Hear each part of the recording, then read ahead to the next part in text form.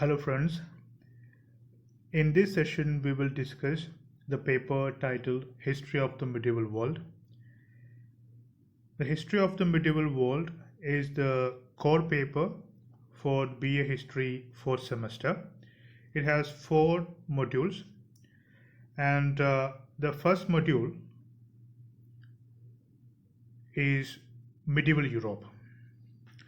In this module we will discuss the period named medieval period and how important it was in European history, what are its characteristics, and why people means historians and critics wanted to name it as medieval or Middle Ages.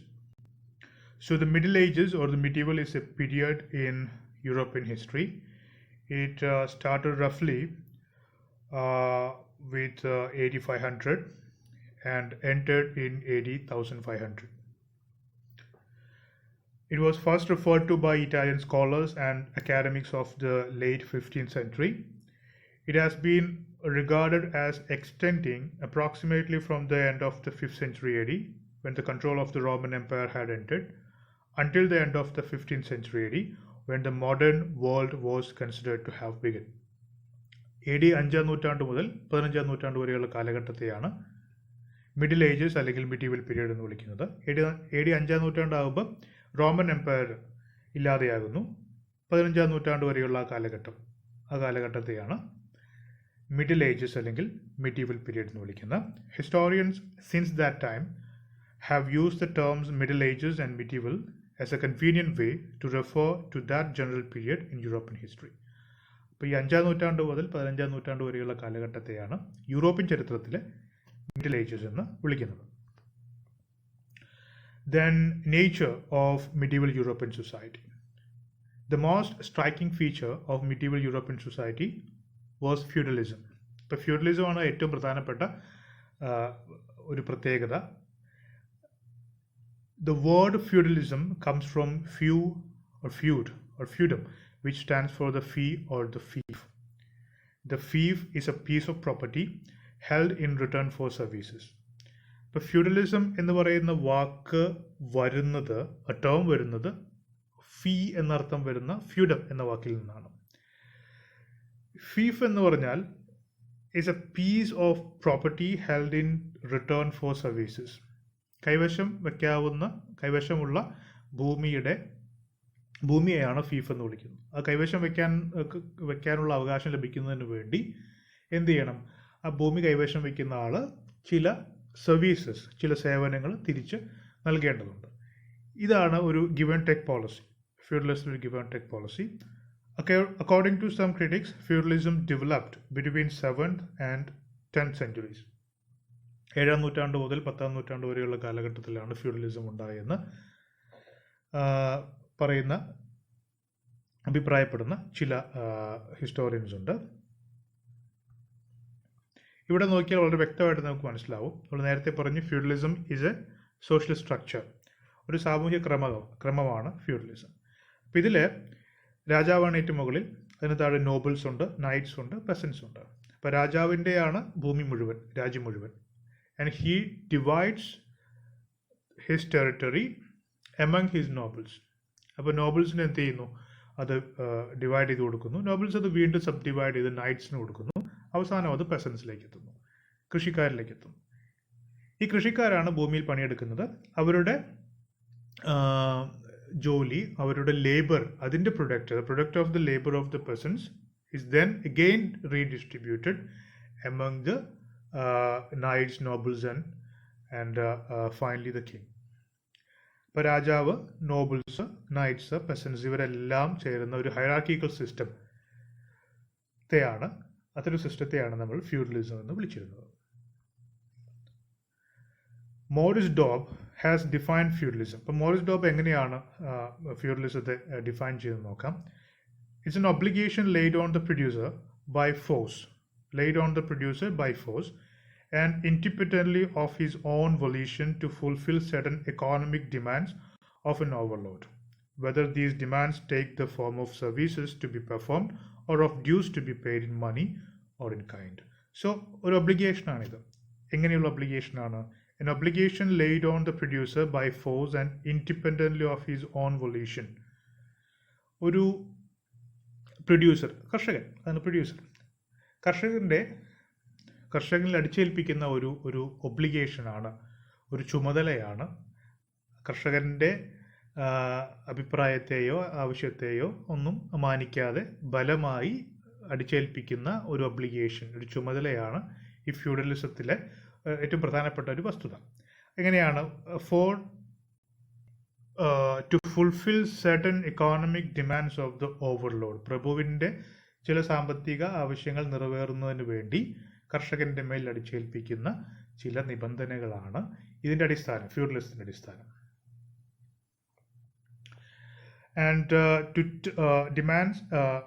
And these demands take the form of services to be performed or of dues to be paid in money or in kind. അപ്പോൾ ഇങ്ങനെ ആവശ്യപ്പെടുന്ന obligations ചിലപ്പോൾ പണമായിട്ടോ മറ്റെന്തെങ്കിലും വസ്തുക്കളായിട്ടോ കൊടുക്കേണ്ടതായിരിക്കാം, ചിലപ്പോൾ മറ്റെന്തെങ്കിലും ജോലി ആയിരിക്കാം, services ആയിരിക്കാം. അപ്പോൾ ഇങ്ങനെ പല രീതിയിലുള്ള വ്യത്യസ്ത രീതിയിലുള്ള ഈ ഒബ്ലിഗേഷൻസ് ഒരു പ്രൊഡ്യൂസറുടെ മേൽ അടിച്ചേൽപ്പിക്കുന്നതാണ്. ആ ഒരു രീതിയും അതിൻ്റെ നടത്തിപ്പും അതിൻ്റെ ഒരു മാനേജ്മെൻറ്റുമാണ് feudalism. Then features of feudalism. The first one, it was a simple mode of production. It had a simple mode of production. വളരെ അടിസ്ഥാനപരമായ വളരെ ലളിതമായിട്ടുള്ള ഒരു ഉൽപാദന രീതിയാണ് ഇത്തരം ഫ്യൂഡൽ മാനറുകളിൽ ഉണ്ടായിരുന്നത്. വളരെ ഒരു തരത്തിലുള്ള ഇന്നോവേറ്റീവ് ആയിട്ടുള്ള ഉപകരണങ്ങളോ മറ്റു കൃഷി രീതികളോ ഒന്നും ഉപയോഗിച്ചിരുന്നില്ല. വളരെ ആർക്കൈക്ക് ആയിട്ടുള്ള തുടർന്നു വന്നിരുന്ന പരമ്പരാഗതമായിട്ടുള്ള രീതികളിലാണ് കൃഷിയും മറ്റുമൊക്കെ നടന്നിരുന്നത്. പ്രൊഡക്ഷൻ ഫോർ കൺസംഷൻ, ഉൽപ്പാദിപ്പിച്ചിരുന്നതെല്ലാം കൺസ്യൂം ചെയ്യാൻ വേണ്ടിയായിരുന്നു. മറ്റേതെങ്കിലും രീതിയിൽ അതിനെ മാറ്റാനോ അതിന് രൂപമാറ്റം വരുത്താനോ വാല്യൂ അഡീഷൻസോ ഒന്നും ഉണ്ടായിരുന്നില്ല. Political decentralisation, there was political decentralisation. ഈ ഒരു ഡീസെൻട്രലൈസേഷനുള്ള കാരണം എന്താണ്? രാജാവിന് താഴെ നോബിൾസ്, നൈറ്റ്സ് എന്നൊക്കെ പറഞ്ഞ് ഒരുപാട് ശ്രേണികളുണ്ടെന്നുള്ള പറഞ്ഞു, ഒരുപാട് സ്റ്റെപ്സ് ഉണ്ട്.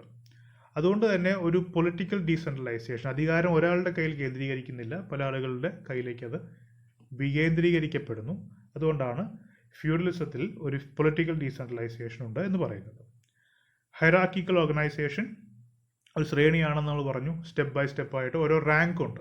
ആ റാങ്കിൻ്റെ അടിസ്ഥാനത്തിലാണ് രാജാവ് തൊട്ട് പ്രസൻസ് വരെയുള്ള ആളുകൾക്ക് ഒരു സമൂഹത്തിലെ സ്ഥാനം. അടുത്തത് പേഴ്സണൽ റിലേഷൻഷിപ്പാണ്. ഈ ഒരു സംവിധാനത്തിൽ, ഫ്യൂഡലിസം എന്ന് പറയുന്ന സംവിധാനത്തിൽ പല ആളുകളും തമ്മിൽ, ഇപ്പം നോബിൾസും നൈറ്റ്സും, പല നോബിൾസും പരസ്പരം, അല്ലെങ്കിൽ രാജാവിൻ്റെ നോബിൾസും പ്രഭുക്കന്മാരും തമ്മിലൊക്കെ വളരെ അടുത്ത ചില വ്യക്തിബന്ധങ്ങളൊക്കെ ഉണ്ടാകാം. And these personal relationships may be instrumental in forging a good relationship or diverting that relationship into a bad mode, something like that. അപ്പോൾ എങ്ങനെ വേണമെങ്കിലും ഉള്ള ബന്ധങ്ങൾ ഉണ്ടാകാനും ഉണ്ടാകാതിരിക്കാനും ഒക്കെ ഉള്ള സാധ്യതകളുണ്ട്. അതിനൊക്കെ പേഴ്സണൽ റിലേഷൻഷിപ്പ് കാരണമാകും. അപ്പോൾ ഇങ്ങനെയുള്ള ഒരുപാട് പേഴ്സണൽ റിലേഷൻഷിപ്സും ഫ്യൂഡലിസത്തിലുണ്ടാകും. Based on custom, this entire system was based on custom. ഒരുപാട് ആചാരങ്ങളാണ് മുൻപത്തെ തലമുറയിൽ നിന്ന് ഇങ്ങനെ കൈമാറി വരുന്ന ആചാരങ്ങളും മറ്റുമൊക്കെയാണ്, രീതികളൊക്കെയാണ്, ആചാരക്രമങ്ങളൊക്കെയാണ് ഫ്യൂഡൽ സൊസൈറ്റിയിൽ ഉണ്ടായിരുന്നത്. ചേഞ്ച്ലെസ്നെസ് ആണ്, മാറ്റമില്ലാത്ത അവസ്ഥ, യാതൊരു മാറ്റവുമില്ല. പുതുതായിട്ട് കണ്ടുപിടുത്തങ്ങളോ പുതുതായ സയൻറ്റിഫിക് തിയറികളോ സയൻറ്റിഫിക് ഇൻവെൻഷൻസോ ഡിസ്കവറീസോ ഒന്നും ഉണ്ടാകുന്നില്ല. പഴയതുപോലെ തന്നെ വീണ്ടും അതേ ആചാരങ്ങളും മറ്റുമൊക്കെ പാലിച്ചുകൊണ്ട് അവരവർക്ക് പറഞ്ഞു വെച്ചിട്ടുള്ള ജോലി ചെയ്തുകൊണ്ട് ഓരോ ദിവസവും മുന്നോട്ട് പോകുന്നു. ആബ്സെൻസ് ഓഫ് മൊണറ്റൈസേഷൻ, പരസ്പരം സാധനങ്ങൾ കൈമാറുന്ന ഒരു അവസ്ഥയാണ് ഉണ്ടായിരുന്നത്. ബാർട്ടർ സിസ്റ്റമാണ്, they use the barter system. So there was no scope for monetization. പണം കൈമാറുക, പണത്തിൻ്റെ അടിസ്ഥാനത്തിലൊരു സമ്പദ് വ്യവസ്ഥ ഉണ്ടാകാനുള്ള സാധ്യത ഉണ്ടായിരുന്നില്ല. സെൽഫ് സഫിഷ്യൻസി, സ്വാശ്രയത്വം എന്ന് പറയുന്നത് വളരെ പ്രധാനപ്പെട്ട ഒരു ഫീച്ചറായിരുന്നു, സവിശേഷതയായിരുന്നു. കാരണം ഒരു മാനറിനകത്ത് അല്ലെങ്കിൽ ആ ഒരു വില്ലേജിനകത്ത് ആവശ്യമുള്ളതെല്ലാം അവിടെ തന്നെ ലോക്കലി പ്രൊഡ്യൂസ് ചെയ്യും. അപ്പോൾ അതുകൊണ്ട് ട്രേഡിൻ്റെ ആവശ്യം ഉണ്ടായിരുന്നില്ല, എല്ലാം ലോക്കലി അവൈലബിൾ ആയിരുന്നു. എല്ലാ സാധനങ്ങളും കിട്ടിയിരുന്നൊന്നുമില്ല, പക്ഷേ സെൽഫ് സഫിഷ്യൻസിക്ക് ആവശ്യമുള്ള ബേസിക് ആയിട്ടുള്ള അടിസ്ഥാനമായിട്ടുള്ള എല്ലാ വസ്തുക്കളും അവിടെ തന്നെ അവൈലബിൾ ആയിരുന്നു. Typical feudal mentality, typical feudal mentality എന്ന് വെച്ച് കഴിഞ്ഞാൽ യു സി ഈ ഒരു ചേഞ്ച് ഇല്ലാതെ ഒരു ചേഞ്ച്ലെസ്നെസ് ആണ് പ്രധാനപ്പെട്ട ഒരു സവിശേഷത. നത്തിങ് ചേഞ്ചസ്, ഓക്കെ, റെപ്പറ്റീഷൻസ് ആണ്, പുതുതായിട്ടൊന്നും സംഭവിക്കുന്നില്ല. വളരെ ലേസി ആയിട്ടുള്ള, വളരെ കാമായിട്ടുള്ള, പുതുതായിട്ടുള്ള സംഭവങ്ങളൊന്നും ഉണ്ടാകാത്ത, വളരെ എന്താ പറയുന്ന, വളരെ ടിപ്പിക്കൽ ആയിട്ടുള്ള ഒരു life style. That's why is called typical feudal mentality. മാത്രമല്ല വളരെ ശക്തമായ ക്ലാസ് ഡിവിഷൻസ് ഉണ്ട്. ക്ലാസ് ഡിവിഷൻസ് അനുസരിച്ചാണ് ആളുകളൊക്കെ ജീവിക്കുന്നത്. Then merits of feudalism. First one, it saved the common man from the foreign invaders. By saving people from the clutches of invaders and planters, it created a healthy society. ഒരു healthy society ഉണ്ടാക്കാൻ സഹായിച്ചു എന്നുള്ളത് ഫ്യൂഡലിസത്തിൻ്റെ ഒരു merit ആയിട്ട് പറയാം. അതായത് പുറത്തുനിന്ന് വരുന്ന അറ്റാക്സ് മറ്റൊക്കെ വളരെ കുറവായിരുന്നു, അല്ലെങ്കിൽ അതിനെ ചെറുക്കാനുള്ള സിസ്റ്റം. കാരണം ഞാൻ നേരത്തെ പറഞ്ഞു, ഒരു പെസൻറ്റ് ഭൂമി കൈവശം വെച്ച് ജോലി ചെയ്യുന്നുണ്ടെങ്കിൽ അയാളെ സംരക്ഷിക്കേണ്ട ചുമതല തൊട്ടുമുകളിലുള്ള ആളുകൾക്കുണ്ട്, നൈറ്റ്സിനും മറ്റുമെല്ലാം ഉണ്ട്. അപ്പോൾ അങ്ങനെ ഒരു ഒബ്ലിഗേഷൻ കൂടിയുണ്ട്. അപ്പോൾ ഇതൊരു ഗിവ് ആൻഡ് ടേക്ക് പോളിസിയാണെന്ന് ഞാൻ പറഞ്ഞു. So it save the common man from foreign invaders. The second one, the feudal lords were able to save the common man from the tyranny of the king. അപ്പോൾ രാജാവിൻ്റെ പല ഇടപെടലുകളിൽ നിന്നും സാധാരണക്കാരെ സംരക്ഷിക്കാൻ feudalism ഒരു കാരണമായിട്ടുണ്ടെന്ന് പറയുന്നു. Why? Because there was no direct connection between the king and the common man. രാജാവിൻ്റെ പ്രജകൾ, ഏറ്റവും താഴെത്തട്ടിലുള്ള പ്രജകളും തമ്മിലൊരു ഡയറക്റ്റ് കണക്ഷൻ ഇല്ല. അത് ഈ പറയുന്ന സ്റ്റെപ്പ് ബൈ സ്റ്റെപ്പായിട്ട് നമ്മൾ നേരത്തെ കണ്ടതുപോലെയാണ്. So there was no immediate effect on these common people, whatever the policy, whatever new policy the king may come up with. So the common man get respite. A healthy society was created in Europe by feudalism. The third one, slavery could not thrive in Europe due to feudalism. അപ്പോൾ ഈ അതിശക്തമായ ഒരു structure നിലനിൽക്കുന്നതും അത് മുന്നോട്ട് പോകുന്നതിന് വേണ്ടിയിട്ടുള്ള നിയമങ്ങളും കസ്റ്റംസും എല്ലാം ഉള്ളതുകൊണ്ട് തന്നെ ഒരു അടിമത്തം, സ്ലേവറി അതിശക്തമായിട്ട് ത്രൈവ് ചെയ്തില്ല എന്നുള്ളൊരു പ്രത്യേകത കൂടിയുണ്ട്. Thus, feudalism gave a terrible blow to the slavery system in Europe. Next, the knights showed their chivalry. Chivalry is a very important term. വളരെ ഇമ്പോർട്ടൻ്റ് ആയ ടേം ആണ് chivalry എന്ന് പറയുന്നത്. നൈറ്റ്സ് എന്ന് പറയുന്ന ഫ്യൂഡലിസത്തിലെ ഒരു പ്രത്യേക ക്ലാസ്, ആ സ്ട്രക്ചറിലെ ഒരു പ്രത്യേക ക്ലാസ് വിഭാഗം, അവർ they showed a particular mindset or a particular behavior. It's called chivalry.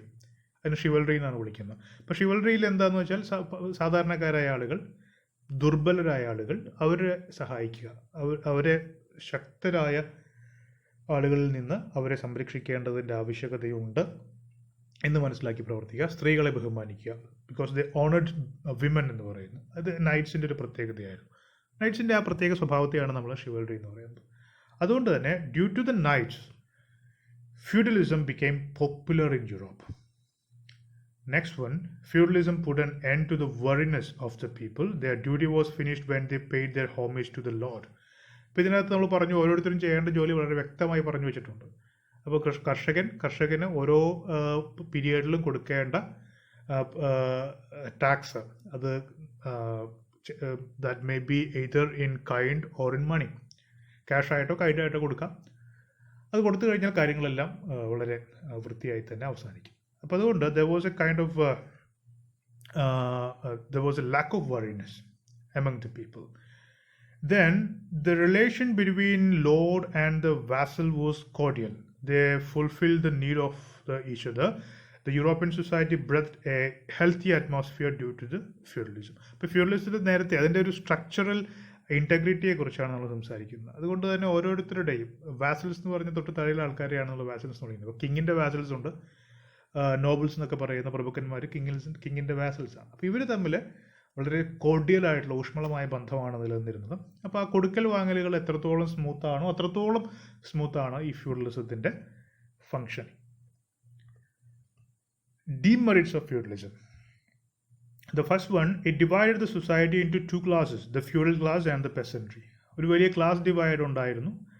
Feudal class, feudal പ്രഭുക്കന്മാരുടെ ഒരു വിഭാഗവും അല്ലാതെ സാധാരണക്കാരായ കർഷകരുടെ ഒരു വിഭാഗം എന്ന രീതിയിൽ സമൂഹത്തിൽ വലിയ പിളർപ്പുണ്ടായിരുന്നു. The lords acquired more wealth and power and in due course of time they hated the vassals and did not do any good for them. മാത്രമല്ല ഈ ഫ്യൂഡലിസം ഇങ്ങനെ പ്രോഗ്രസ് ചെയ്യുന്തോറും ഒരു പ്രത്യേക വിഭാഗം ആളുകളുടെ കയ്യിൽ ധാരാളം സ്വത്ത് വന്ന് കുമിഞ്ഞുകൂടുകയും അതേസമയം കർഷകർ വളരെ പരിതാപകരമായ രീതിയിൽ മുന്നോട്ട് പോവുകയും ചെയ്യുന്നു. മാത്രമല്ല പലപ്പോഴും ഈ വാസൽസ് തമ്മിലുള്ള ഞാൻ നേരത്തെ പറഞ്ഞ കോഡിയൽ ബന്ധം എപ്പോഴും നിലനിൽക്കണമെന്നില്ല. അത് പലപ്പോഴും ശരിയല്ലാതെ പോകാം. It may become worse. അങ്ങനെയുള്ള ഇഷ്യൂസ് ഉണ്ടാകുന്നു. Feudalism discouraged nationalism. അത് മറ്റൊരു ഡീമെറിറ്റാണ്. ദേശീയബോധം ജനങ്ങൾക്കിടയിൽ ഉണ്ടാകുന്നതിനെ തടഞ്ഞത് ഫ്യൂഡലിസമാണ്. അപ്പോൾ ഫ്യൂഡൽ സൊസൈറ്റിയിൽ ഇങ്ങനെ ഒരു നാഷണൽ ഫീലിംഗ് ഉണ്ടാകണമെന്നില്ല. ഒരു പ്രത്യേക നാഷൻ്റെ ഭാഗമാണ് ഞങ്ങൾ എല്ലാവരും എന്നുള്ള രീതിയിലുള്ളൊരു ഫീലിംഗ് ഫ്യൂഡൽ സൊസൈറ്റിയിൽ ജനങ്ങൾക്ക് ഉണ്ടാകാനുള്ള സാധ്യത വളരെ കുറവാണ്. So it discouraged nationalism. അതുകൊണ്ട് തന്നെ ഈ നേഷൻ സ്റ്റേറ്റ്സ് ഒക്കെ ഉണ്ടാകുന്നതിനെ ഒരുപാട് വൈകിപ്പിച്ചു എന്നും പറയാം. നേഷൻ സ്റ്റേറ്റ്സ് ഇത്തരം ദേശരാഷ്ട്രങ്ങൾ ഉണ്ടാകുന്ന യൂറോപ്പിൽ ദേശരാഷ്ട്രങ്ങൾ ഉണ്ടാകുന്ന ഒരു ചരിത്ര മുഹൂർത്തം ഒരുപാട് വൈകാനുള്ളൊരു കാരണമായിട്ടും ഫ്യൂഡലിസത്തെ നമുക്ക് കാണാവുന്നതാണ്. Then due to feudalism, the political unity of Europe was lost. Okay, this gave way to war and conspiracy among the lords in Europe. Thus the dream of the creation of sovereign states was shattered on the rock of restoration. ഇവിടെ on the rock of feudalism. അപ്പോൾ ഫ്യൂഡലിസത്തിലെ മറ്റൊരു പ്രത്യേകത എന്ന് വെച്ച് കഴിഞ്ഞാൽ നമ്മുടെ ഈ political unity യൂറോപ്പിലൊരു ശക്തമായ രാഷ്ട്രീയ ഐക്യം ഉണ്ടാകാതെ പോയി എന്നുള്ളതാണ്. മാത്രമല്ല നേരത്തെ പറഞ്ഞതുപോലെ രാഷ്ട്രങ്ങൾ ഉണ്ടാകാതെ വന്നു. ദേശീയതയുടെ അടിസ്ഥാനത്തിൽ പുതിയ രാഷ്ട്രങ്ങൾ ഉണ്ടാകാനുള്ള സാധ്യതയൊക്കെ ഇല്ലാതെയാക്കുന്നത് ഫ്യൂഡലിസമാണ്. Feudalism made the condition of peasants deplorable. It became difficult on their part to earn their livelihood from a small quantity of land. കർഷകരുടെ അവസ്ഥ വളരെ പരിതാപകരമാണ്. ഒരു വിഭാഗം ധാരാളം സ്വത്തുണ്ടാകുന്ന സമയത്ത് കർഷകർ അവരുടേതായിട്ടുള്ള ഈ ദൈനംദിന ജോലികളിൽ ഏർപ്പെട്ടുകൊണ്ട് വളരെ പരിതാപകരമായ ജീവിത സാഹചര്യങ്ങളിലൂടെ മുന്നോട്ട് പോവുകയാണ് ഉണ്ടായത്. അടുത്തത് മാനർ ഓർ മനോറിയലിസം ആണ്. So what is a manor? Manor എന്ന് പറയുന്നത് is a land or a territory under a lord. ഒരു പ്രഭുവിൻ്റെ കീഴിലുള്ള വളരെ vast ടെറിട്ടറിയാണ്. It's a vast territory under a lord is called manor. And from this picture you can see a manor has a palatial building. ഒരു വലിയ കൊട്ടാരമുണ്ട്. അതിനകത്താണ് Lord താമസിക്കുന്നത്. പിന്നെ അതിനകത്ത് workshops, water mills, church, serfs ആയിട്ടുള്ള അല്ലെങ്കിൽ കർഷകരും മറ്റും ഒക്കെ താമസിക്കുന്ന അത്തരം ആളുകൾക്കുള്ള ജോലി ചെയ്യാൻ താമസിക്കാനുള്ള സ്ഥലങ്ങളും ഫീൽഡ്സും ഉണ്ട്. ധാരാളം കൃഷി സ്ഥലങ്ങളുമുണ്ട്. ഈ ഒരു ഇതിനെ മൊത്തമാണ് നമ്മൾ മാനർ എന്ന് വിളിക്കുന്നത്.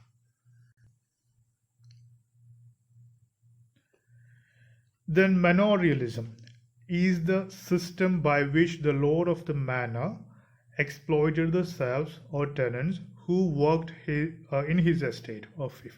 അപ്പോൾ സ്വന്തം എസ്റ്റേറ്റിൽ ഭൂമിയിൽ കുടിയാന്മാരൊക്കെ ആയിട്ട് ജീവിച്ച് ജോലിയെടുക്കുന്ന കർഷകർ അല്ലെങ്കിൽ സെർഫ്സ് അവരെ സിസ്റ്റമാറ്റിക്കായിട്ട് എക്സ്പ്ലോയിറ്റ് ചെയ്യാനുള്ള ഒരു സിസ്റ്റമാണ് ഈ പറയുന്ന മാനർ എന്ന് പറയുന്നത്.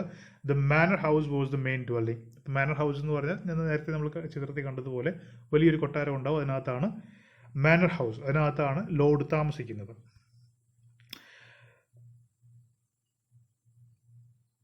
Then manorialism represented the economic portion of feudalism where all aspects of life was centered on the lord's manor, including the village, church, farmland and mill. ഇപ്പോൾ നേരത്തെ പറഞ്ഞതുപോലെ ഈ ഒരു മാനർ എന്ന് പറയുന്ന സിസ്റ്റം അതിനകത്താണ് ഇവരെല്ലാം താമസിക്കുന്നത്. ഈ പ്രഭുവും മറ്റു ജോലിക്കാരും എല്ലാം അവർക്കെല്ലാം വ്യത്യസ്ത സ്ഥലങ്ങളെല്ലാം ഉണ്ട്. അപ്പോൾ ഒരു ലൈഫ് വളരെ ആ ലൈഫിൻ്റെ എല്ലാ ആസ്പെക്ട്സും നമുക്ക് അതിനകത്ത് കാണാൻ പറ്റും. കാരണം അതൊരു വില്ലേജാണ്. അതിനകത്തൊരു ചർച്ച് ഉണ്ട്, ഫാം ലാൻഡ് ഉണ്ട്, വർക്ക്ഷോപ്സ് ഉണ്ട്, ജോലി സ്ഥലങ്ങൾ, കൃഷി സ്ഥലങ്ങളെല്ലാം ഉണ്ട്. അപ്പോൾ അതെല്ലാം ചേർന്ന ഒരു സെൽഫ് സഫിഷ്യൻ്റ് ആയിട്ടുള്ളൊരു സിസ്റ്റമാണ് വാസ്തവത്തിൽ ഒരു manor. Manorialism involved a hierarchy of reciprocal obligations that exchanged labor or rents for access to land. ഇപ്പോൾ നമ്മൾ നേരത്തെ പറഞ്ഞു റെസിപ്രോക്കൽ ഒബ്ലിഗേഷൻസ് ഉണ്ടെന്ന് പറഞ്ഞു. അപ്പോൾ ഭൂമി കൈവശം വയ്ക്കുന്ന കർഷകൻ തിരിച്ച് നൽകേണ്ട ചില ഒബ്ലിഗേഷൻസ് ഉണ്ട്. അത് പണമായിട്ടോ അല്ലെങ്കിൽ വസ്തുക്കളായിട്ടോ അല്ലെങ്കിൽ പ്രൊഡ്യൂസായിട്ടോ ഉൽപ്പാദിപ്പിച്ചെടുത്ത ധാന്യങ്ങളായിട്ടോ ഒക്കെയാണ് കൊടുക്കേണ്ടത്. അങ്ങനെ ഒരു റെസിപ്രോക്കൽ ഒബ്ലിഗേഷൻ ഉണ്ട് മാനറിൽ. Manorialism also encompassed the political relations between the lord of the manor and his peasants. മാത്രമല്ല ഇവർ തമ്മിലുള്ള ബന്ധം, പല രീതിയിലുള്ള ബന്ധമുണ്ട്. ആ അതിനെ നിർവചിക്കുന്നതും ഈ മാനർ എന്ന് പറയുന്ന ഒരു എൻറ്റിറ്റിയാണ്. അതിൻ്റെ നിലനിൽപ്പ് അല്ലെങ്കിൽ അതിൻ്റെ സ്വഭാവം ഈ ഒരു ബന്ധത്തിൽ നിന്ന് ഉടലെടുക്കുന്നതാണ്. This allowed the lord of the manor governmental power which included the maintenance of a court. നമ്മളതിന് സിനോറിയൽ സിസ്റ്റം അല്ലെങ്കിൽ സിനോറിയലിസം എന്നൊക്കെ പറയും. അതായത് ഒരു ലോർഡ് പ്രഭു എന്ന രീതിയിലുള്ള സർവാധികാരത്തിനോടൊപ്പം തന്നെ ആ മാനറിനകത്തുണ്ടാകുന്ന വഴക്കുകളും മറ്റുമൊക്കെ പരിഹരിക്കാൻ ഒരു കോടതി പോലെ പ്രവർത്തിക്കാനുള്ള അധികാരവും പ്രഭുവിനുണ്ടായിരുന്നു. Maintenance of a court. Then system of manorialism. Manorialism was the organization of a rural economy and society.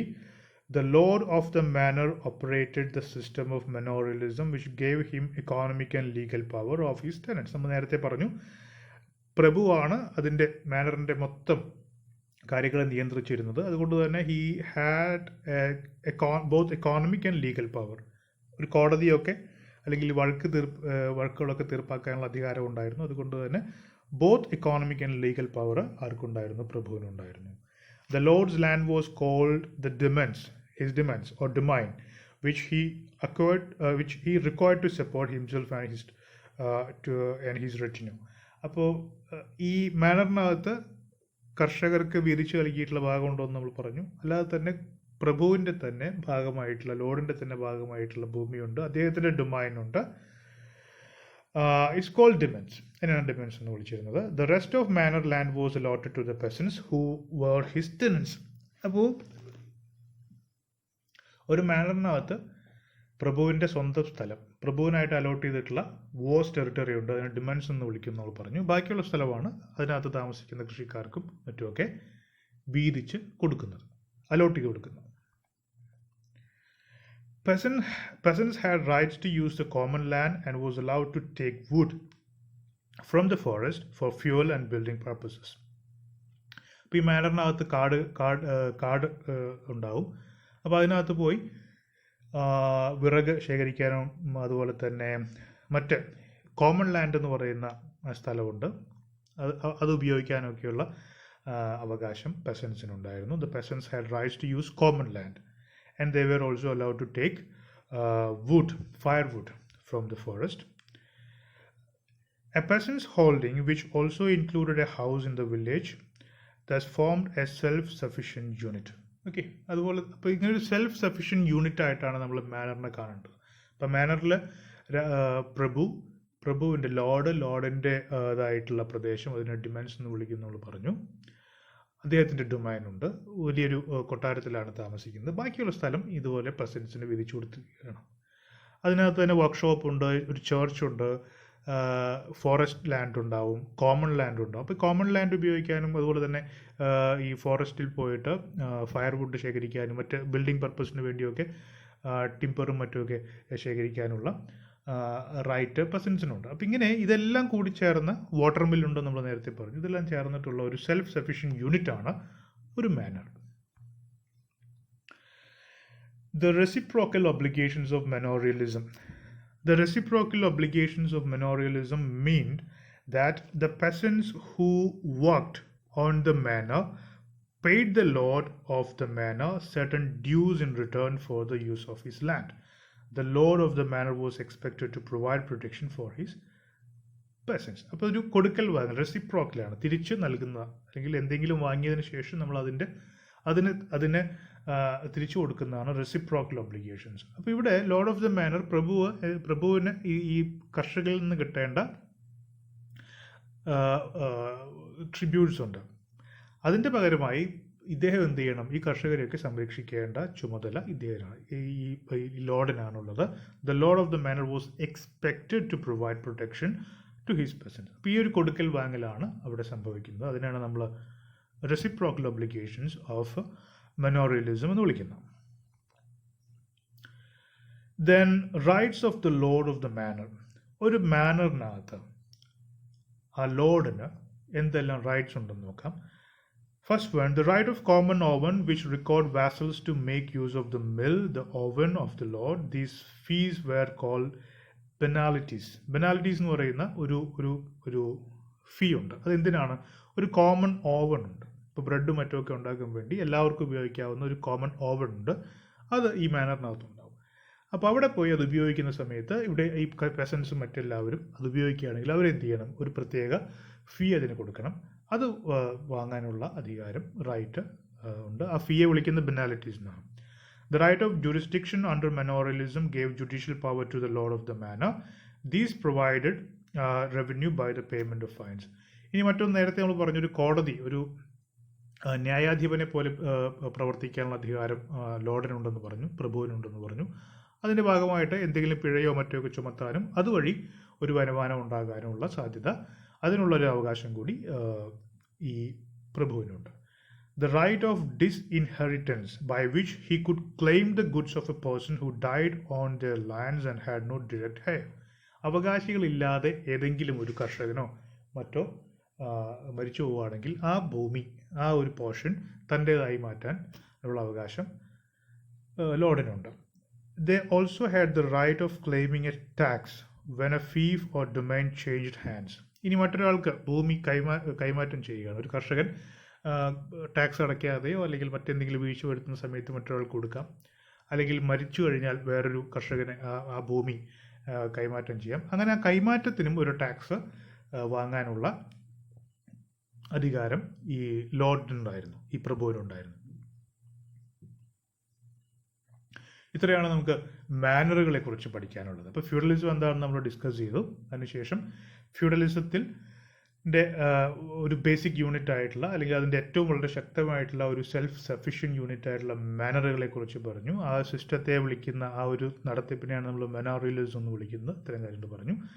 ഇനി ഈ മിഡിൽ ഏജസിൽ ഉണ്ടായിരുന്ന ഫ്യൂഡലിസം പോലെ തന്നെ മിഡിൽ ഏജസിലെ വളരെ പ്രധാനപ്പെട്ട മറ്റൊരു ഇൻസ്റ്റിറ്റ്യൂഷനാണ് മൊനാസ്ട്രീസ്. അപ്പോൾ നമുക്ക് ചില മൊനാസ്റ്റിക് ഓർഡേഴ്സ്, സന്യാസാശ്രമങ്ങൾ ഏതൊക്കെയാണെന്ന് നോക്കാം. The first medieval monks adhered to the Benedictine Rule, which was established by Saint Benedict in 529 AD. 529 AD saint ബെനഡിക്റ്റിൻ്റെ അദ്ദേഹം സ്ഥാപിച്ച ഒരു ബെനഡിക്റ്റിൻ ഓർഡർ ഉണ്ടായിരുന്നു. That was the first one. The first medieval monks adhered to the Benedictine Rule, which was established by Saint Benedict in 529 AD. There are some other orders of medieval monks. അപ്പോൾ വ്യത്യസ്ത സന്യാസാശ്രമങ്ങളുണ്ട്. അപ്പോൾ അതിൻ്റെ പേരുകളാണ് പറയുന്നത്. ആ സമയത്ത് ഉണ്ടായിരുന്നതാണ് the Benedictine monks or the Black monk, the Cistercian monks or the White monk, the Carthusian monk or the Silent monks, the Dominican monks, the Franciscan monks, Augustine monks. Augustine monks also included the Gilbertines. അപ്പോൾ ഇങ്ങനെ ഇത്തരം പേരുകളൊന്നും ഓർത്തു വയ്ക്കേണ്ടത് അത്യാവശ്യമാണ്. കാരണം ഇങ്ങനെ different ആയിട്ടുള്ള മൊനാസ്റ്റിക് ഓർഡറുകൾ ഉണ്ടായിരുന്നു, സന്യാസാശ്രമങ്ങൾ ഉണ്ടായിരുന്നു. അതൊക്കെ ഓരോ സെയിൻസ്, ഓരോ പുണ്യാളന്മാർ, സന്യാസി വര്യന്മാരാണ് അതിൻ്റെ തുടക്കക്കാർ. Medieval monks, the tonsure. ഇപ്പോൾ തല മുണ്ടനം ചെയ്യുന്നതിന് നമ്മൾ ടോൺഷർ എന്ന് പറയുന്നത്. അപ്പോൾ മിഡീവൽ മോങ്സ് അല്ലെങ്കിൽ ഈ മിഡീവൽ ടൈമിൽ ഉണ്ടായിരുന്ന സന്യാസികൾ അവർ ടോൺഷർ ചെയ്തിരുന്നു. All medieval monks were clean shaven. They were distinguished by their partly shaven hair called tonsures. അപ്പോൾ മുഴുവനായിട്ടല്ല, ഒരു പ്രത്യേക ഭാഗം മാത്രമാണ് തലയിൽ മുടി മൊത്തം ഷേവ് ചെയ്ത് കളയുന്നത്. മുഖം ക്ലീൻ ഷേവ് ആയിരിക്കും, തലയിൽ തന്നെ ഒരു ഭാഗം ഇങ്ങനെ പാർട്ട്ലി ഷേവൺ ആയിരിക്കും. അതിനെയാണ് ടോൺഷർ എന്ന് വിളിക്കുന്നത്. And tonsures were a symbol of their renunciation of worldly fashion and esteem. ഇപ്പോൾ ലൗകിക സുഖങ്ങളെല്ലാം, ഭൗതികമായിട്ടുള്ള സുഖങ്ങളും മറ്റെല്ലാം ഉപേക്ഷിച്ചു എന്ന് കാണിക്കാനാണ് ഈ ടോൺഷർ കൊണ്ട് അർത്ഥമാക്കിയിരുന്നത്. Then becoming medieval monks. ഈ മിഡീവൽ മോങ്സ് ആകുന്നത് എങ്ങനെയാണ്, അതിൻ്റെ പ്രോസസ്സൊക്കെയാണ് നമ്മൾ പറയാൻ പോകുന്നത്. ആ സന്യാസി സന്യാസാശ്രമങ്ങളിൽ വരുന്നതും അതിൻ്റെ ഇനീസിയേഷൻ എങ്ങനെയാണെന്നൊക്കെ നമുക്ക് നോക്കാം. Any man rich or poor Noble or peasant could become A medieval monk. ഒരു പ്രത്യേക സാമൂഹിക വ്യവസ്ഥയെന്ന് വരണമെന്നൊന്നുമില്ല, ആർക്കും ഒരു പുരുഷന് എന്താകാം, ഒരു മോങ്ക് ആകാം. മോങ്ക് എന്ന് വെച്ചാൽ സന്യാസിയാകാം. Every candidate for admission to the order of the Benedictine monks took the vow of obedience. ഒരുപാട് പ്രതിജ്ഞകൾ എടുക്കണം. അതിലൊന്നാണ് vow of obedience. സന്യാസ ആശ്രമത്തിൻ്റെ അല്ലെങ്കിൽ ആ സഭയുടെ എല്ലാ തരത്തിലുള്ള നിയമങ്ങളും പാലിച്ചുകൊണ്ട് മുന്നോട്ട് പോകാവുന്നുള്ള പ്രതിജ്ഞയാണത്. The postulancy usually lasted 1 month, the novitiate 1 year, at the end of which simple vows were taken. പോസ്റ്റുലൻസി എന്ന് പറയുന്നത് തുടക്കമാണ്. ഇതിൻ്റെ ഫസ്റ്റ് ട്രെയിനിങ് എന്നൊക്കെ വേണമെങ്കിൽ പറയാം. ആളുകൾ താല്പര്യം പ്രകടിപ്പിച്ച് ആശ്രമത്തിൽ പോവുകയും മറ്റും ചെയ്യുന്നു. അതിൻ്റെ തുടക്കത്തിലുള്ള ചില പഠനവും മറ്റുമൊക്കെയാണ്. അതിനെയാണ് അത് ഏതാണ്ട് 1 മാസം നീണ്ടു നിൽക്കുന്നു. അതിനുശേഷം ട്രെയിനിങ്ങിലേക്ക് വരുമ്പോൾ പഠനത്തിലേക്ക് കാര്യമായിട്ട് മുന്നോട്ട് പോകുന്നതാണ് ഒരു നൊവീഷ്യേറ്റായിട്ട് മാറുന്നത്. അത് ആ ഒരു പരിശീലനം ഏതാണ്ട് 1 വർഷത്തോളം നീണ്ടു നിൽക്കുന്നു. The solemn vows of the medieval monks were taken 4 years later. 4 വർഷത്തിന് ശേഷമുള്ള നിരന്തര പഠനത്തിന് ശേഷമാണ് അവസാനം വളരെ കാര്യമായിട്ടുള്ള ചില solemn vows പ്രതിജ്ഞകൾ എടുക്കുന്നത്. Having once joined, he remained a monk for the rest of his life. The medieval monks lived under strict discipline. അപ്പോൾ ഒരു തവണ ചേർന്ന് കഴിഞ്ഞാൽ ജീവിതാവസാനം വരെ സന്യാസ സഭയിലെ അംഗമായിരിക്കും. വളരെ സ്ട്രിക്റ്റ് ആയിട്ടുള്ള ആചാരങ്ങളും ചിട്ടവട്ടങ്ങളൊക്കെയാണ് ഇത്തരം മൊനാസ്ട്രികളിൽ ഉണ്ടായിരുന്നത്. They could not own any property. They could not go beyond the monastery walls without the abbot's consent. They could not even receive letters from home. അങ്ങനെയുള്ള അതിശക്തമായിട്ടുള്ള ഒരുപാട് നിയമങ്ങൾ ഉണ്ടായിരുന്നു. സ്വത്ത് കൈവശം വയ്ക്കാൻ പറ്റില്ല, പുറത്തു പോവുക, ആശ്രമത്തിൽ നിന്ന് പുറത്തു പോവുക അനുവാദത്തോടു കൂടി മാത്രമേ സാധിക്കുകയുള്ളൂ. മറ്റ് ഇടപാടുകളൊന്നും ബന്ധുക്കളോ മറ്റുമായിട്ടൊന്നും സാധ്യമല്ല. A violation of the regulations by a medieval monk brought punishments in shapes of private admonitions, exclusion from common prayer, and in extreme cases expulsion. അപ്പോൾ ഇത്തരം നിയമങ്ങളെ തെറ്റിച്ചു കഴിഞ്ഞാൽ ഒരു സന്യാസിക്ക് വലിയ ശിക്ഷാ നടപടികൾ നേരിടേണ്ടി വരും. ചില സമയത്ത് അത് ചില ശാസനകളായിരിക്കാം, താക്കീതുകളായിരിക്കാം, അല്ലെങ്കിൽ ചില എക്സ്ക്ലൂഷൻസ്, ഒറ്റപ്പെടുത്തലുകൾ ഉണ്ടാകാം. ഒരുപക്ഷെ ഏറ്റവും ശക്തമായ ഒരു നടപടി എന്ന് പറയുന്നത് ആ സഭയിൽ നിന്ന് പുറത്താക്കുക എന്നുള്ളതാണ്, ആശ്രമത്തിൽ നിന്ന് പുറത്താക്കുക എന്നുള്ളതാണ്. അതും പലപ്പോഴും സംഭവിക്കാറുണ്ട്. മിഡീവൽ എക്ലസിയാസ്റ്റിക് ടേംസ്, ഈ മതപരമായ ചില ടേംസ് ആണ് ഈ സമയത്ത് ഉണ്ടായിരുന്നത്. അതിലൊന്ന് ഒബ്ലേറ്റ് എന്നുള്ളതാണ്. Oblate, postulant, novice. ഇത് ഈ സന്യാസാശ്രമങ്ങളുമായി ബന്ധപ്പെട്ടുള്ളതാണ്. അതിൽ ഒബ്ലേറ്റ് എന്തെന്ന് നോക്കാം. An oblate was a person given in childhood to a monastic community by his parents to be brought up as a monk.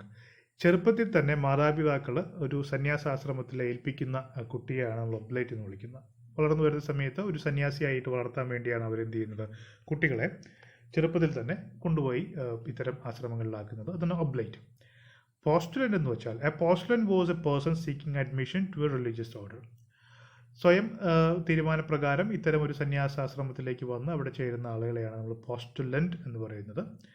Novice, a novice was a member of a monastic community under training who was not yet taken the final was.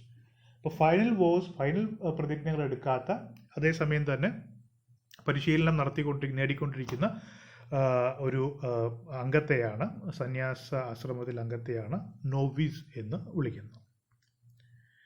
Why did people choose to become medieval monks? ആളുകൾ medieval സമയത്ത് ഈ കാലഘട്ടത്തിൽ എന്തുകൊണ്ടാണ് ഇത്തരം സന്യാസാശ്രമങ്ങളിൽ ചേരുന്നത്? അതിനുള്ള കാരണങ്ങൾ, പ്രചോദനമായിട്ടുള്ള കാരണങ്ങൾ എന്തൊക്കെയായിരുന്നു? First one, to devote their lives to serving God. ദൈവത്തെ സേവിക്കാൻ വേണ്ടി ജീവിതത്തെ ഡിവോട്ട് ചെയ്തുകൊണ്ടാണ് പലരും അങ്ങനെ വന്നിരുന്നത്. ചിലരങ്ങനെയായിരുന്നു. To live a life in a secure retreat. വളരെ സെക്യൂർ ആയിട്ടുള്ള, സുരക്ഷിതമായ ഒരു സ്ഥലത്ത്, മറ്റ് ആക്രമണങ്ങളിൽ നിന്നെല്ലാം സംരക്ഷിക്കപ്പെടുന്ന ഒരു സ്ഥലത്ത് ജീവിക്കാം എന്നുള്ള ഒരു ആഗ്രഹം കൊണ്ടുവരുന്നവരുണ്ട്. To escape from a violent world. അപ്പോൾ പുറത്ത് ഇന്നത്തെ പോലെയല്ല, മിഡിൽ ഏജസ് എന്ന് പറയുന്നത് വളരെ വയലൻ്റ് ആയിട്ടുള്ള ഒരു പീരിയഡാണ്. അതുകൊണ്ട് തന്നെ അതിൽ നിന്നെല്ലാം ഒരു രക്ഷ എന്ന രീതിയിൽ ഇത്തരം ആശ്രമങ്ങളിൽ ജീവിച്ചു പോകാം എന്നാഗ്രഹിക്കുന്നവരുണ്ട്. To lead a quiet and peaceful life. വളരെ ശാന്തമായ, സമാധാനപൂർണമായ ഒരു ജീവിതം നയിക്കാൻ വേണ്ടിയും ഇത്തരം മൊനാസ്ട്രികളിൽ ചേരുന്നവരുണ്ട്. The 3 vows of medieval monks. 3 പ്രധാനപ്പെട്ട പ്രതിജ്ഞകളാണുള്ളത്. Different orders had different vows. The 3 vows of the Benedictine monks were there. Benedictine സഭയിലുണ്ടായിരുന്ന 3 പ്രധാനപ്പെട്ട vows പ്രതിജ്ഞകളാണ്. The first one, the vow of poverty, the vow of chastity, the vow of obedience. The 3 vows of poverty, chastity and obedience were the basis of the rule of Saint Benedict and the life of the medieval monks. So poverty, chastity and obedience. ഇത് 3 വോ of poverty എന്ന് പറയുന്നത് like ഭൗതികമായിട്ടുള്ള എല്ലാത്തിനെയും തിരസ്കരിച്ചുകൊണ്ടുള്ള ഒരു ജീവിതം നയിക്കുമെന്നുള്ള പ്രതിജ്ഞയാണ്. Chastity എന്ന് പറഞ്ഞു കഴിഞ്ഞാൽ തൻ്റെ പരിശുദ്ധി പരിപൂർണമായിട്ടും കാത്തു സൂക്ഷിക്കുമെന്നുള്ളതാണ് വോ ഓഫ് ചാസ്റ്റിറ്റി. ഒബീഡിയൻസ് എന്ന് പറഞ്ഞാൽ സഭയുടെയും മറ്റ് സന്യാസാശ്രമങ്ങളുടെയും ഒക്കെ നിയമം, ദൈവത്തിൻ്റെ മറ്റ് ശാസനകൾ, ഇതിനെല്ലാം പരിപൂർണമായിട്ട് അനുസരിച്ച് മുന്നോട്ട് പോകും എന്നുള്ളതാണ് ദ വോ ഓഫ് ഒബീഡിയൻസ്. ഇത് 3 വോസ് ആണ് പ്രത്യേകിച്ചും benedictine സ്ട്രീമിലുണ്ടായിരുന്ന മോങ്സിനുണ്ടായിരുന്നത്. Medieval monks and the monastery. Medieval monks lived in a monastery. Each monastery formed an independent, self-supporting community. Monasteries gradually increased in wealth and numbers, and some came to form enormous establishments covering many acres of land, and within its massive walls had the appearance of a fortified town. അപ്പോൾ എല്ലാ മൊനാസ്ട്രീസും ഒരു സ്വതന്ത്ര സ്ഥാപനമായിരുന്നു. Self supporting കമ്മ്യൂണിറ്റിയാണ് അത് മുന്നോട്ട് കൊണ്ടുപോയിരുന്നത്. പല മൊനാസ്ട്രീസും വളരെ wealthy ആയിട്ട് പിന്നീട് മാറുന്നുണ്ട്. വലിയ കെട്ടിടങ്ങളൊക്കെ സ്വന്തമായിട്ടുണ്ടാകുന്നുണ്ട്. Sexual practices of medieval monks, breaking the vows. The vow of chastity led to problems with the medieval monks of the Middle Ages. The strict rules applying to complete sexual abstinence led to some denigrate behavior. Medieval monks were known to flout the rules of chastity and practice sexual perversions, including sadism and masochism. അപ്പോൾ ഇത്തരത്തിൽ sexual practice എല്ലാം നിഷിദ്ധമായിരുന്നു. അതുകൊണ്ട് തന്നെ പല ആളുകൾക്കും മോങ്സിനും പരിപൂർണമായിട്ടും അതുമായി cope up ചെയ്യാൻ ബുദ്ധിമുട്ടുണ്ടായിരുന്നു. അതുമായി ബന്ധപ്പെട്ട ചില പ്രശ്നങ്ങളും മറ്റും ഉണ്ടാകുന്നു. അത് തീർച്ചയായിട്ടും അങ്ങനെയുള്ള ചില പെർവേർട്ടഡ് ആയിട്ടുള്ള ആക്ടിവിറ്റീസൊക്കെ സംഭവിക്കാറുണ്ട്. അത് പ്രതിജ്ഞാ ലംഘനമായിട്ടാണ് കണ്ടിരുന്നത്. Then there were cases where medieval monks withheld absolution for sins as a weapon to force a woman to agree to his sexual requirements. Such practices led to the emergence of the confessional. Confessional എന്ന് പറഞ്ഞാൽ കുമ്പസാരക്കൂടാണ്. അപ്പോൾ ഈ കുമ്പസാരക്കൂട് എന്ന് പറയുന്ന ഇത്തരത്തിലുള്ള ചില sexual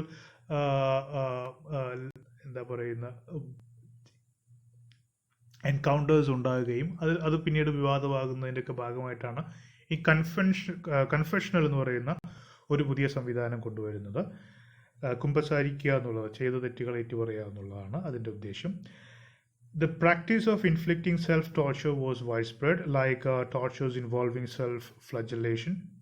ഇത്തരം തെറ്റുകൾക്കുള്ള സ്വയം തന്നെ ശിക്ഷ വിധിച്ചിരുന്ന പ്രവൃത്തിയിൽ കൊണ്ടുവരുന്ന സംഭവങ്ങളുണ്ടായിരുന്നു. അപ്പോൾ സ്വയം തന്നെ ശാരീരിക പീഡകൾ ഏൽപ്പിച്ചുകൊണ്ട് ആ തെറ്റിൽ നിന്ന് പാപത്തിൽ നിന്ന് മുക്തരാകാനുള്ള ശ്രമങ്ങളൊക്കെ ഇത്തരം മൊനാസ്ട്രികളിൽ നടത്തിയിരുന്നു. അതിലൊന്നാണ് ഈ സെൽഫ് ഫ്ലജലേഷൻ എന്ന് പറയുന്നത്. The vow of poverty was also disregarded by abbots of rich monasteries. അപ്പോൾ ഈ വോസ് ഓഫ് പോവർട്ടി, അതുപോലെ തന്നെ വോ ഓഫ് ചാസ്റ്റിറ്റി, ഇത്തരം വോ ഓഫ് ഒബീഡിയൻസ്, ഇത്തരത്തിലുള്ള പ്രതിജ്ഞകളൊക്കെ പലയിടത്തും പലപ്പോഴും ആയിട്ട് ലംഘിക്കപ്പെടാറുണ്ട്. അതിൻ്റെ ഭാഗമായിട്ട് അത് ധാരാളം ശിക്ഷാ നടപടികൾ ഉണ്ടാകും, മറ്റൊക്കെ ചെയ്യാറുണ്ട്.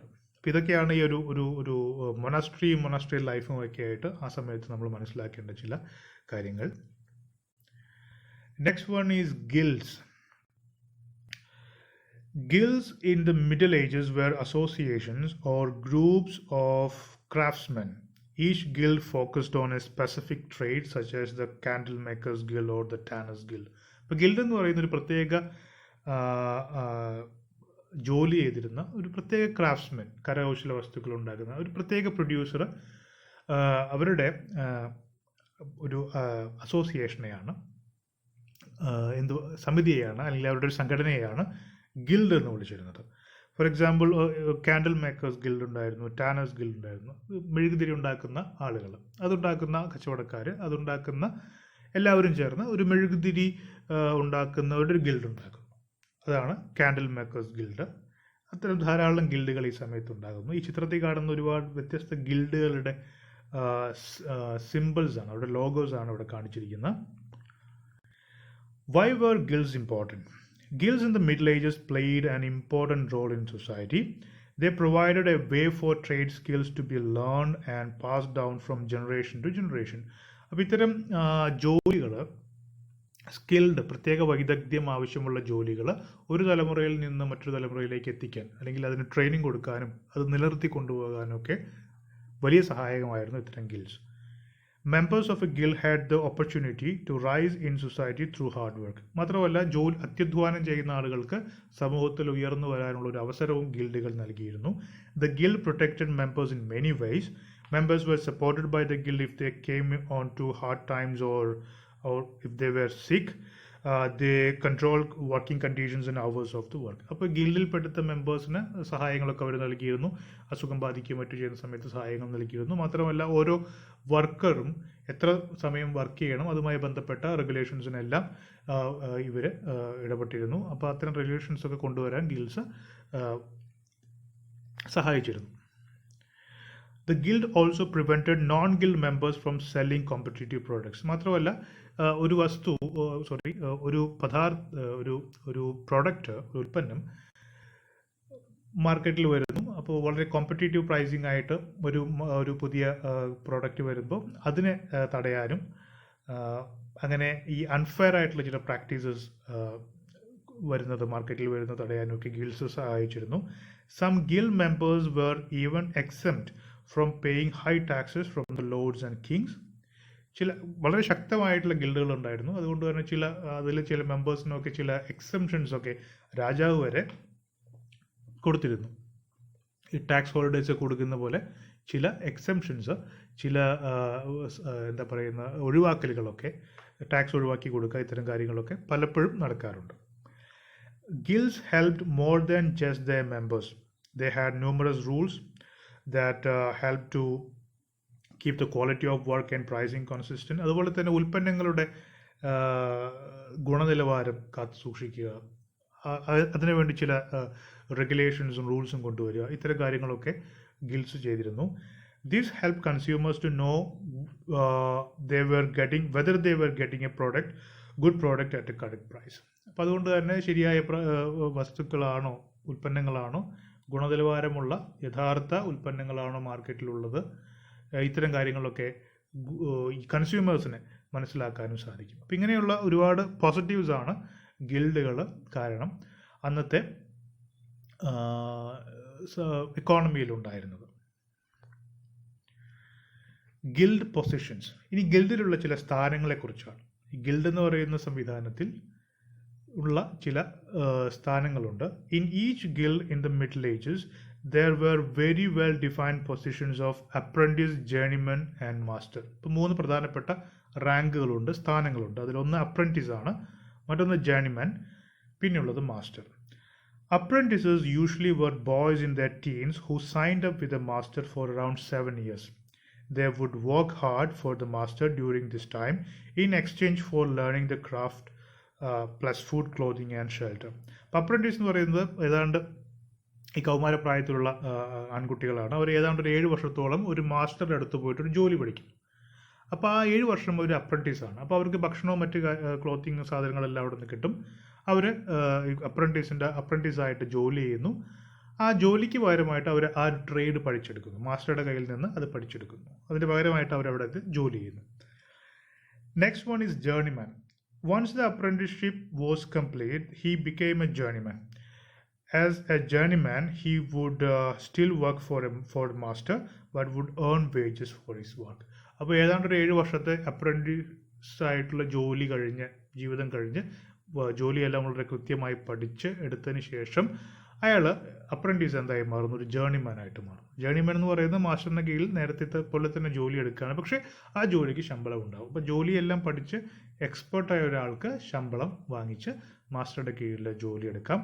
ആ ഒരു സ്ഥാനത്തെയാണ് ജേർണിമാൻ എന്ന് പറയുന്നത്. അടുത്തത് മാസ്റ്ററാണ്. The highest position of a craft was master. To become a master, a journeyman would need the approval of the guild. He would have to prove his skill plus play the politics needed to get the approval. Okay.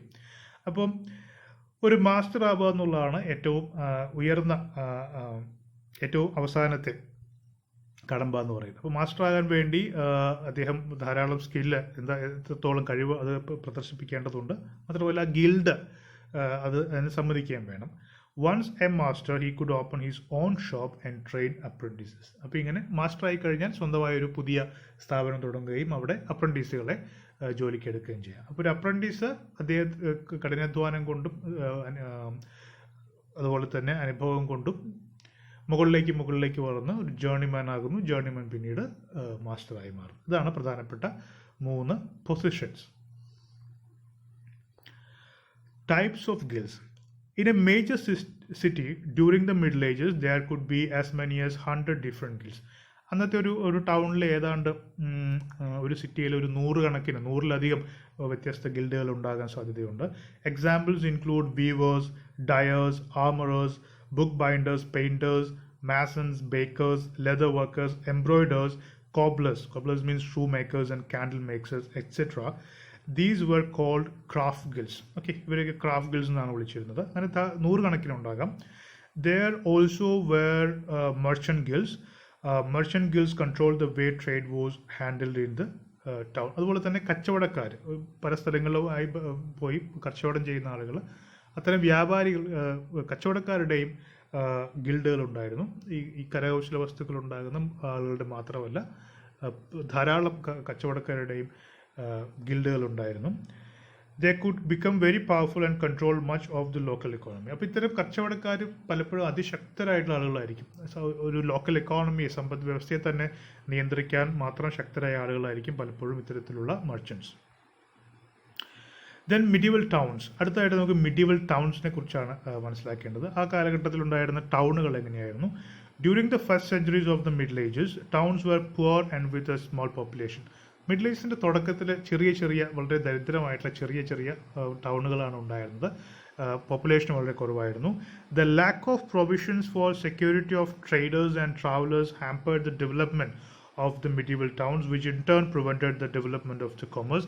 അതിന് പ്രധാനപ്പെട്ട ഒരു കാരണം, ഇത്തരം medieval towns തുടക്കത്തിൽ വളരെ poor ആയിരിക്കാനുള്ള കാരണം എന്തെന്ന് വെച്ച് കഴിഞ്ഞാൽ, ഇത്തരം കച്ചവടക്കാർക്കും മറ്റും ഒന്നും സുരക്ഷ ഉറപ്പാക്കാൻ അന്നത്തെ സമൂഹത്തിന് സാധിച്ചിരുന്നില്ല. അതുകൊണ്ട് തന്നെ സെക്യൂരിറ്റി ഇല്ലാത്തതുകൊണ്ട് തന്നെ ഈ ട്രാൻസാക്ഷൻസ് ഒക്കെ വളരെ ശ്രദ്ധിച്ചും വളരെ വിഷമിച്ചും ഒക്കെയാണ് ആളുകൾ ചെയ്തിരുന്നത്. അതുകൊണ്ട് തന്നെ ആ ഒരു ട്രാൻസാക്ഷൻസും മറ്റുമൊക്കെ വളരെ കുറവായിരുന്നു. The medieval towns occupied to some extent the sites of previous Roman colonies and municipia, while new ones emerged in the vicinity of castle or monastery. മുൻപ് നമ്മൾ നേരത്തെ പറഞ്ഞു, മിഡിൽ ഏജസിന് മുമ്പ് റോമൻ എംപയർ അതിശക്തമായി നിലനിന്നിരുന്നു. റോമൻ എംപയറിൻ്റെ കാലഘട്ടത്തിൽ വരുന്ന ചെറിയ ടൗൺസ്, അതാണ് മുനിസിപ്പിയ എന്ന് പറയുന്നത്. അത്തരം മുനിസിപ്പിയാസ് തന്നെയാണ് പലപ്പോഴും മിഡീവൽ ടൈമിലും അല്ലെങ്കിൽ മിഡിൽ ഏജസിലും ടൗണുകളായിട്ടും സിറ്റികളായിട്ടൊക്കെ വളർന്നു വന്നത്. അതല്ലാതെ തന്നെ പുതിയ ടൗണുകളും ഉണ്ടായിട്ടുണ്ട്. അതായത് ഒരു ആശ്രമത്തിനടുത്തോ അല്ലെങ്കിൽ ഒരു കോട്ടയോ അതിനെയൊക്കെ ചുറ്റിപ്പറ്റി പുതിയ ടൗണുകളൊക്കെ ധാരാളം മിഡിൽ ഏജസ് ടൈമിൽ ഉണ്ടായിട്ടുണ്ട്. The revival of production and commerce taking place between the 10th and the 13th century led to a considerable increase of the population and wealth of the medieval towns. ഒരു 10ാം നൂറ്റാണ്ട് 11-12 നൂറ്റാണ്ടുകളാകുമ്പോഴേക്കും industry കുറച്ചുകൂടി develop ചെയ്യുന്നു. അതുകൊണ്ട് തന്നെ ഇത്തരം ടൗണുകളുടെയൊക്കെ എണ്ണവും അവിടുത്തെ ജനസംഖ്യയൊക്കെ വർദ്ധിച്ചു വരുന്നു. The reach the glorious days in the second half of the 14th century. 14ാം നൂറ്റാണ്ടിൻ്റെ രണ്ടാം ഭാഗം ആകുമ്പോഴേക്കും രണ്ടാം പകുതി ആകുമ്പോഴേക്കും വലിയ വലിയ ടൗണുകൾ ഉണ്ടാകുന്നു. The medieval towns were surrounded by a moat and walls made of stone or brick. മിക്കവാറും വെള്ളം നിറച്ചിട്ടിരിക്കുന്ന വലിയൊരു മോട്ട്, ഒരു സെക്യൂരിറ്റി ഫീച്ചർ എന്ന രീതിയിൽ ഇത്തരം ടൗണുകൾക്ക് ചുറ്റും ഉണ്ടാകും. പല ടൗണുകൾ ഫോർട്ടിഫൈഡ് ആയിട്ടുള്ള വലിയ കോട്ടവാതിലുകളും കോട്ട ചുമരുകളും ഒക്കെയുള്ള വലിയ ടൗണുകളായിരിക്കും പലപ്പോഴും. അപ്പോൾ അതിനോട്ട് തന്നെ ഒരു മോട്ട് ഉണ്ടായിരിക്കും, അതിനകത്ത് വെള്ളം നിറച്ചിട്ടിരിക്കുന്ന ഒരു മോട്ടർ ഉണ്ടാകാൻ സാധ്യതയുണ്ട്. അതൊരു സെക്യൂരിറ്റി ഫീച്ചറാണ്. Access in town was permitted only through the vaulted access gates which were closed at night. അതുപോലെ തന്നെ ഈ വലിയ കോട്ടവാതിലുകൾ രാത്രി സമയത്ത് അടയ്ക്കുന്നു. അതുകൊണ്ട് തന്നെ അതിൻ്റെ ആക്സസ് വളരെ റെസ്ട്രിക്റ്റഡ് ആണ്. ആളുകൾ ആരൊക്കെയാണ് അകത്തേക്ക് വരുന്നത്, അവരാരൊക്കെയാണെന്നുള്ള കാര്യങ്ങളൊക്കെ വളരെ വ്യക്തമായി എന്ത് ചെയ്യാൻ പറ്റും, പോലീസ് ചെയ്യാൻ പറ്റുന്നൊരവസ്ഥ, ആളുകളെ പോലീസ് ചെയ്യാൻ പറ്റുന്നൊരവസ്ഥ ഇത്തരം ടൗണുകളിൽ, മിക്കവാറും എല്ലാ ടൗണുകളിലും ഉണ്ടായിരുന്നു. Houses in the medieval towns reflected the rank of those living in them. ഇനി ഇത് പറയാൻ കാരണം അത്തരം ടൗണുകളിലുള്ള വീടുകൾ നോക്കിയാൽ തന്നെ മനസ്സിലാകും ആരാണ് അതിനകത്ത് താമസിക്കുന്നത്. അപ്പോൾ സമൂഹത്തിലെ ഉന്നതരായ ആളുകൾക്ക് അത്തരം വലിയ കോട്ടകളും വലിയ കെട്ടിടങ്ങളും ഉണ്ടായിരുന്നു. അല്ലാത്തവർ തൊട്ട് താഴെയുള്ള ആ കെട്ടിടങ്ങളുടെ നിർമ്മിതി കണ്ടാൽ തന്നെ നമുക്ക് കാര്യം വ്യക്തമായി മനസ്സിലാകും. Many houses were built of wood and the peaked roof was ornamented by a gable or a turret.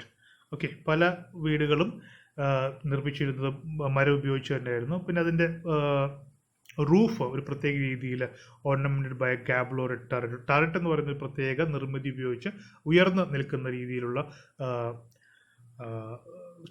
മേൽക്കൂരകളാണ് അത്തരം ബിൽഡിങ്സിന് ഉണ്ടായിരുന്നത്. In the southern medieval towns houses could have balconies, while in the north, as in Germany, these were replaced by Erker. By the Erker, it's an alcove which form outside looked like an ornamented covered balcony. ഈ ചിത്രത്തിൽ കാണുന്ന പോലെ പുറത്തേക്ക് തള്ളി നിൽക്കുന്ന ഒരു തരത്തിലുള്ള ബാൽക്കണിയാണ്. ആ ബാൽക്കണിയാണ് എർക്കർ എന്ന് പറയുന്നത്. ജർമ്മനിയിലും മറ്റുമൊക്കെ ഈ സമയത്ത് ഇത്തരത്തിലുള്ള ബാൽക്കണീസ് ഉണ്ടായിരുന്നു. ഈ ചിത്രത്തിൽ നോക്കി നമുക്ക് വളരെ വ്യക്തമായിട്ട് മനസ്സിലാകും.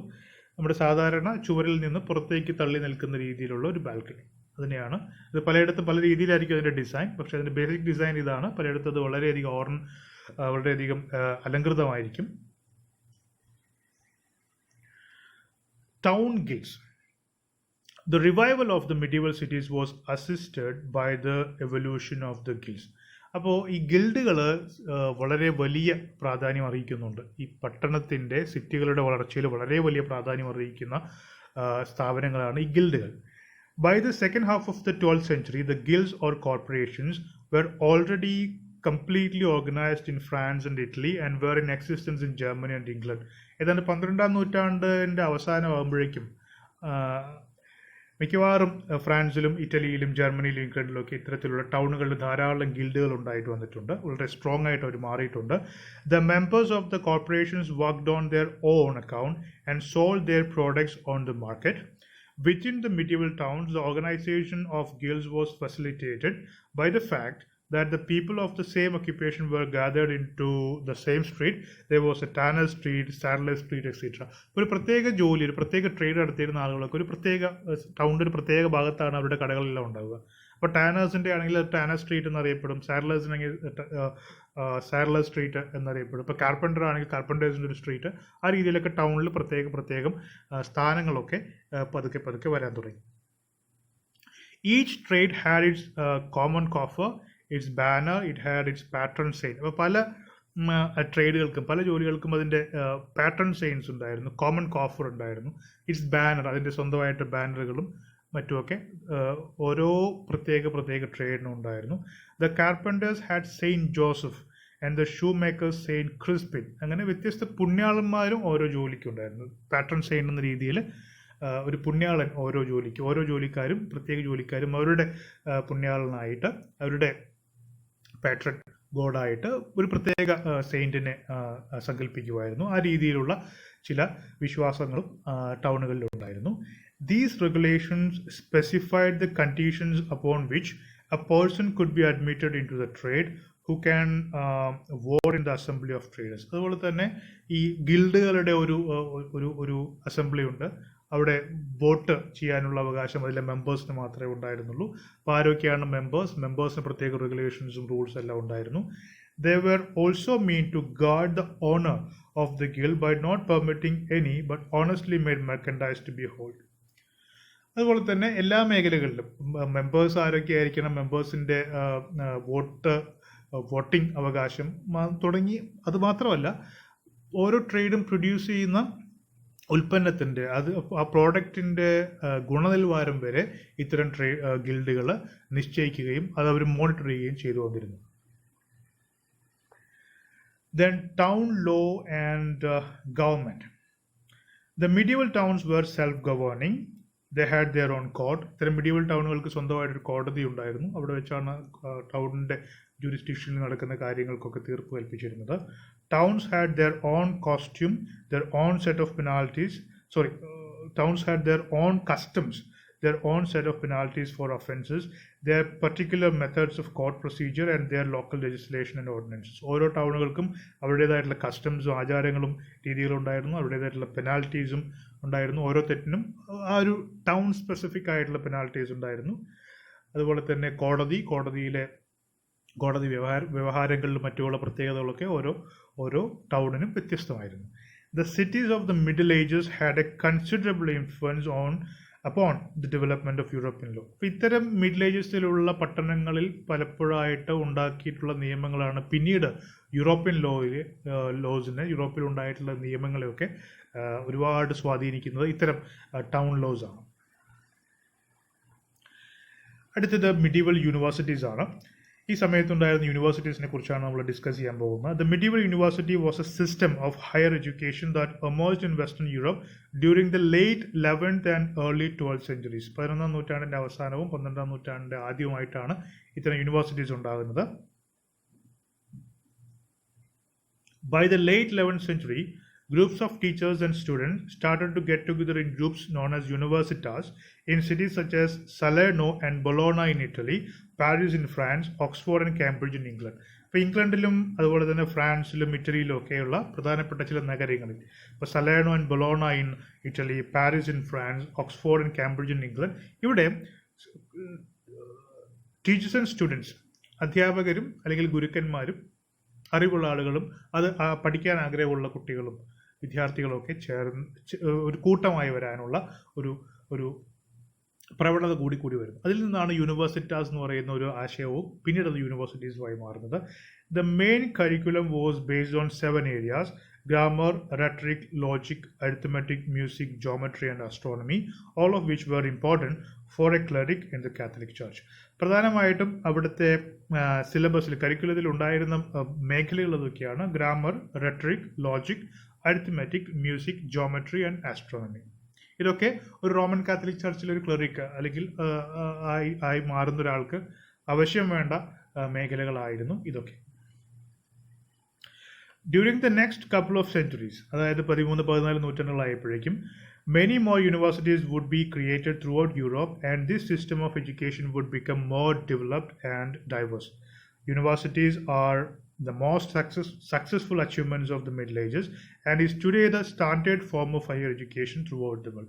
അപ്പോൾ മിഡിൽ ഏജിൻ്റെ ഏറ്റവും സക്സസ്ഫുൾ ആയിട്ടുള്ള ഒരു കോൺട്രിബ്യൂഷൻ അച്ചീവ്മെൻ്റ് എന്ന് പറയുന്നത് ഇത്തരം യൂണിവേഴ്സിറ്റീസ് ആണ്. ഈ കാലഘട്ടത്തിലാണ് യൂണിവേഴ്സിറ്റീസ് ഉണ്ടാകുന്നത്. പിന്നീട് ലോകത്തിലെ എല്ലായിടത്തും ഇപ്പോൾ നമുക്ക് യൂണിവേഴ്സിറ്റീസ് ഉണ്ട്. അപ്പോൾ ഈ വിദ്യാഭ്യാസ സമ്പ്രദായത്തിൽ വളരെ പ്രധാനപ്പെട്ട ഒരു സ്ഥാപനം, ഒരു മേഖലയായിട്ടും യൂണിവേഴ്സിറ്റീസ് മാറിയിട്ടുണ്ട്, ലോകമൊട്ടുക്കും മാറിയിട്ടുണ്ട്. Papacy. The papacy is the term for the office and the authority of the Pope of Rome. റോമിലെ പോപ്പിൻ്റെ ഓഫീസ്, അധികാരത്തെയാണ് നമ്മൾ papacy എന്ന് വിളിക്കുന്നത്. And papacy, Pope is the successor to Saint Peter as Bishop of Rome and head of the Universal Church. അപ്പോൾ Catholic ചർച്ചിൻ്റെ ഹെഡാണ് pop.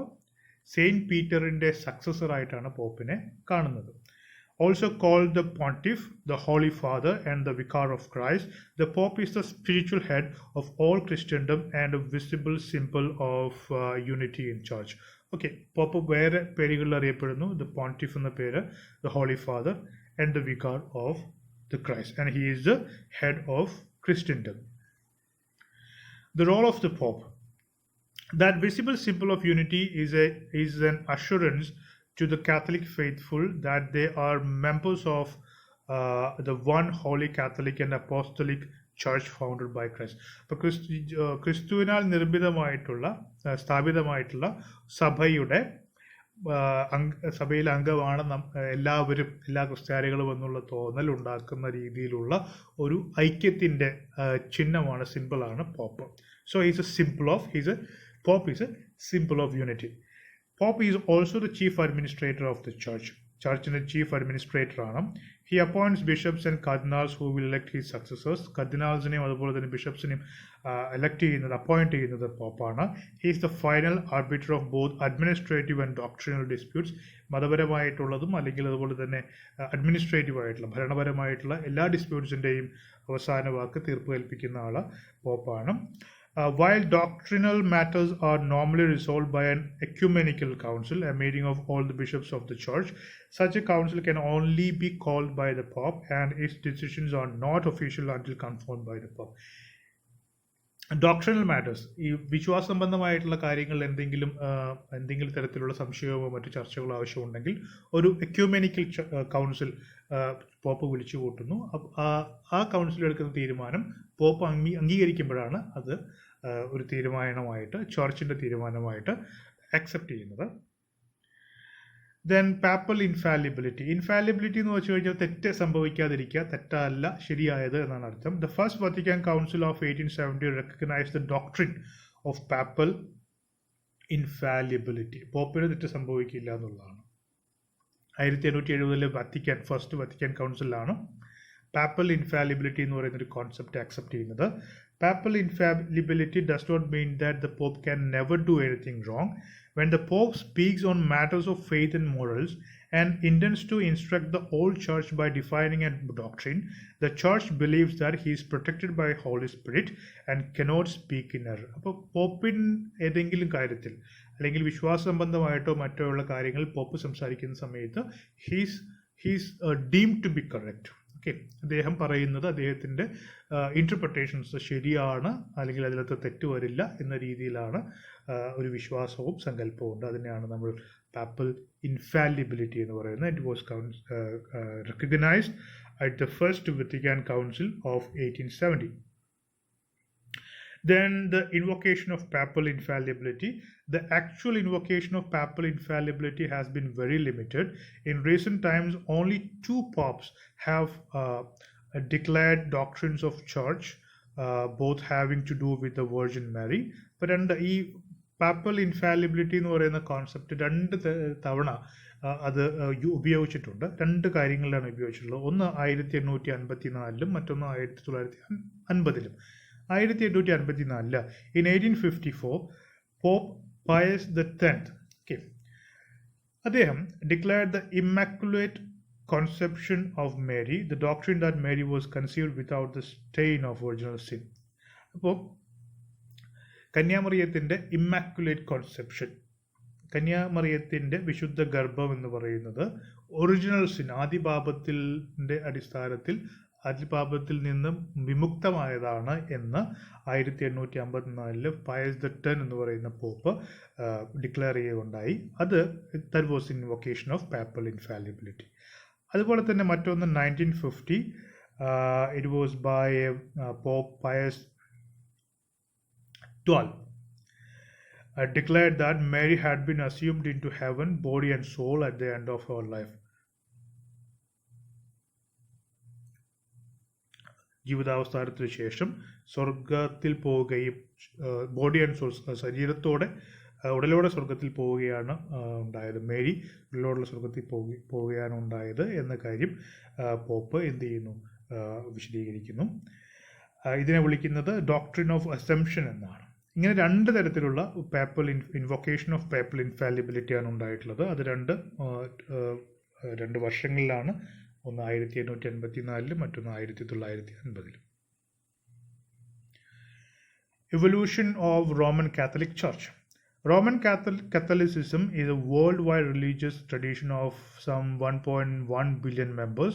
It traces its history to Jesus of Nazareth, an itinerant preacher in the area around Jerusalem during the period of Roman occupation in the early 30s of the common era. അപ്പോൾ Jesus ക്രൈസ്റ്റിൽ നിന്നാണ് പിറവിയെടുത്ത സഭ എന്നാണ് Catholic സഭ സ്വയം വിശേഷിപ്പിക്കുന്നത്.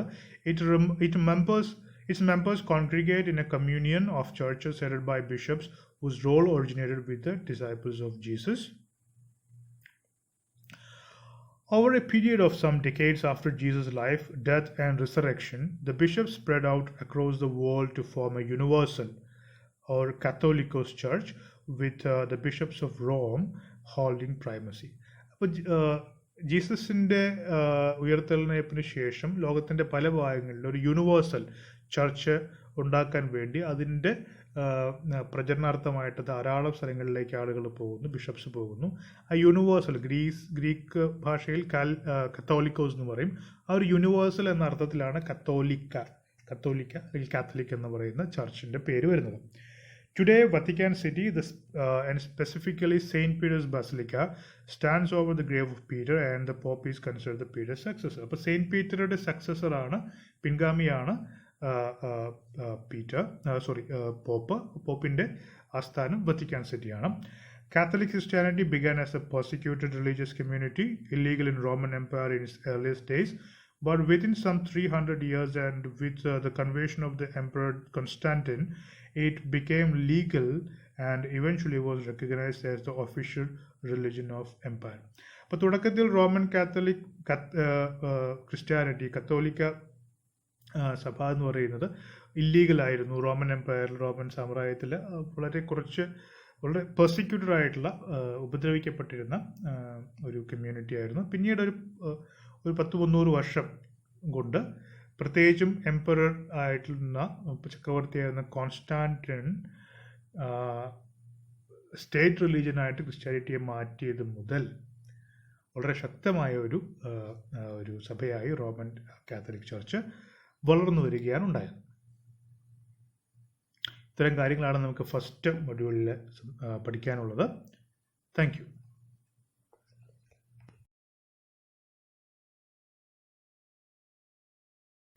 Module 2, Byzantine Era. In this module, we will learn about the Byzantine Empire and the founder of Eastern Roman Empire, and how Christianity became the state religion of Eastern Roman Empire. So, in this picture, you can see the territorial extent of Byzantine Empire.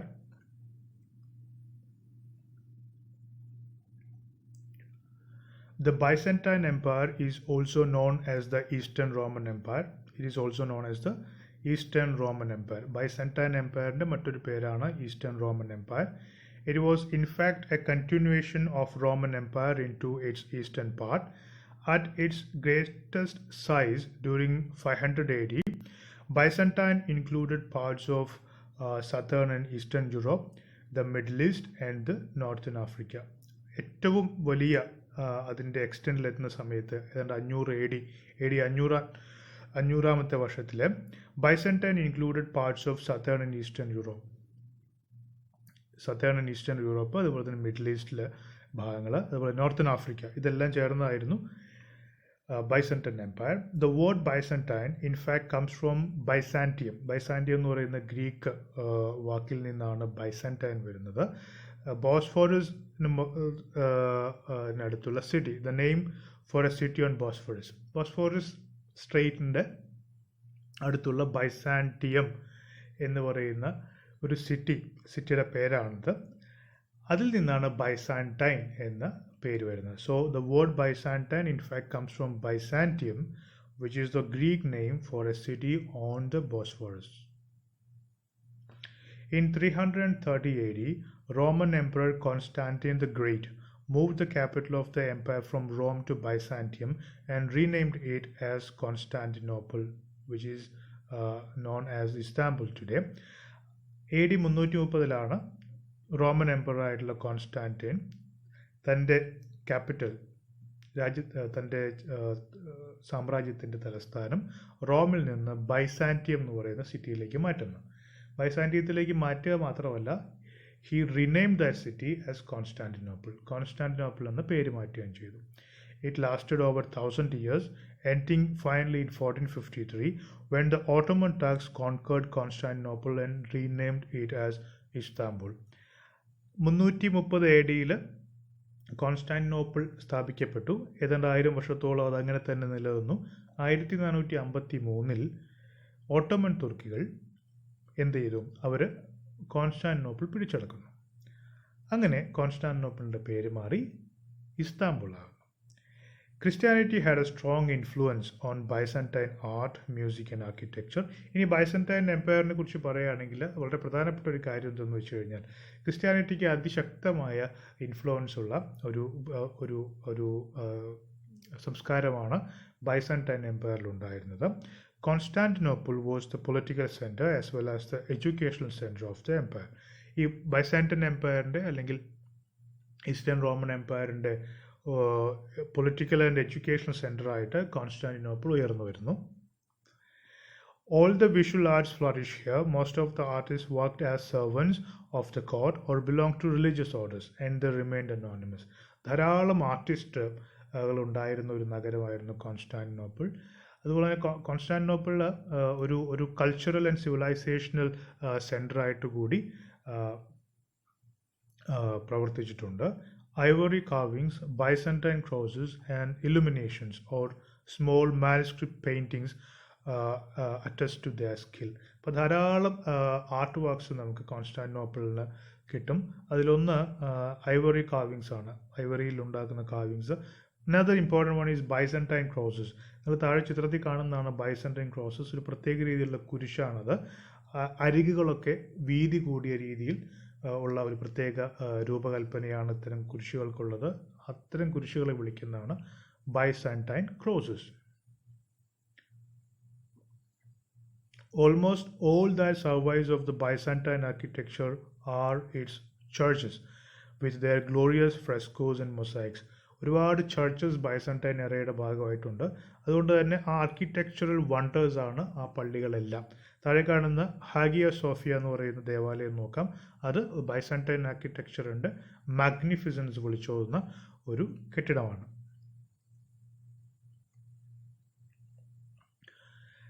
Constantine the Great. In 324 AD, Constantine became the sole emperor of Roman Empire. First, he adopted Christianity as the state religion of the Roman Empire. ഇപ്പോൾ Roman എംപയറിൻ്റെ state റിലീജിയനായി ഔദ്യോഗിക മതമായി ക്രിസ്ത്യാനിറ്റിയെ കൊണ്ടുവരുന്നത് കോൺസ്റ്റാന്റിനാണ്. He chose Byzantium as his new Christian capital. The city was officially dedicated as the New Rome in 330 AD. It soon was unofficially Christian Constantinople. ഇപ്പോൾ Constantinople എന്ന പേരിലാണ് ഇനി Byzantium അറിയപ്പെടാൻ പോകുന്നത്. 330 AD മുതലാണ് അങ്ങനെ സംഭവിക്കുന്നത്. 324 AD കോൺസ്റ്റാന്റിൻ റോമൻ എംപററായിട്ട് മാറുന്നതും പിന്നീട് അദ്ദേഹം ക്രിസ്ത്യാനിറ്റി സ്റ്റേറ്റ് റിലീജിയനാക്കി മാറ്റുകയും ചെയ്തു.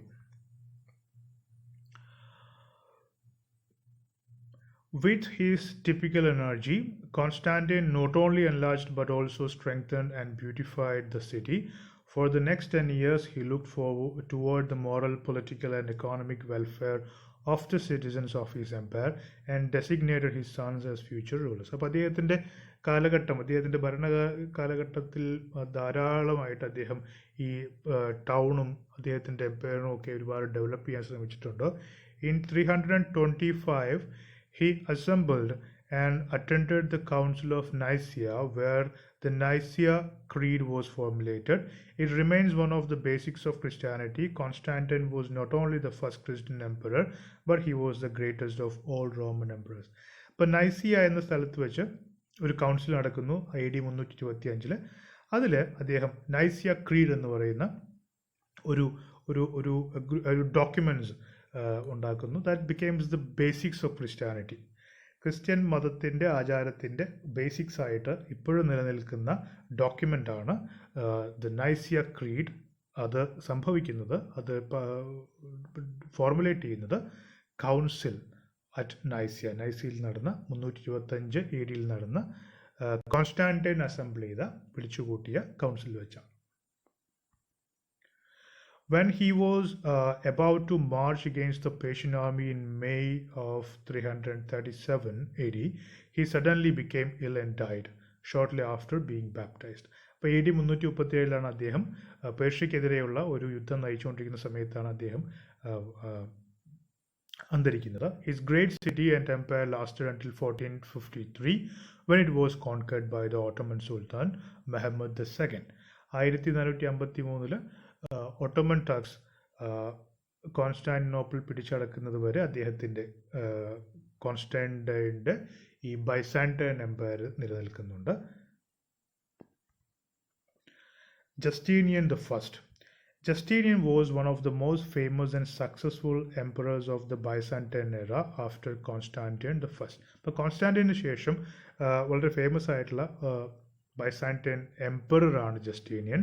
He was born in Illyricum near Skopje in Macedonia in 482 or 483 AD. That's not important. So he fought against the Persians between 528 to 530 AD, who invaded Mesopotamia and attacked on the Byzantine lands, and he stopped them thanks to one of his great commanders of the army, Belisarius. ഇപ്പോൾ ജസ്റ്റീനിയനെ കുറിച്ച് വളരെ പ്രധാനപ്പെട്ടതായിട്ട് ഓർത്തിരിക്കേണ്ട ഒരു കാര്യം, അദ്ദേഹം AD 528 മുതൽ 530 വരെയുള്ള കാലഘട്ടത്തിൽ പേർഷ്യൻസുമായിട്ട് യുദ്ധം ചെയ്തിരുന്നു. പേർഷ്യൻസ് ബൈസാന്റൈൻ ആക്രമിക്കുകയും അതിനെതിരെയുള്ള ഒരു ചെറുത്തുനിൽപ്പ് എന്ന രീതിയിലാണ് യുദ്ധം തുടങ്ങുന്നത്. ബെലിസാരിയസ് എന്ന് പറയുന്ന അതിശക്തനായിട്ടുള്ള ഒരു കമാൻഡർ ജസ്റ്റീനിയൻ ഉണ്ടായിരുന്നു. കോൺസ്റ്റന്റൈനു ശേഷം ഉള്ള വളരെ മഹാനായിട്ടുള്ള ഒരു റോമൻ എംപററാണ്, ബൈസാന്റൈൻ എംപററാണ് ജസ്റ്റീനിയൻ ഫസ്റ്റ്.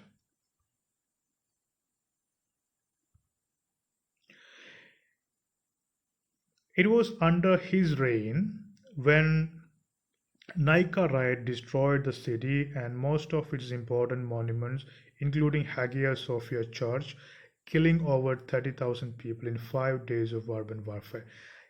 ജസ്റ്റീനിയൻ്റെ കാലഘട്ടത്തിലാണ് വളരെ പ്രധാനപ്പെട്ട ഒരു റയറ്റ് ഉണ്ടാകുന്നത്, ലഹള ഉണ്ടാകുന്നത്. അതറിയപ്പെടുന്ന നൈക്ക റയറ്റ് എന്നാണ്. ഇത് വളരെ ശക്തമായ ഒരു റയറ്റായിരുന്നു. അതിൻ്റെ ഭാഗമായിട്ട് ഹഗിയ സോഫിയ പോലെയുള്ള വരെയുള്ള ചർച്ച് വരെ അറ്റാക്ക് ചെയ്യപ്പെട്ടു. 30,000-ഓളം ആളുകൾക്ക് ജീവൻ നഷ്ടപ്പെട്ടു. അത്ര വലിയ ഒരു റയറ്റ്, നൈക്ക റയറ്റ് ഉണ്ടാകുന്നത് ജസ്റ്റീനിയൻ്റെ കാലഘട്ടത്തിലാണ്. Justinian managed to end the riot with a great difficulty, and then he dedicated himself on the reconstruction of Constantinople and its monuments. Hagia Sophia Church, Hagia Iron Church, underground cisterns were all built under his rule. അപ്പോൾ ഈ നൈക്ക റയറ്റിന് ശേഷം Hagia Sophia അടക്കമുള്ള പള്ളികൾക്കും മറ്റ് മോണ്യുമെൻറ്റ്സിനും വലിയ കേടുപാടുകൾ ഉണ്ടാകുന്നു. Justinian അതെല്ലാം പുതുക്കി പണിയുന്നു. In 533 AD, Justinian sent his army to Africa under the command of Belisarius to get rid of the Vandal kingdom, which caused the Byzantines many problems, and he succeeded. 533 AD-ൽ ബെലിസാരിയസിൻ്റെ നേതൃത്വത്തിൽ ഒരു ആർമിയെ അദ്ദേഹം ജസ്റ്റീനിയൻ ആഫ്രിക്കയിലേക്ക് വിടുന്നുണ്ട്. അതുമായിട്ടുള്ള vandal കിങ്ഡവുമായിട്ടുള്ള Byzantine എംപയറിനുണ്ടായിരുന്ന പ്രശ്നങ്ങളായിരുന്നതിന് കാരണം അവരെ തോൽപ്പിക്കുകയും ചെയ്യുന്നു. അത് സംഭവിക്കുന്നത് 533 AD-ലാണ്. A war broke out with the Persians in the east, who attacked the Byzantines and captured Antioch. The war went on until finally Justinian signed a peace pact with the Persians in 555 AD. മറ്റൊരു പ്രധാനപ്പെട്ട സംഭവം ഉണ്ടായത് പേർഷ്യൻസുമായിട്ട് വീണ്ടും യുദ്ധം ഉണ്ടാകുന്നു. ആ യുദ്ധം വർഷങ്ങളോളം നീണ്ടു നിൽക്കുന്നു. അങ്ങനെ 555 AD-ൽ പേർഷ്യൻസുമായിട്ടൊരു സമാധാന കരാർ സൈൻ ചെയ്യുന്നു. He established the Justinian Code, Codex Justinianus, in 529 AD, uniting all valid imperial laws under one and thus founding the base of almost all legal systems in Europe. വളരെ പ്രധാനപ്പെട്ട ഒരു പോയിന്റാണിത്.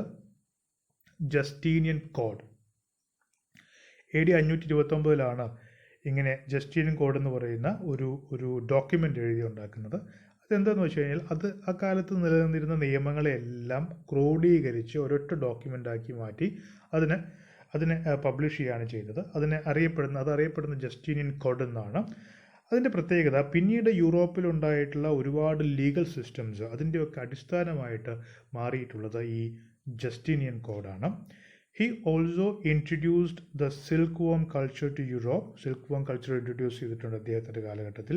But on the other hand, his passion for building great monuments such as Hagia Sophia put the Byzantine treasury under stress, and this brought high taxes, damaging the trade industry. അപ്പോൾ ഇദ്ദേഹത്തിന് വലിയ വലിയ monuments ഉണ്ടാക്കുന്നതിനോട് വലിയ താല്പര്യം ഉണ്ടായിരുന്നു. ഇപ്പോൾ Hagia സോഫിയൊക്കെ അതിന് ഒരു ഉദാഹരണമാണ്. പക്ഷേ ഒരുപാട് ടാക്സ് ഇത് ഉണ്ടാക്കിയെടുക്കാനുള്ള ചെലവിലേക്ക് വലിയ ടാക്സ് പിടിക്കേണ്ടി വന്നു. അത് it damage the trade and industry in his empire. Same thing happened with the heavy war taxation to support his war campaigns. അതുപോലെ തന്നെ നമ്മൾ പറഞ്ഞു ആഫ്രിക്കയിലേക്ക് യുദ്ധം നയിച്ചിട്ടുണ്ട്, പേഷ്യൻസുമായിട്ട് വർഷങ്ങളോളം യുദ്ധം ചെയ്തു. ഈ സമയത്തൊക്കെ ധാരാളം war taxations നടന്നിരുന്നു. യുദ്ധത്തിൻ്റെ ചെലവിലേക്ക് വേണ്ടി ഉയർന്ന ടാക്സ് ജനങ്ങളിൽ നിന്ന് വാങ്ങിച്ചിരുന്നു. Emperor Justinian died in 565 AD at the age of 83 after reigning for 38 years. 38 വർഷത്തോളം അദ്ദേഹം ഭരിച്ചിട്ടുണ്ട്. He was succeeded by his nephew Justin II. Justinian was buried at the Church of Holy Apostles in today's Faith Church, in today's Fatih district, which was planted by the Crusaders and later destroyed by the earthquakes. അദ്ദേഹത്തിൻ്റെ പിൻഗാമി Justin the second എന്നറിയപ്പെടുന്നു. അദ്ദേഹത്തിൻ്റെ ശവകുടീരം പിന്നീട് കുരിശുയുദ്ധങ്ങൾ നടന്ന സമയത്ത് plunder ചെയ്യപ്പെട്ടിട്ടുണ്ട്. പിന്നീട് അത് ഭൂമി ഉൽക്കത്തിൽ നശിപ്പിക്കപ്പെടുകയും ചെയ്തിട്ടുണ്ട്. Then administration of the Byzantine Empire. Byzantine Empire's administration എങ്ങനെയായിരുന്നു? The emperor was the sole and the absolute ruler of a theocratic state, and his power was regarded as having divine origin, the representative of God on earth. അപ്പോൾ Byzantine എംപയറിലെ ചക്രവർത്തി എന്ന് പറഞ്ഞാൽ ദൈവത്തിൻ്റെ പ്രതിപുരുഷനായിട്ടാണ് ചക്രവർത്തിയെ അംഗീകരിച്ചിരുന്നത്. He was the representative of God on earth. As the visible manifestation of God's will, emperors are often depicted with halos usually reserved for religious figures. അതുപോലെ തന്നെ ഈ Byzantine എംപയറിലെ ചക്രവർത്തിമാരുടെയൊക്കെ ശില്പങ്ങളും മറ്റു ചിത്രങ്ങളും ഒക്കെ കാണുന്ന സമയത്ത് അവർക്കൊക്കെ അവരുടെ ശിരസിന് പുറകിലായിട്ടൊരു വലിയ പ്രഭാവലയമുള്ളതുപോലെ ആണ് നമ്മൾ കാണുന്നത്. അതിനർത്ഥം ദൈവത്തിൻ്റെ റെപ്രസെൻറ്റേറ്റീവായിട്ടാണ് അവർ ചക്രവർത്തിമാരെ കണ്ടിരുന്നത് എന്നാണ്. Of the 88 emperors who ruled the empire, 29 met with violent ends and 13 retired to monasteries. 88 ചക്രവർത്തിമാരാണ് Byzantine എംപയറിൽ ഉണ്ടായിരുന്നത്. 29 പേരും വളരെ വയലൻ്റ് ആയിട്ടുള്ള സാഹചര്യങ്ങളിലാണ് മരിച്ചു പോകുന്നത്. 13ഓളം ആളുകൾ മൊനാസ്ട്രീസിൽ ചേരുകയും ചെയ്തു. മൊനാസ്ട്രിയെ കുറിച്ച് നമ്മൾ ഫസ്റ്റ് യൂണിറ്റിൽ സംസാരിച്ചിട്ടുണ്ട്. One source of strength of the Byzantine Empire was the civil service tradition inherited from Rome. Roman എംപയറിൽ വെസ്റ്റേൺ റോമൻ എംപയറിൽ നിലനിന്നിരുന്ന സിവിൽ സർവീസ് ട്രഡീഷൻ ആയിരുന്നു ഇവിടെയും ബൈസന്റൈൻ എംപയറിലും ഉപയോഗിച്ചിരുന്നത്. Officials of high offices were recruited after passing difficult exams. Most were from noble families but were open to men of talent. ഒഫീഷ്യൽസിന് അല്ലെങ്കിൽ civil സർവൻസിനെ എല്ലാം വളരെ ശ്രമകരമായ വളരെ കഠിനമായ പരീക്ഷയിലൂടെയാണ് തിരഞ്ഞെടുത്തിരുന്നത്. Officials were nominated, promoted and dismissed by the emperor. Officials wore uniforms and badges indicating their rank. Entering the service was called taking the belt after the military style belt worn by the officials. അതുപോലെ തന്നെ ഉദ്യോഗസ്ഥർക്കെല്ലാം പ്രത്യേക യൂണിഫോമും ബാഡ്ജുകളെല്ലാം ഉണ്ടായിരുന്നു. മാത്രമല്ല അവരൊരു പ്രത്യേക രീതിയിലുള്ള belt ധരിച്ചിരുന്നു. അതുകൊണ്ട് തന്നെ ജോലിയിൽ കയറുക എന്നുള്ളത് entering the service was called taking the belt എന്നാണ് ജോലിയിൽ കയറുന്നതിന് കാലത്ത് വിളിച്ചിരുന്നത്. And some offices were held by eunuchs who were not seen as a threat, and many high posts were reserved for them. Eunuchs എന്ന് പറയുന്ന വിഭാഗം അവർക്കും ധാരാളം പോസ്റ്റുകൾ റിസർവ് ചെയ്തിരുന്നു. കാരണം അവർ കാര്യമായിട്ട് പ്രശ്നങ്ങളൊന്നും ഉണ്ടാക്കില്ല. Some posts were held by eunuchs who were not seen as a threat, and many high posts were reserved for them and served as a check on the power of nobility. Cultural achievements of Byzantine Empire. Byzantine Empire's cultural achievements ആണ് നമ്മൾ പരിശോധിക്കുന്നത്. First, Byzantine literature. In Byzantine literature, 4 different cultural elements are recognized. the Greek, the Christian, the Roman and the Oriental. പ്രധാനമായിട്ട് 4 cultural elements ആണ് Byzantine സാഹിത്യത്തിൽ ഉണ്ടായിരുന്നത്. 4 പ്രധാനപ്പെട്ട അടിസ്ഥാനങ്ങളാണ്, 4 പ്രധാനപ്പെട്ട ശാഖകളിലൂടെയാണ് അത് അതിൻ്റെ സോഴ്സായിട്ട് അത് കണ്ടെത്തിയിരുന്നത്. ഒന്ന് ഗ്രീക്കും മറ്റൊന്ന് Christian, Roman and the oriental. Byzantine literature is often classified in 5 groups. പ്രധാനമായിട്ടും 5 ഗ്രൂപ്പ്സ് ആയിട്ടാണ് ബൈസന്റൈൻ ലിറ്ററേച്ചറിനെ ക്ലാസിഫൈ ചെയ്തിട്ടുള്ളത്. Historians and analyst, encyclopedias and essays, writers of secular poetry, ecclesiastical and theological literature, popular poetry. അങ്ങനെ 5 വിഭാഗങ്ങളുണ്ട്. Historians and analyst എന്ന് പറഞ്ഞു കഴിഞ്ഞാൽ ചരിത്രകാരന്മാരും ചരിത്രപരമായിട്ടുള്ള വസ്തുതകൾ രേഖപ്പെടുത്തുന്നവരും, encyclopaedias and എസൈഡ്സ്, വിശ്വവിജ്ഞാനകോശങ്ങൾ തയ്യാറാക്കുന്ന പ്രബന്ധ രചയിതാക്കളാണ് രണ്ടാമത്തേത്. റൈറ്റേഴ്സ് ഓഫ് സെക്യുലർ പോയട്രി, അല്ലെങ്കിൽ സെക്യുലർ ആയിട്ടുള്ള പോയട്രി എഴുതിയിരുന്ന റൈറ്റേഴ്സ് ഉണ്ടായിരുന്നു. അടുത്തത് എക്ലീസിയാസ്റ്റിക്കൽ തിയോളജിക്കൽ ലിറ്ററേച്ചർ, ദൈവശാസ്ത്രപരമായിട്ടുള്ള സഭയും മറ്റുമായി ബന്ധപ്പെട്ട് വിശ്വാസ പ്രമാണങ്ങളുമായി ബന്ധപ്പെട്ടുള്ള സാഹിത്യ രചനയിൽ ഏർപ്പെട്ടിരുന്ന ആളുകൾ. Then popular poetry. ഇങ്ങനെ 5 വിഭാഗങ്ങളാണ് ഉണ്ടായിരുന്നത്. Art and architecture styles. Surviving Byzantine art is mostly religious with some exceptions. Byzantine art mostly religious ആയിരുന്നു. Painting in fresco, illuminated manuscripts and on wood panel, and especially in earlier periods, mosaic were the main media and figurative sculpture were rare except for small carved ivories. അപ്പോൾ carved ഐവറീസിനെ കുറിച്ച് നമ്മൾ നേരത്തെ പറഞ്ഞു. അതുപോലെ തന്നെ fresco, ചുമരിലും മറ്റുമൊക്കെ canvas ആയിട്ട് paint ചെയ്യുക, അതുപോലെ തന്നെ ഇലുമിനേറ്റഡ് ആയിട്ടുള്ള മാനുസ്ക്രിപ്റ്റ്സ്, ഇല്ലസ്ട്രേറ്റഡ് മാനുസ്ക്രിപ്റ്റ്സ്, അതുപോലെ തന്നെ വുഡ് പാനലുള്ള പെയിൻറ്റിങ്, ഇങ്ങനെയുള്ള ആർട്ടെല്ലാം ആ സമയത്തുണ്ടായിരുന്നു. Manuscript painting preserve to the end some of the classical realist tradition that was missing in larger works. Then in Italy, Byzantine styles persisted in modified form through the 12th century and became formative influences on Italian Renaissance art. ഇറ്റലിയിലെ റിനൈസൻസുമായി ബന്ധപ്പെട്ട് renaissance ആർട്ടിന് വലിയ പ്രചോദനം നൽകിയത് ഈ Byzantine സ്റ്റൈലിലുള്ള ആർട്ടാണ്. Religion. The Byzantine Empire was a theocracy ruled by God working through the emperor. ഒരു theocracy ആയിരുന്നു Byzantine Empire. അതായത് ഒരു ദൈവശാസ്ത്രത്തിൽ അധിഷ്ഠിതമായ ഒരു ഭരണ സമ്പ്രദായമാണ് ബൈസന്റൈൻ എംപയറിൽ ഉണ്ടായിരുന്നത്. ദൈവത്തിൻ്റെ പ്രതിനിധിയായി എംപറർ, ചക്രവർത്തിയാണ് ജനങ്ങളെ ഭരിച്ചിരുന്നത്. ആ രീതിയിലാണ് അവർ വിശ്വസിച്ചിരുന്നത്. The constitution of the Byzantine Empire was based on the conviction that it was the earthly copy of the kingdom of heaven. അപ്പം സ്വർഗരാജ്യത്തിൻ്റെ അതേ പകർപ്പാണ് ഭൂമിയിലുള്ളത്. സ്വർഗരാജ്യത്തിൻ്റെ അതേ പകർപ്പാണ് ബൈസന്റൈൻ എംപയർ എന്ന രീതിയിലായിരുന്നു ഭരണം നടത്തിയിരുന്നത്. Ideally it should comprise all the peoples of the earth who ideally should all be members of one true Christian church, its own Orthodox church. Just as man was made in God's image, so man's kingdom on earth was made in the image of the kingdom of heaven.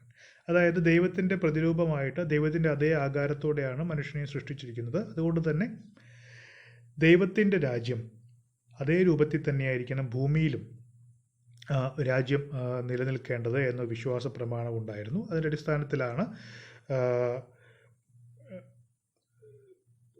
Byzantine എംപയറിലെ ഭരണ സംവിധാനങ്ങൾ മുന്നോട്ട് പോയിരുന്നത്. മാത്രമല്ല orthodox ചർച്ചിലുള്ള മെമ്പേഴ്സാണ് ideally രാജ്യത്തെ members.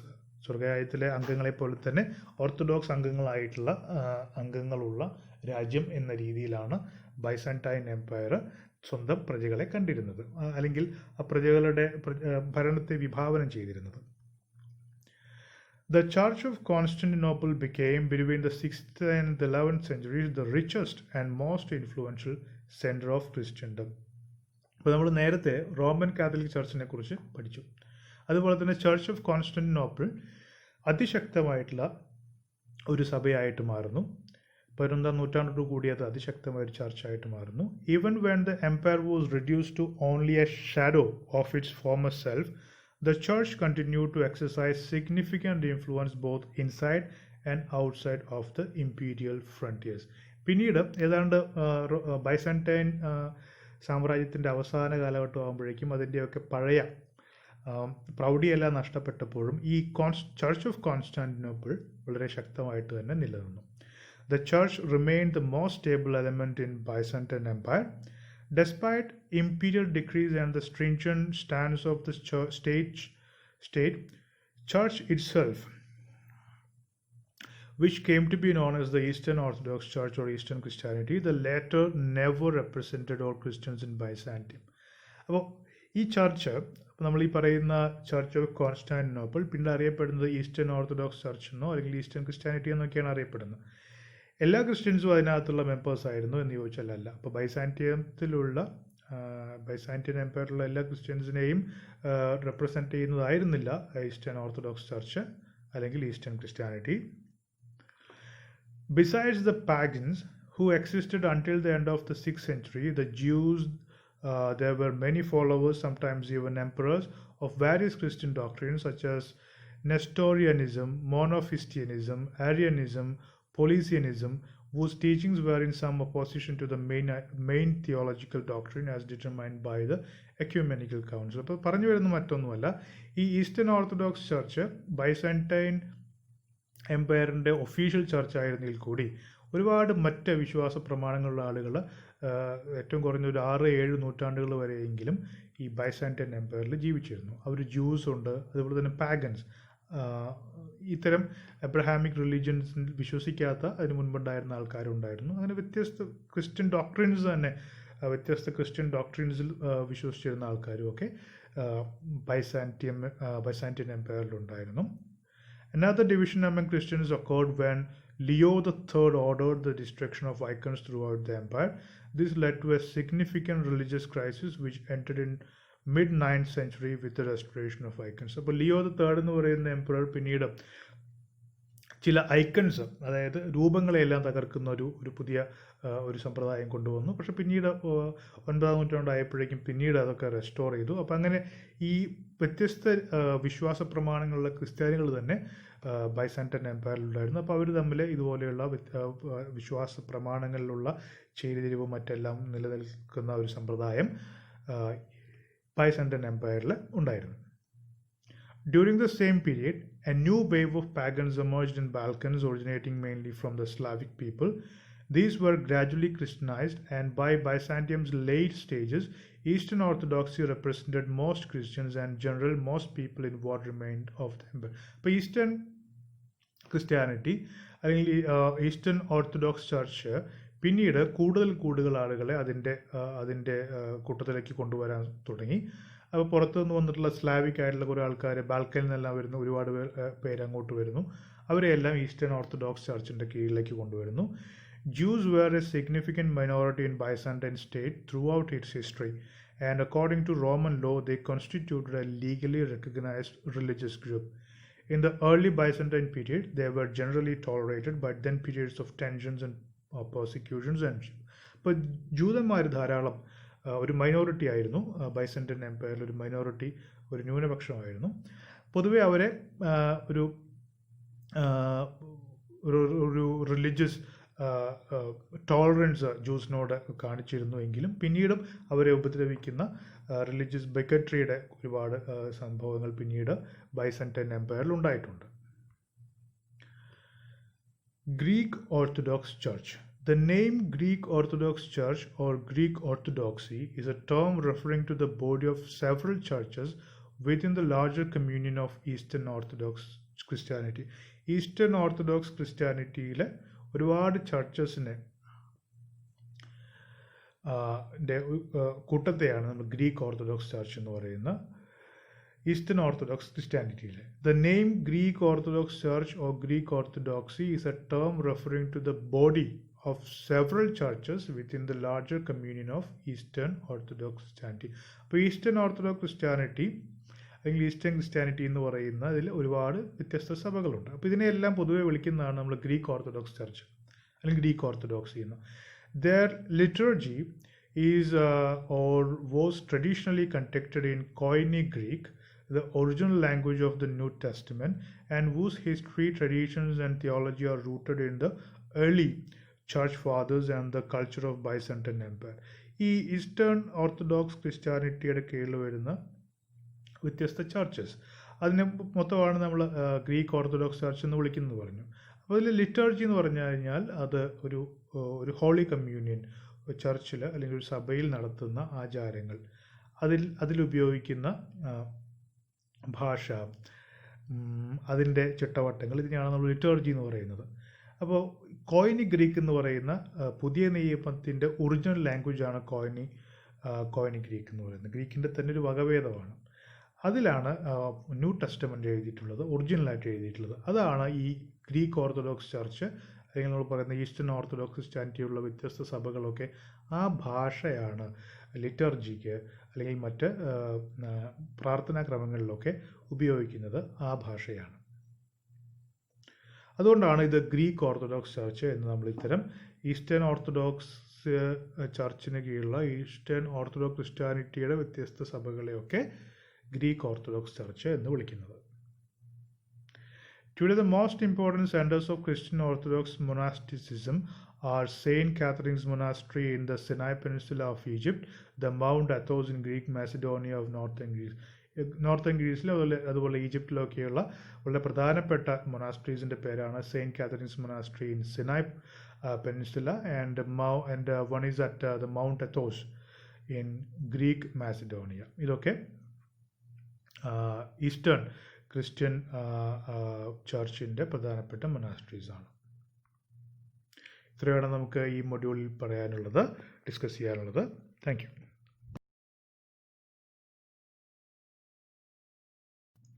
Module 3, Arab Civilization. The first topic in this module is the birth of Islam. Islam is believed to be one of the youngest great world religions.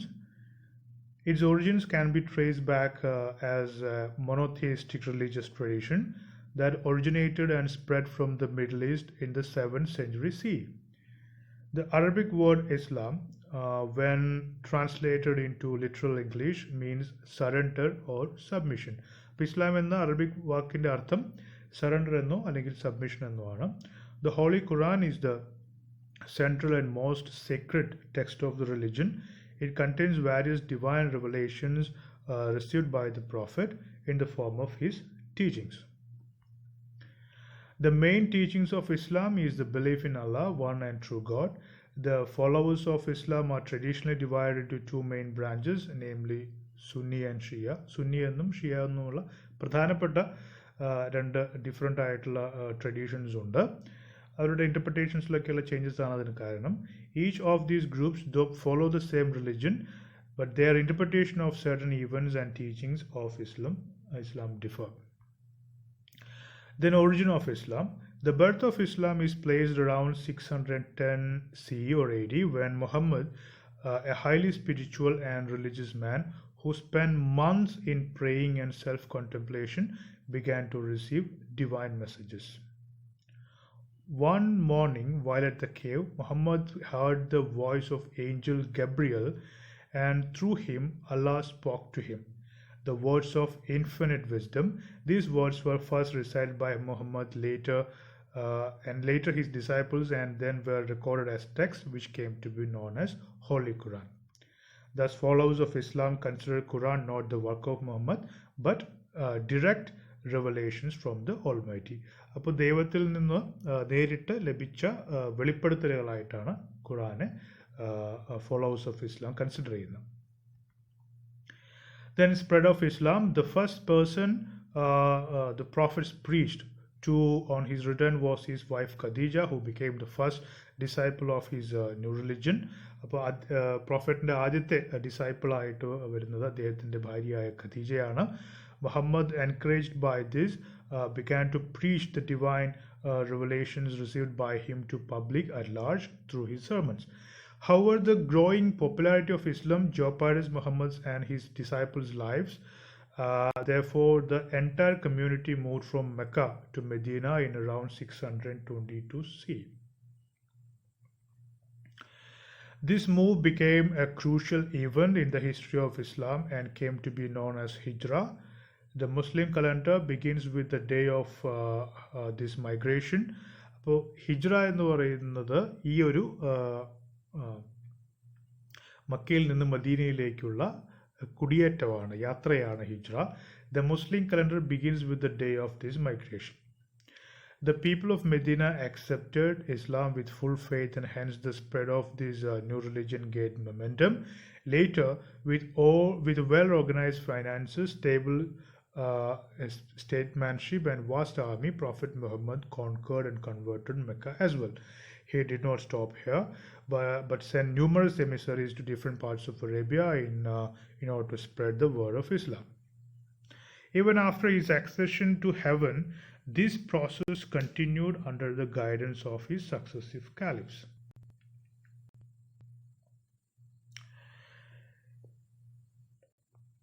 Caliphate. A caliphate is the Islamic form of government representing the political unity and leadership of the Muslim world. A caliphate is the Islamic form of government representing the political unity and leadership of the Muslim world.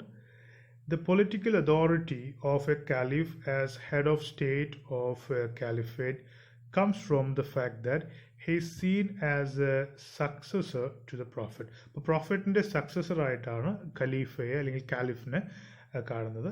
The office of a caliph is known as caliphate. From the time of Muhammad until 1924, successive and contemporary caliphates were held by various dynasties, including the Umayyads, the Abbasids, the Fatimids, and finally the Ottomans. ഇങ്ങനെ different ആയിട്ടുള്ള caliphates വ്യത്യസ്ത വംശങ്ങളാണ്, സാമ്രാജ്യങ്ങളാണ് caliphates ആയിട്ടുണ്ടായിരുന്നത്. അതിൽ Umayyads, Abbasids, Fatimids, and finally the Ottomans. The first caliphs were Abu Bakr, Umar, then followed by Uthman and Ali. അപ്പോൾ Abu Backer, Umar, Usman and Ali, ഇവർ 4 പേരുമാണ് ആദ്യത്തെ ക്രോണോളജി നമ്മൾ നോക്കുകയാണെങ്കിൽ ആദ്യത്തെ 4 ഖലീഫമാർ. The assassination of Uthman and the ineffectual and tumultuous reign of Ali contributed to the first major split within the Muslim community that resulted into 2 major groups of Muslim believers, the Shia and the Sunni.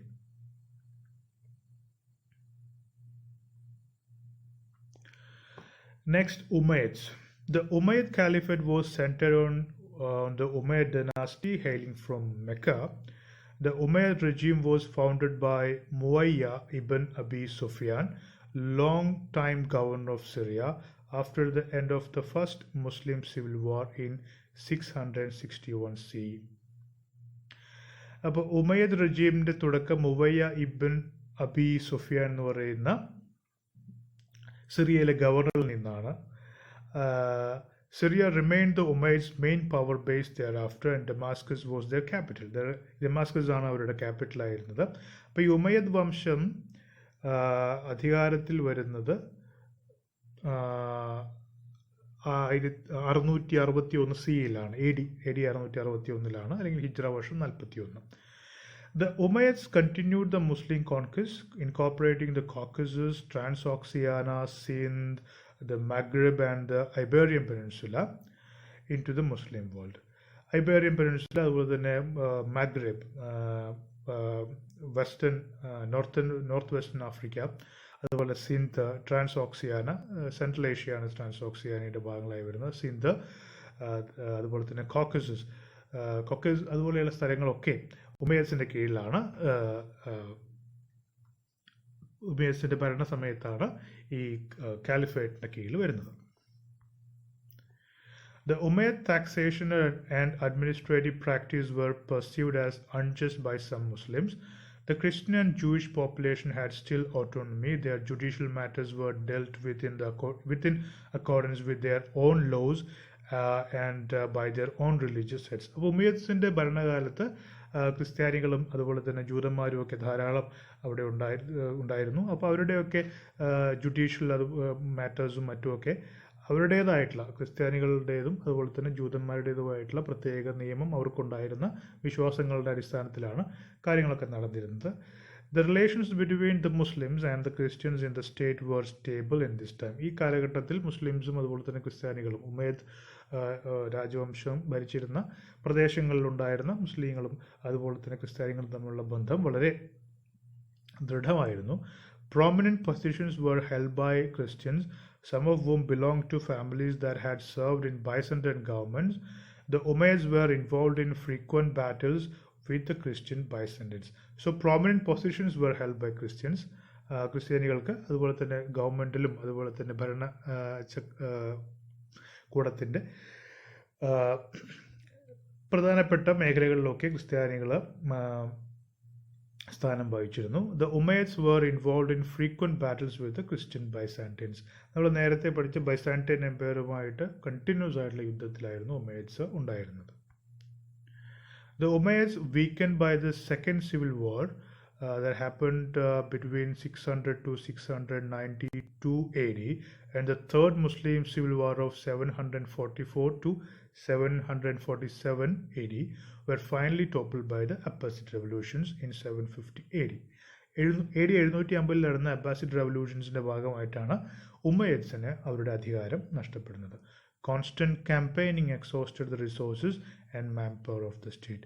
ഉമയ്യദ്സിൻ്റെ ഒരു തോൽവിക്ക് കാരണം എന്ന് പറയുന്നത് ഈ continuous ആയിട്ടുള്ള ഈ civil വാറും അതുപോലെ തന്നെ അബ്ബാസിഡ്സിൻ്റെ ഭാഗത്തുനിന്നുണ്ടായിട്ടുള്ള വലിയ വിപ്ലവവും ഒക്കെ കാരണം ധാരാളം റിസോഴ്സും മാൻ പവറും ഒക്കെ ഉമയ്യദ്സിന് നഷ്ടപ്പെടുന്നു. അങ്ങനെയാണ് AD 750 ആകുമ്പോഴേക്കും അബ്ബാസിഡ്സ് ഉമയ്യദ്സിനെ പരാജയപ്പെടുത്തി അധികാരത്തിൽ വരുന്നത്. Abbasids. The Abbasid dynasty descended from Muhammad's youngest uncle, Abbas ibn Abd al-Muttalib, from whom the dynasty takes its name. Abbasids എന്ന് പറയുന്ന പേര് തന്നെ വരുന്നത് അബ്ബാസിൻ ഇബ്ൻ അബദ് മുത്തലിബ് എന്ന് പറയുന്ന പ്രോഫറ്റ് മുഹമ്മദിൻ്റെ യങ്ങസ്റ്റ് അങ്കിളായിരുന്ന ആളിൽ നിന്നാണ്. അതുകൊണ്ടാണ് അതിന് അബ്ബാസിഡ്സ് എന്ന ആ രാജവംശത്തിന് പേരുണ്ടായത്.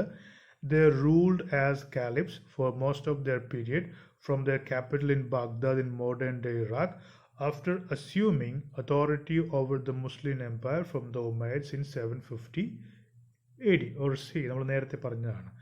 The capital city of Baghdad became a center of science, culture, philosophy and invention during the golden age of Islam. ഈ സമയത്ത് ബാഗ്ദാദ് അബ്ബാസിഡ്സിൻ്റെ ക്യാപിറ്റൽ സിറ്റിയാണ് Baghdad. It became A centre of science, culture and philosophy. In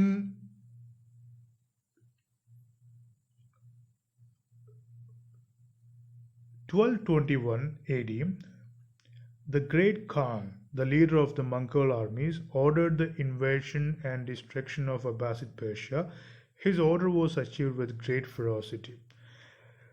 In 1258, the Mongol Khan Halaku seized and destroyed Baghdad and the Abbasid dynasty collapsed completely. അപ്പോൾ 1221 AD മുതൽ 1258 AD വരെ പലപ്പോഴായിട്ട് Mongol രാജവംശത്തിൻ്റെ attack ഉണ്ടാകുന്നു.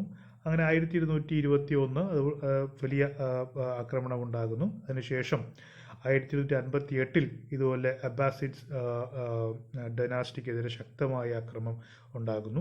ഹലാക്കു ഖാൻ്റെ കീഴിൽ നേതൃത്വത്തിൽ വലിയ മംഗോൾ ആക്രമണം ഉണ്ടാവുകയും അബ്ബാസിഡ് രാജവംശം മുഴുവനായിട്ട് തകർന്നു പോവുകയും ചെയ്യുന്നു.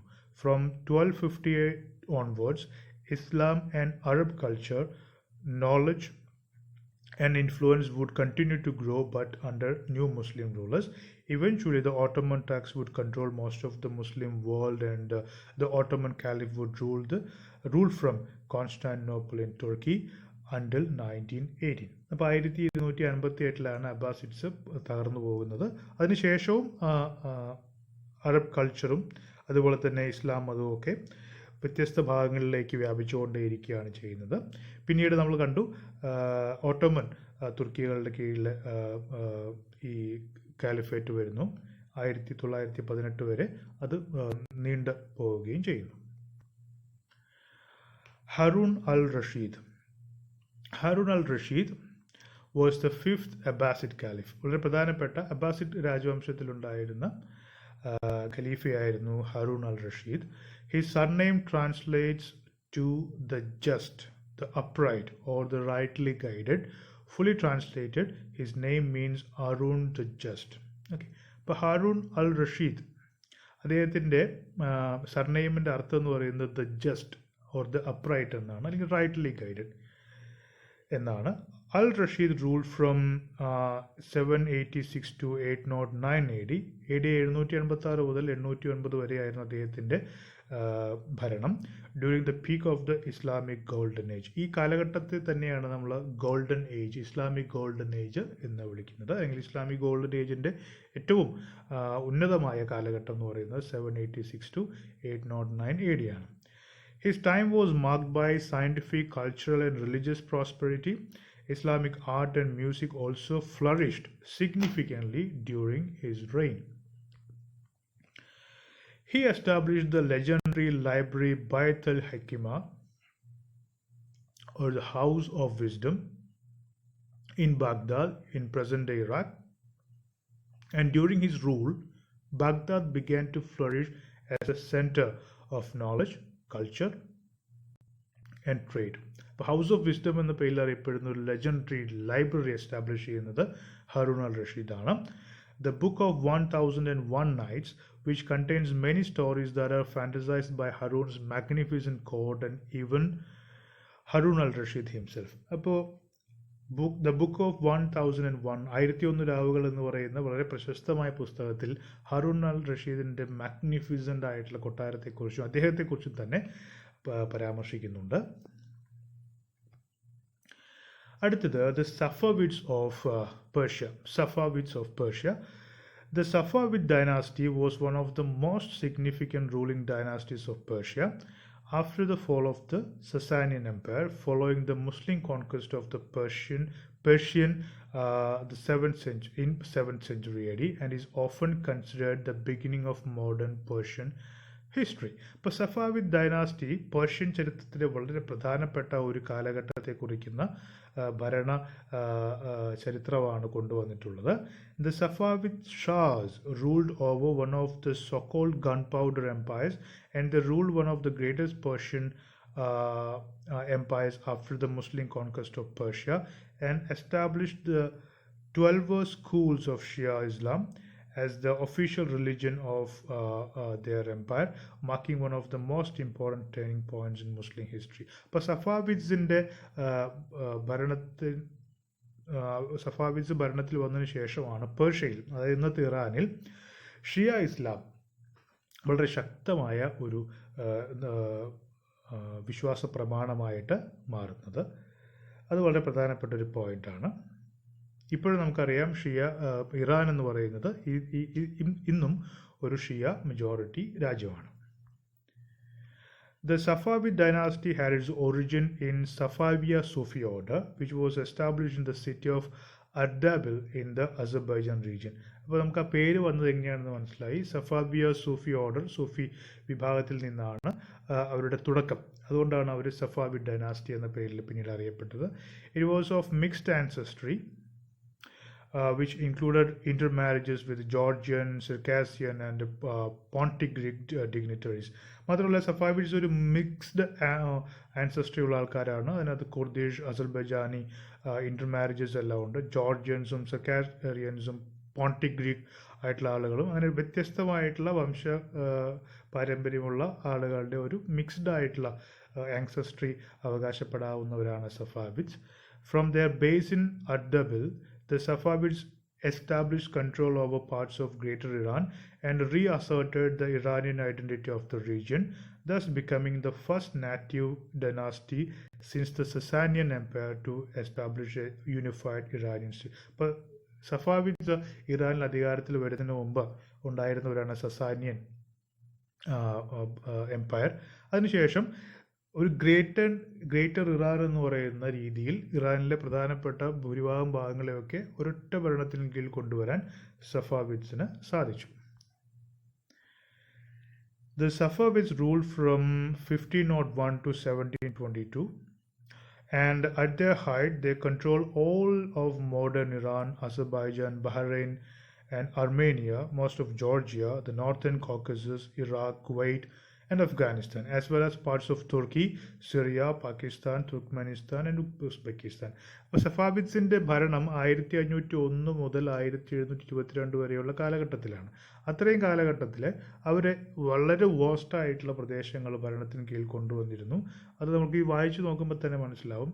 Modern Iran, Azerbaijan, Bahrain, Armenia, Georgia, North Caucasus, Iraq, Kuwait, Afghanistan, parts of Turkey, Syria, Pakistan, Turkmenistan, and Uzbekistan. Despite their demise in 1736, the legacy that they left behind was the revival of Persia as an economic stronghold between East and West, the establishment of an efficient state and bureaucracy based upon checks and balances, their architectural innovations and their patronage for finance. അപ്പോൾ പ്രധാനമായിട്ടും സഫാവിദ്സിനെ കുറിച്ച് നമ്മൾ ഓർത്തിരിക്കേണ്ട കാര്യം the revival of Persia as an economic stronghold എന്നുള്ളതാണ്. ഇപ്പോൾ പേർഷ്യയെ വളരെ ശക്തമായൊരു സാമ്പത്തിക ശക്തിയാക്കി ഉയർത്തിക്കൊണ്ടുവരാൻ സഫാവിദ്സിന് സാധിച്ചു. മാത്രമല്ല ശക്തമായൊരു ബ്യൂറോക്രസി, ഉദ്യോഗസ്ഥ വൃന്ദത്തെ ഉണ്ടാക്കിയെടുക്കാനും അവർക്ക് സാധിച്ചു. ധാരാളം ആർക്കിടെക്ചറൽ ഇന്നോവേഷൻസും അതുപോലെ തന്നെ ഫൈൻ ആർട്സും ഒക്കെ ഫ്ലറിഷ് ചെയ്യുന്ന ഒരു കാലഘട്ടം കൂടിയായിരുന്നു സഫാവിദ്സിൻ്റെ കാലഘട്ടം. The Safavids have also left their mark down to the present era by spreading Shia Islam in Iran as well as major parts of Caucasus, Anatolia and Mesopotamia. മാത്രമല്ല ഇവരുടെ ഭരണത്തിന് കീഴിൽ സഫാവിദ്സിൻ്റെ ഭരണത്തിന് കീഴിൽ ഷിയ ഇസ്ലാമിന് വളരെ വലിയ പ്രശസ്തി ഉണ്ടാവുകയും കൂടുതൽ സ്ഥലങ്ങളിലേക്ക് അത് വ്യാപിക്കുകയും ചെയ്തിട്ടുണ്ട്. Shah Abbas the Great. Shah Abbas the Great or Shah Abbas First of Persia. Shah Abbas the Great or Shah Abbas the First of Persia was the fifth Safavid Shah or king of Iran. ഇപ്പോൾ Safavid ഡൈനാസ്റ്റിയിലെ തന്നെ വളരെ പ്രധാനപ്പെട്ട പ്രമുഖനായ ഒരു ഭരണാധികാരിയായിരുന്നു Shah Abbas. And he is generally considered the strongest ruler of Safavid dynasty. He was the third son of Shah Muhammad Kodabanda. Although Abbas would preside over the apex of the Iranian Safavid Empire's military, political and economic power, he came to the throne during a troubled time for Iran. അദ്ദേഹം വളരെ troubled ആയിട്ടൊരു സമയം, വളരെയധികം complications നിലനിന്നിരുന്ന ഒരു സമയത്താണ് അധികാരത്തിൽ വരുന്നത്. അതായത് അദ്ദേഹത്തിന് ഒരുപാട് ചാലഞ്ചസ് നേടേണ്ടി വന്നു. Under his weak-willed father, the country was riven with discord between different factions of Kisilbash army, who killed Abbas' mother and elder brother. അദ്ദേഹത്തിൻ്റെ മാതാവിനും അതുപോലെ തന്നെ ജ്യേഷ്ഠനും മരണം വരിക്കേണ്ടി വന്നു. അപ്പോൾ അതിനുശേഷമുള്ള വളരെയധികം ട്രബിൾസ് ഉള്ള ഒരു കാലഘട്ടത്തിലാണ് ഷാ അബ്ബാസ് സഫവിദ് കിങ് ആയിട്ട് അധികാരത്തിൽ വരുന്നത്. Meanwhile, Iran's enemies, the Ottoman Empire and the Uzbeks, exploited this political chaos to seize territory for themselves. ഇതേ സമയത്ത് തന്നെ ഇറാൻ്റെ ശത്രുക്കളായിട്ടുള്ള ഓട്ടോമൻ എംപയർ, തുർക്കികൾ, ഉസ്ബെക്കുകൾ, ഇവരുടെയൊക്കെ അറ്റാക്സ് ഈ സമയത്ത് ഉണ്ടാകുന്നു. In 1588, one of the Kisibash leaders, Murshid Quli Khan, overthrew Shah Muhammad in a coup and placed the 16-year-old Abbas on the throne. But Abbas was no puppet and soon seized power for himself. Under his leadership, Abbas created numerous opportunities for thousands of Circassians, Georgians and Armenians to join the civil administration and the military. അപ്പോൾ ഇങ്ങനെ വളരെ കലുഷിതമായ ഒരു കാലഘട്ടത്തിലാണ് Abbas അധികാരത്തിൽ വരുന്നത്. അദ്ദേഹം Safavid ഡൈനാസ്റ്റിയിലെ ഏറ്റവും പ്രമുഖനായിട്ടുള്ള ഭരണാധികാരിയാണ്. With the help of these newly created layers in Iranian society, Abbas managed to completely crush and diminish the power of Kisilbash in the civil administration, the royal house and the military. അപ്പോൾ പതുക്കെ അദ്ദേഹത്തിൻ്റെ ശത്രുക്കളായിട്ടുള്ള അദ്ദേഹത്തിൻ്റെ തന്നെ ഭരണകൂടത്തിലെ ശത്രുക്കളായിട്ടുള്ള വിഭാഗങ്ങളൊക്കെ പതുക്കെ അദ്ദേഹം കീഴ്പ്പെടുത്തുന്നു. These actions, as well as his reforms of Iranian army, enabled him to fight the Ottomans and Uzbeks and reconquer Iran's lost provinces. അപ്പം ഇങ്ങനെയുള്ള പ്രശ്നങ്ങളൊക്കെ നടന്നിരുന്ന സമയത്ത് നമ്മൾ പറഞ്ഞു ഓട്ടോമൻസും അതുപോലെ തന്നെ ഉസ്ബെക്സും അവർ ഇറാൻ്റെ ശത്രുക്കളാണ്. അവർ പല പ്രദേശങ്ങളും കൈവശപ്പെടുത്തിയിട്ടുണ്ട്. അതെല്ലാം തിരിച്ചു പിടിക്കാൻ അബ്ബാസിന് സാധിക്കുന്നുണ്ട്. By the end of 1603 to 1618 Ottoman War, Abbas had regained possession over Transcaucasia and Dagestan, as well as swaths of eastern Anatolia and Mesopotamia. അതായത് 1718 ആകുമ്പോഴേക്കുമൊക്കെ ഒട്ടോമൻ തുർക്സ് കൈവശപ്പെടുത്തിയിട്ടുള്ള അനറ്റോളിയ, മെസപ്പൊട്ടോമിയ സ്ഥലങ്ങളൊക്കെ തിരിച്ച് പിടിക്കാൻ അബ്ബാസിന് സാധിക്കുന്നുണ്ട്. He also took back land from the Portuguese and the Mughals and expanded Iranian rule and influence in the North Caucasus beyond the traditional territories of Dagestan. പോർച്ചുഗീസുകാരിൽ നിന്നും മുഗൾസിൽ നിന്നും വരെ അദ്ദേഹം തൻ്റെ പ്രദേശങ്ങൾ തിരിച്ചുപിടിക്കുന്നു. Abbas was the great builder and moved his kingdom's capital from Qazvin to Isfahan, making the city the pinnacle of Safavid architecture. അദ്ദേഹത്തിൻ്റെ പുതിയ തലസ്ഥാനം രൂപകൽപ്പന ചെയ്യുന്നു. ആ തലസ്ഥാനം നഗരത്തിൻ്റെ പേര് ഇസ്ഫഹാൻ എന്നാണ്. In his later years, following a court intrigue involving several leading Circassians, Abbas became suspicious of his own sons and had them killed or blinded. അദ്ദേഹത്തിന് വീണ്ടും സ്വന്തം ഭരണത്തിൽ ഒപ്പമുള്ള സ്വന്തം പരിചാരകളിൽ നിന്നും ഉദ്യോഗസ്ഥരിൽ നിന്നും മക്കളിൽ നിന്നും വരെ അദ്ദേഹത്തിന് ഒരുപാട്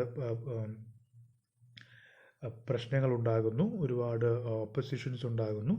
മാത്രമല്ല അദ്ദേഹം he killed his own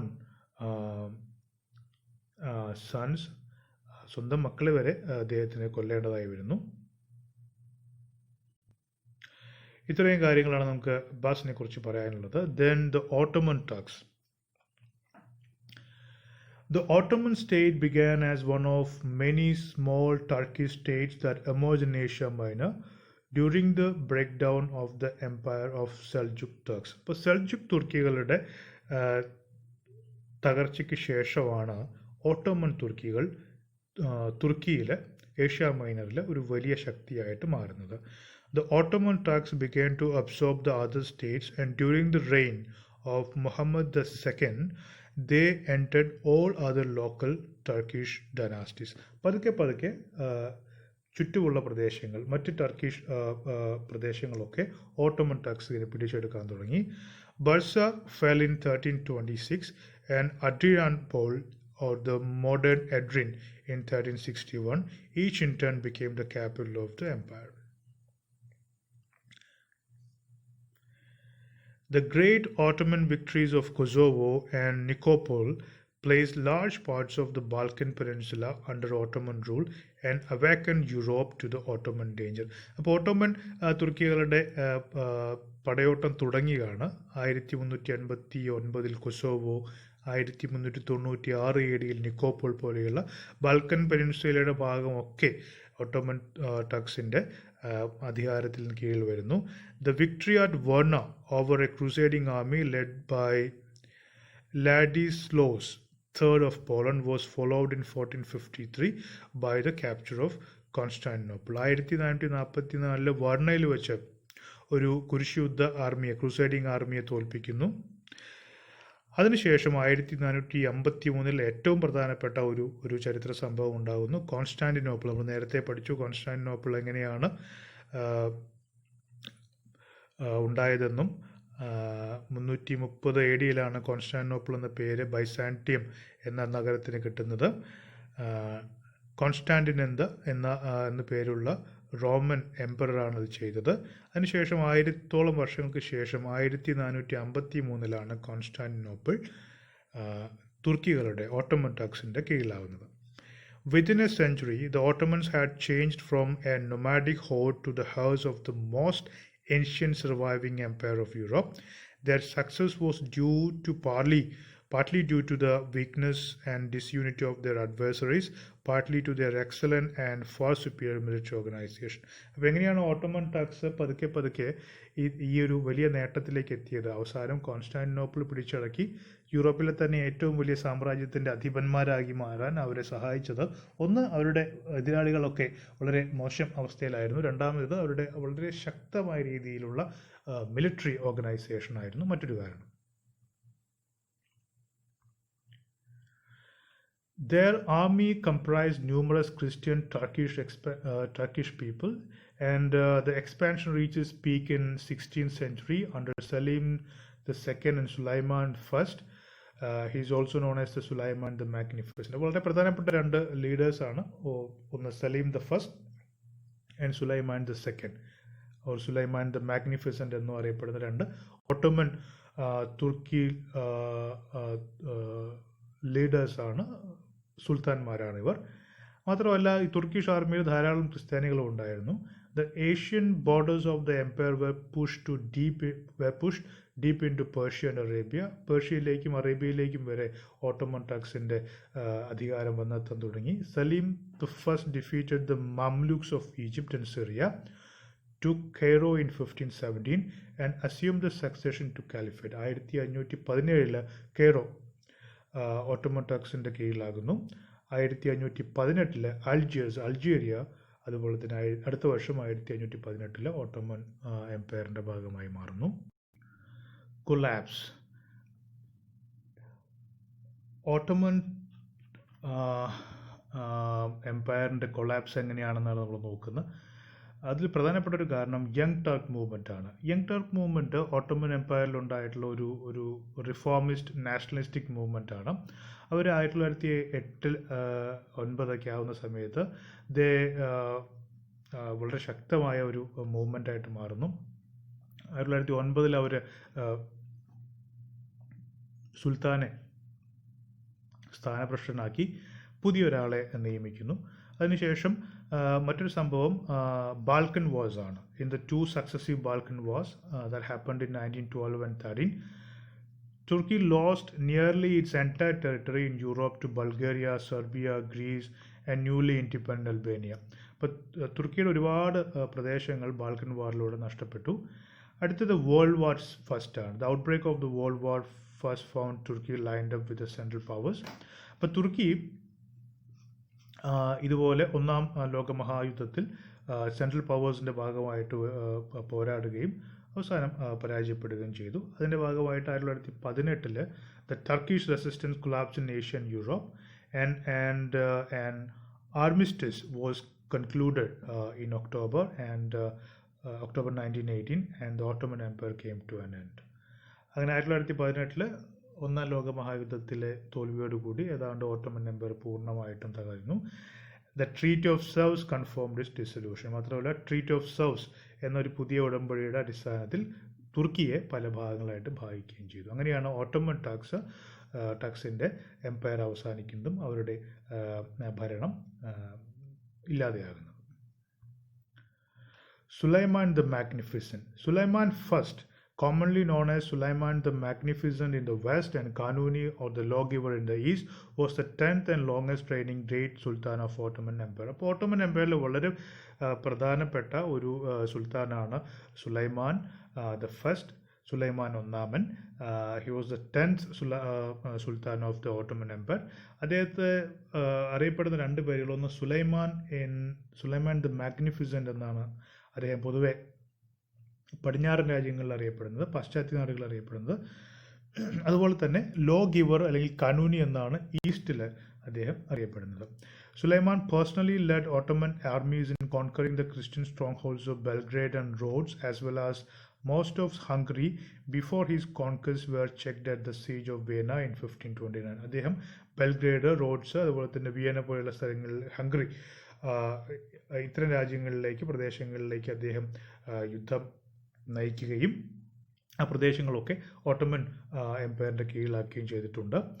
He annexed much of the Middle East in his conflict with the Persian Safavids and large areas of North Africa as well as Algeria. Algeria അതുപോലെ തന്നെ വടക്കൻ ആഫ്രിക്ക, മിഡിൽ ഈസ്റ്റ് ഇത്തരം പ്രദേശങ്ങൾ Ottoman ഭരണത്തിൽ കീഴിൽ വരുന്നത് സുലൈമാൻ ഫസ്റ്റിൻ്റെ കാലഘട്ടത്തിലാണ്. Under his rule the Ottoman fleet dominated the seas from Mediterranean to the Red Sea and through the Persian Gulf. Mediterranean കടൽ, അതുപോലെ തന്നെ ചെങ്കടൽ, അതുപോലെ തന്നെ പേർഷ്യൻ ഗൾഫ്, ഇവിടെയൊക്കെ ഓട്ടോമൻ ഇൻഫ്ലുവൻസ് വരുന്ന അദ്ദേഹത്തിൻ്റെ കാലഘട്ടത്തിലാണ്. At the hem of an expanding empire, Suleiman personally instituted major legislative changes relating to society, education, taxation and criminal law. ഈ പ്രദേശങ്ങൾ പിടിച്ചടക്കുക മാത്രമല്ല, മറ്റ് ഭരണപരമായ കാര്യങ്ങൾ, സമൂഹത്തെയും അതുപോലെ തന്നെ വിദ്യാഭ്യാസം, ടാക്സേഷൻ, ക്രിമിനൽ ലോ, ഇത്തരം കാര്യങ്ങളിലൊക്കെ അദ്ദേഹം ഒരുപാട് റിഫോംസ് കൊണ്ടുവരുന്നുണ്ട്. His canonical law or the canons fixed the form of the empire for centuries after his death. അപ്പോൾ അദ്ദേഹത്തെ ലോ ഗീവർ അല്ലെങ്കിൽ കാനൂനി എന്ന് വിളിക്കുന്ന നമ്മൾ പറഞ്ഞതിന് കാരണം അദ്ദേഹം ഡെവലപ്പ് ചെയ്തിട്ടുള്ള കുറേ നിയമങ്ങളുണ്ട്, അതിൻ്റെ ഒരുപാട് ഡോക്യുമെൻറ്റ്സും മറ്റും എല്ലാം ഉണ്ട്. ആ ഒരു കമ്പൈൽഡ് വേർഷൻ ഒരുപാട് കാലം അദ്ദേഹത്തിൻ്റെ മരണത്തിന് ശേഷവും ഒരുപാട് ഉപയോഗിക്കപ്പെട്ടിട്ടുണ്ട്. He was a distinguished poet and goldsmith. അദ്ദേഹം ഒരു പോയറ്റായിരുന്നു, ഗോൾഡ്സ്മിത്ത് ആയിരുന്നു. He also became a great patron of culture, overseeing the golden age of Ottoman Empire in its artistic, literary and architectural development. Ottoman Empire's golden age അദ്ദേഹത്തിൻ്റെ കാലഘട്ടത്തിലായിരുന്നു. Breaking with Ottoman tradition, Suleiman married Roxolana, a former Christian girl converted to Islam from his harem, who became subsequently known and influential as Harem Sultan. അപ്പോൾ റോക്സലാന എന്ന ഒരു Christian പെൺകുട്ടിയാണ് അദ്ദേഹം വിവാഹം കഴിക്കുന്നത്. And she converted to Islam and later came to be known as Hurrem Sultan. Their son Selim II succeeded Suleiman following his death in 1566 after 46 years of rule, thus beginning a long state of stagnation and decline during Selim's second reign. അദ്ദേഹത്തിൻ്റെ മകൻ Sulaiman the magnificent അല്ലെങ്കിൽ Sulaim the ഫസ്റ്റിൻ്റെ പിന്മുറക്കാരനായി വന്നിട്ടുള്ള അദ്ദേഹത്തിൻ്റെ മകനാണ്. പക്ഷേ അവിടുന്ന് അങ്ങോട്ട് നേരത്തെ ഉണ്ടായിരുന്ന പ്രൗഢിയും ഒന്നും ഓട്ടോമൻ സാമ്രാജ്യത്തിന് ഉണ്ടാകുന്നില്ല. അതിനുശേഷം അത് പതുക്കെ ക്ഷയിക്കുകയാണ് ചെയ്യുന്നത്. Arab contribution to civilizations. Much like America today, the Arab world of the 7th to the 13th centuries was a great cosmopolitan civilization. ഒരുപാട് വ്യത്യസ്ത വംശങ്ങളിൽ നിന്നും നാഗരികതകളിൽ നിന്നൊക്കെ വരുന്ന ആളുകളുടെ ഒരു മെൽറ്റിംഗ് പോയിന്റ് ആയിരുന്നു ഈ Arabian civilization. It was an enormous unifying enterprise, one which joined the people of Spain and North Africa in the west with the peoples of ancient lands of Egypt, Syria and Mesopotamia in the east. അപ്പോൾ വടക്കൻ അതിർത്തിയായിട്ടുള്ള സ്പെയിനും north ആഫ്രിക്കയും അതുപോലെ തന്നെ പടിഞ്ഞാറൻ അതിർത്തി ആയിട്ടുള്ള സ്പെയിനും north ആഫ്രിക്കയും അതുപോലെ തന്നെ Egypt, Syria, Mesopotamia പോലെയുള്ള ഒരുപാട് പഴക്കം ചെന്ന സിവിലൈസേഷൻസ് എല്ലാം ഒരൊറ്റ രാജ്യത്തിന് കീഴിൽ വരിക എന്ന് പറയുന്നത് നമ്മൾ ഈ അറബ് സിവിലൈസേഷനിൽ കാണുന്ന ഒരു പ്രത്യേകതയാണ്. മാത്തമാറ്റിക്സിൽ നോക്കാം. In mathematics the Arab cipher or Siro provided new solutions for complicated mathematical problems. The Arabic numeral, an improvement on the original Hindu concept, and the Arab decimal system facilitated the course of science. Arabic numeral നമ്മൾ അറിയപ്പെടുന്ന സംഖ്യകൾ, അതുപോലെ തന്നെ decimal system, ഇത് രണ്ടും വാസ്തവത്തിൽ Indian Hindu concepts ആണ്. ഇന്ത്യയിൽ നിന്ന്, ഭാരതത്തിൽ നിന്നാണ് അത് അറേബ്യയിലേക്ക് പോകുന്നത്. അതിൻ്റെ ഇംപ്രൂവ്മെൻറ്റ്സ് എല്ലാം അവിടെ വെച്ച് നടക്കുന്നുണ്ട്. Al Khwarizmi credited with the founding of ആൽജിബ്രയുടെ ഫൗണ്ടറായിട്ട് അൽ ഖ്വരിസ്മിയാണ് വാഴ്ത്തുന്നത്. The writings of Leonardo da Vinci, Leonardo Fibonacci of Pisa, and Master Jacob of Florence show the Arab influence on mathematical studies in European universities. European യൂണിവേഴ്സിറ്റിയിലെ ഗണിതശാസ്ത്രവുമായി ബന്ധപ്പെട്ട പഠനങ്ങളിലൊക്കെ ഒരുപാട് Arab influences കാണാൻ സാധിക്കും. Astronomy. It was used to chart the precise time of sunrises and sunsets and to determine the period for fasting during the month of Ramadan. അപ്പോൾ വാസ്തവത്തിൽ ഒരു സമയക്രമം കണ്ടുപിടിക്കേണ്ട ആവശ്യകത എന്നുള്ളത്. ഒന്ന്, ഇങ്ങനെ സൂര്യോദയവും സൂര്യാസ്തമയവും ഒക്കെ മുൻകൂട്ടി മനസ്സിലാക്കാനും, അതുപോലെ തന്നെ ഫാസ്റ്റിങ്ങിൻ്റെ ഭാഗമായി റമദാൻ മാസത്തിലെ ഫാസ്റ്റിങ്ങിൻ്റെ ഭാഗമായിട്ട് ഉള്ള സമയക്രമമൊക്കെ മനസ്സിലാക്കാൻ വേണ്ടിയിട്ടുള്ള ശ്രമത്തിൻ്റെ ഭാഗമായിട്ടാണ് അസ്ട്രോണമിയിൽ കൂടുതൽ പഠനങ്ങൾ നടക്കുന്നത്. അൽ ബിറൂനി, considered one of the greatest scientists of all time, discussed the possibility of Earth's rotation on its own axis, a theory proven by Galileo 6 centuries later. അപ്പോൾ സ്വന്തം അച്ചുതണ്ടിൽ ഭൂമി കറങ്ങുന്നതുമായി ബന്ധപ്പെട്ടുള്ള നിരീക്ഷണങ്ങളൊക്കെ അൽ ബിറൂനി എന്ന് പറയുന്ന ശാസ്ത്രജ്ഞൻ നടത്തിയിട്ടുണ്ട്. Arab astronomers such as al Fazari, al Farghani and al Zarqali added to the works of Ptolemy and the classical pioneers in the development of magnetic compass and the charting of the zodiac. ഇപ്പോൾ zodiac signs, കോൺസ്റ്റലേഷൻസിനെ കുറിച്ചുള്ള പഠനം, അതുപോലെ തന്നെ magnetic compass, വടക്ക് നോക്കി യന്ത്രം, ഇതിൻ്റെയൊക്കെ ഡെവലപ്മെൻറ്റിൽ ധാരാളം കോൺട്രിബ്യൂഷൻസ് അറബ് ആസ്ട്രോണമേഴ്സ് നടത്തിയിട്ടുണ്ട്. Medicine. Al-Razi, a medical encyclopedia of the 9th century, was an authority on contagion. Among his many volumes of medical surveys, perhaps the most famous is the Kitabul Mansuri. Kitabul Mansuri എന്ന് പറയുന്ന അൽ റസിയുടെ പുസ്തകത്തിൽ, അതൊരു medical പുസ്തകമാണ്. അതിനകത്ത് കണ്ടേജിനെ കുറിച്ച് പറയുന്നുണ്ട്, അതായത് പകർച്ചവ്യാധികളെക്കുറിച്ച് അദ്ദേഹം പരാമർശിക്കുന്നുണ്ട്. Al Razi was the first to diagnose smallpox and measles. സ്മോൾ പോക്സും അതുപോലെ മീസിൽസ് പോലുള്ള രോഗങ്ങളെക്കുറിച്ച് ആദ്യം അത്തരം രോഗങ്ങളുടെ ലക്ഷണങ്ങൾ കണ്ടുപിടിച്ച് പഠിച്ചത് അദ്ദേഹമായിരുന്നു. അതിനെ ഡയഗ്നോസ് ചെയ്യാനുള്ള ടെക്നിക്സ് അദ്ദേഹം കണ്ടുപിടിച്ചു. And to associate these diseases and others with human contamination and contagion, to introduce such remedies as mercurial ointment or to use animal gut for sutures. അപ്പോൾ സൂത്തേഴ്സ് ഉണ്ടാക്കുന്നത്, അതായത് ഈ സർജറി ചെയ്യാൻ ആവശ്യമുള്ള നൂലുകളൊക്കെ അനിമൽ ഗട്ട്സ് ഉപയോഗിച്ച്, അതായത് മൃഗങ്ങളുടെ ഗട്ട്, ആമാശയത്തിൽ നിന്നും അത്തരം നൂലുകൾ വേർതിരിച്ചെടുക്കുന്ന കാര്യം, മെർക്കൂറിയൽ ഓയിൻമെൻറ്റ്സ്, ഇതിനെക്കുറിച്ചൊക്കെ അദ്ദേഹം പരാമർശിക്കുന്നുണ്ട്. The famous scientist philosopher known in Europe as Avicenna or Ibn Sina was in Arab. അതുപോലെ യൂറോപ്പിൽ പൊതുവെ അവിസെന്ന എന്ന പേരിൽ അറിയപ്പെട്ടിരുന്ന ഇബൻ സിന, അദ്ദേഹം ഒരു അറബായിരുന്നു. Avicenna did pioneer work in mental health and was a forerunner of today's psychotherapies. അപ്പോൾ ഇന്നത്തെ മാനസിക ആരോഗ്യവുമായി ബന്ധപ്പെട്ടുള്ള പഠനങ്ങളുടെയൊക്കെ തുടക്കക്കാരൻ എന്ന് വേണമെങ്കിൽ അവിസെന്നയെ വിളിക്കാം. He believed that some illnesses were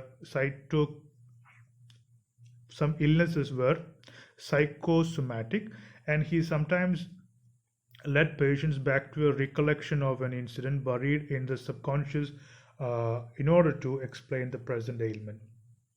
അപ്പോൾ മാനസിക പ്രശ്നങ്ങളാൽ ഉണ്ടാകുന്ന രോഗങ്ങളെക്കുറിച്ച് അദ്ദേഹം പഠിച്ചിട്ടുണ്ട്. അതുകൊണ്ട് തന്നെ അദ്ദേഹത്തിൻ്റെ രോഗികളെ, അവരുടെ മാനസിക നിലവാരം, അവരുടെ മാനസിക പ്രശ്നങ്ങളൊക്കെ കണക്കിലെടുത്തുകൊണ്ടാണ് അദ്ദേഹം രോഗനിർണയം നടത്തിയിരുന്നത്.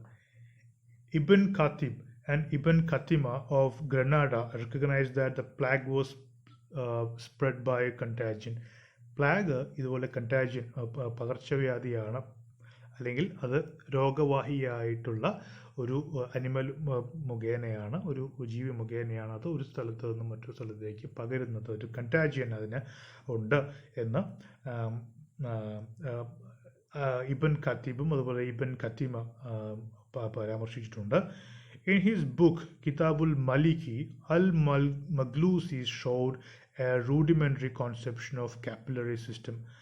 Ibn al-Nafis discovered the fundamental principles of pulmonary circulation. അതുപോലെ തന്നെ capillary system, പൾമണറി സർക്കുലേഷൻ, നമ്മുടെ രക്തചംക്രമണ വ്യവസ്ഥയുമായി ബന്ധപ്പെട്ട് ഉള്ള ധാരാളം പരാമർശങ്ങൾ ഉള്ള പുസ്തകങ്ങളാണ് കിതാബുൽ മലിക്കി. അതുപോലെ തന്നെ അത്തരം പരാമർശങ്ങൾ നടത്തിയിട്ടുള്ള മറ്റൊരു സ്കോളറാണ് ഇബ്ൻ അൽ Nafees. Camphor, cloves, myrrh, syrups, juleps, and rose water were stocked in Arabs' Sicilia pharmacy centuries ago. Herbal medicine was, അപ്പോൾ ധാരാളം മെഡിസിൻസ് ഉണ്ട്.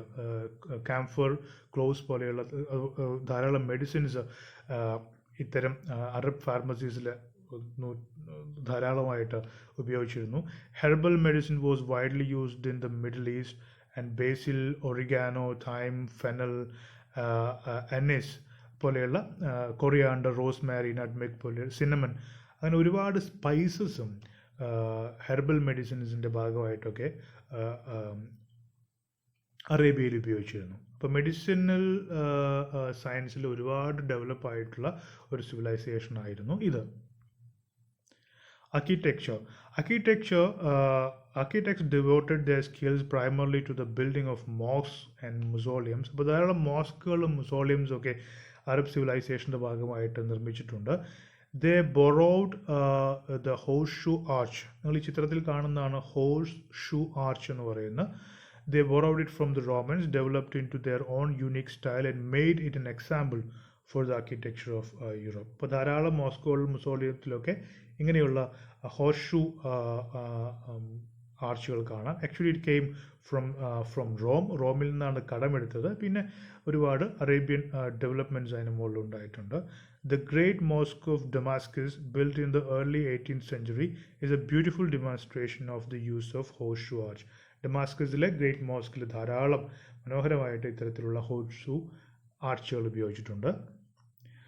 Arab styles were elegant and daring. Arabesque designs, calligraphy, and explosions of color can be seen today in such structures as the Lion Court of Alhambra Palace in Granada, the Great Mosque of Cordoba, and many of the great medieval religious and civic buildings of Europe. യൂറോപ്പിൽ തന്നെ കൊർഡോബയിലും ഗ്രനാഡയിലൊക്കെയുള്ള ഒരുപാട് സ്ഥലങ്ങളിൽ ഇപ്പോഴും ഒരു അറബിക്സ് ഡിസൈൻസും കാലിഗ്രാഫിയൊക്കെയുള്ള ഒരുപാട് കെട്ടിടങ്ങൾ ഇപ്പോഴും ഉണ്ട്.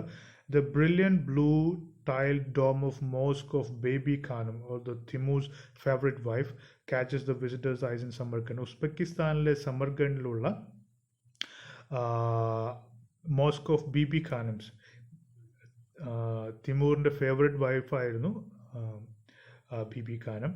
അവരുടെ ഓർമ്മയ്ക്ക് വേണ്ടി ഉള്ള ഒരു മോസ്ക് സമർഖണ്ഡിലുണ്ട്. അപ്പോൾ അതിൻ്റെ ഒരുപാട് ബ്ലൂ ടൈൽസ് വെച്ചിട്ടാണ് അതിൻ്റെ ഡോം ഉണ്ടാക്കിയിട്ടുള്ളത്. അതിപ്പോഴും അതിമനോഹരമായിട്ടൊരു കാഴ്ചയായിട്ട് ഇപ്പോഴും സമർഖണ്ഡിലുണ്ട്. ഇതാണ് മോസ്കിൻ്റെ ഡോം. നിങ്ങൾക്കത് കാണാവുന്നതാണ്. നീല നിറത്തിലുള്ള ഡോം കാണാവുന്നതാണ്. ബ്ലൂ ടൈൽസ് ആണ് അതിന് ഉപയോഗിച്ചിട്ടുള്ളത്. Navigation and geography. Arabs improved upon ancient navigational practices with the development of magnetic needles in the 9th century. 9ാം നൂറ്റാണ്ടോടുകൂടി മാഗ്നറ്റിക് നീഡിൽസ്, വടക്കുനോക്കി യന്ത്രം അറബ്സ് ഉപയോഗിച്ചിരുന്നു. One of the most brilliant geographers of the medieval world was Al-Idrisi, of a 12th century scientist lived in Sicily. അതുപോലെ തന്നെ അൽ ഇദ്രീസി എന്ന് പറയുന്ന സിസിലിയിൽ ജീവിച്ചിരുന്ന 12ാം നൂറ്റാണ്ടിൽ ജീവിച്ചിരുന്ന വളരെ ബ്രില്യൻ്റ് ആയിട്ടുള്ള ഒരു ജോഗ്രഫർ ഉണ്ടായിരുന്നു. He was commissioned by the Norman king Roger II to compile a world atlas which contained 70 maps. Some of the areas were therefore uncharted. Okay. അദ്ദേഹം നോർമൻ കിങ് ആയിട്ടുള്ള റോജർ സെക്കൻഡ് അദ്ദേഹത്തിനെ ഏൽപ്പിച്ച ഒരു വേൾഡ് അറ്റ്ലസ് ഉണ്ടാക്കാനുള്ള ജോലി ഏൽപ്പിച്ചു. അൽ ഇദ്രീസി എന്നാണ് അദ്ദേഹത്തിൻ്റെ പേര്. He lived in the 12th century in Sicily.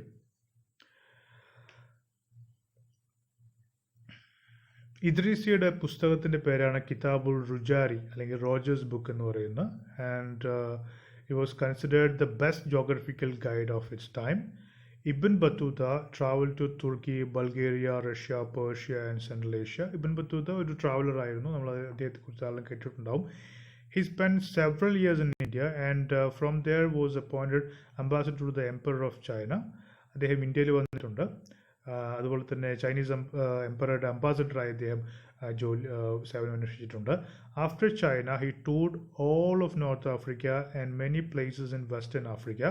Ibn Battuta's book Kitabul Rala is filled with information on politics, social conditions and economics of the places he visited. Horticulture. Arabs were pioneers in botany. Okay, they were pioneers in botany. In the 12th century, an outstanding reference work, Al-Filahat by Ibn al-Awam, described more than 500 different plants and methods of grafting, soil conditioning and curing of diseased vines and trees. അപ്പോൾ 12ാം നൂറ്റാണ്ടിൽ പുറത്തു വന്നൊരു പുസ്തകമാണ് അൽ ഫിലാഹത്ത്. ഇബൻ അൽ അവാം എന്ന് പറയുന്ന ആളാണ് അത് എഴുതിയിട്ടുള്ളത്.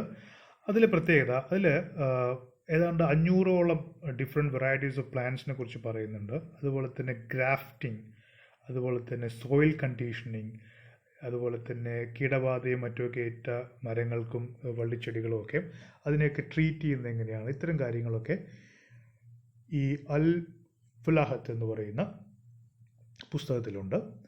Peach, apricot and loquat trees were transplanted in southern Europe by Arab soldiers. അതുപോലെ ട്രാൻസ്പ്ലാന്റേഷൻ, പീച്ച് അതുപോലെ തന്നെ ആപ്രിക്കോട്ടിൻ്റെയൊക്കെ ട്രാൻസ്പ്ലാന്റേഷൻ അവർ നടത്തിയിരുന്നു. From India, they introduced the cultivation of sugar, and from Egypt, they brought cotton to European markets.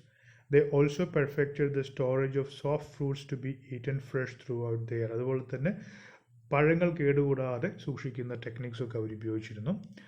Arab horticulture gave the world the fragrant flowers and herbs from which perfumes were extracted. ധാരാളം perfumes ഉണ്ടാക്കാനുള്ള പ്രത്യേക breed നടത്തിയിട്ടുള്ള ഫ്ലവേഴ്സും ഹെർബ്സും ഒക്കെ Arab ഹോർട്ടിക്കൾച്ചറിൻ്റെ ഭാഗമായിട്ട് develop ചെയ്തു വന്നിട്ടുണ്ട്. Rice, sesame, pepper, ginger, cloves, melons and shallots, as well as dates, figs, oranges, lemons and other citrus fruits were introduced into European cuisine via the Crusaders and the trade caravans of Eastern merchants. അപ്പം ഇങ്ങനെയുള്ള ധാരാളം വിഭവങ്ങൾ യൂറോപ്പിലേക്ക് വരുന്നത് ഈ പറയുന്ന Arabian സിവിലൈസേഷനിലൂടെയാണ്. Other sciences. Arab contributions to engineering, like a water wheel, cisterns, irrigations, water wells at fixed levels, and other water clock. വെള്ളം, water wheel, അതുപോലെ തന്നെ സിസ്റ്റേൺസ്, ഇറിഗേഷൻ പർപ്പസിന് വേണ്ടിയിട്ടുള്ള മറ്റ് നിർമ്മിതികൾ, വാട്ടർ വെൽസ്, ഇതൊക്കെ അറബ് സിവിലൈസേഷനിലുണ്ടായിരുന്നു. One of the earliest philosophers Al Kindi wrote on specific weights, tides, light reflection and optics. Optics, ലൈറ്റിൻ്റെ റിഫ്ലക്ഷൻ, വ്യത്യസ്ത സ്പെസിഫിക് ആയിട്ടുള്ള വെയ്റ്റ്സ്, ഇതിനെക്കുറിച്ചൊക്കെ അൽ-കിന്ദി എന്ന് പറയുന്ന അറബ് ഫിലോസഫർ എഴുതിയിട്ടുണ്ട്. Al-Haytham, known in Europe as Al-Hazan, wrote a book in the 10th century on optics. Al-Haytham ഒപ്റ്റിക്സിനെ കുറിച്ച് ഒരു പുസ്തകം 10ാം നൂറ്റാണ്ടിൽ എഴുതിയിട്ടുണ്ട്.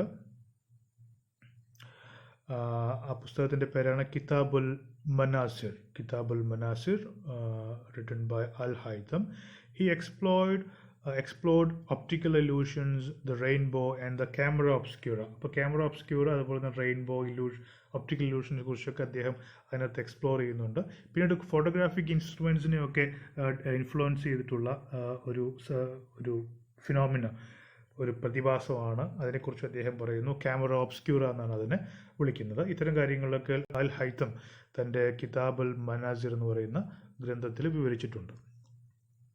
He also made discoveries in atmospheric refractions like mirages and comets, studied the eclipse and laid the foundation for the later development of microscope and telescope. ടെലസ്കോപ്പിൻ്റെ ഒക്കെ ഡെവലപ്മെൻറ്റിൻ്റെ ആവശ്യമായിട്ടുള്ള ചില അടിസ്ഥാന വസ്തുതകളൊക്കെ അദ്ദേഹം കണ്ടുപിടിച്ചിട്ടുണ്ട്. അതുപോലെ തന്നെ റിഫ്രാക്ഷൻസിനെ കുറിച്ച് അദ്ദേഹം പഠിച്ചിട്ടുണ്ട്. മരിപ്പച്ചകളും കോമറ്റ്സും ഒക്കെ അതിനെക്കുറിച്ചൊക്കെ അദ്ദേഹം പഠനം നടത്തിയിട്ടുണ്ട്. Al-Haytham did not limit himself to one branch of sciences, but like many of the Arab scientists and thinkers, explored and made contributions to the fields of physics, anatomy and mathematics. മറ്റെല്ലാ ഒരുപാട് Arab സയൻറ്റിസ്റ്റിനെ പോലെ തന്നെ അൽ-ഹൈത്തം അദ്ദേഹത്തിൻ്റെ പഠനം ഒരൊറ്റ സബ്ജക്റ്റിലല്ല, ഒരുപാട് വ്യത്യസ്ത മേഖലകളിലേക്ക് അത് വ്യാപരിച്ചിട്ടുണ്ട്. Like anatomy, mathematics and physics etcetera. അടുത്ത ക്രാഫ്റ്റ്സ് ആണ്. ക്രാഫ്റ്റ്സിലെ glassware, ceramics and textile weaves were popular. ടെക്സ്റ്റൈൽസും സെറാമിക്സും ഗ്ലാസ് വെയറൊക്കെ വളരെ പോപ്പുലർ ആയിരുന്നു. They covered walls and objects with intricately detailed mosaics, tiles, carvings and paintings. അതുപോലെ പെയിൻറ്റിങ്സോ ടൈലുകളോ മൊസൈക്സോ ഒക്കെ വെച്ച് അല്ലെങ്കിൽ മറ്റ് കാർവിങ്സ് ഒക്കെ വെച്ച് ചുമരുകളും മറ്റും കവർ ചെയ്യുന്ന രീതി ഉണ്ടായിരുന്നു. Syrian beakers and rock crystals were in great demand in Renaissance Europe. അതുപോലെ തന്നെ സിറിയ എന്നുള്ള ബീക്കറുകളും റോക്ക് ക്രിസ്റ്റൽസും ഒക്കെ ഒരുപാട് യൂറോപ്പിൽ ധാരാളം ഡിമാൻഡ് ഉണ്ടായിരുന്നതായിരുന്നു.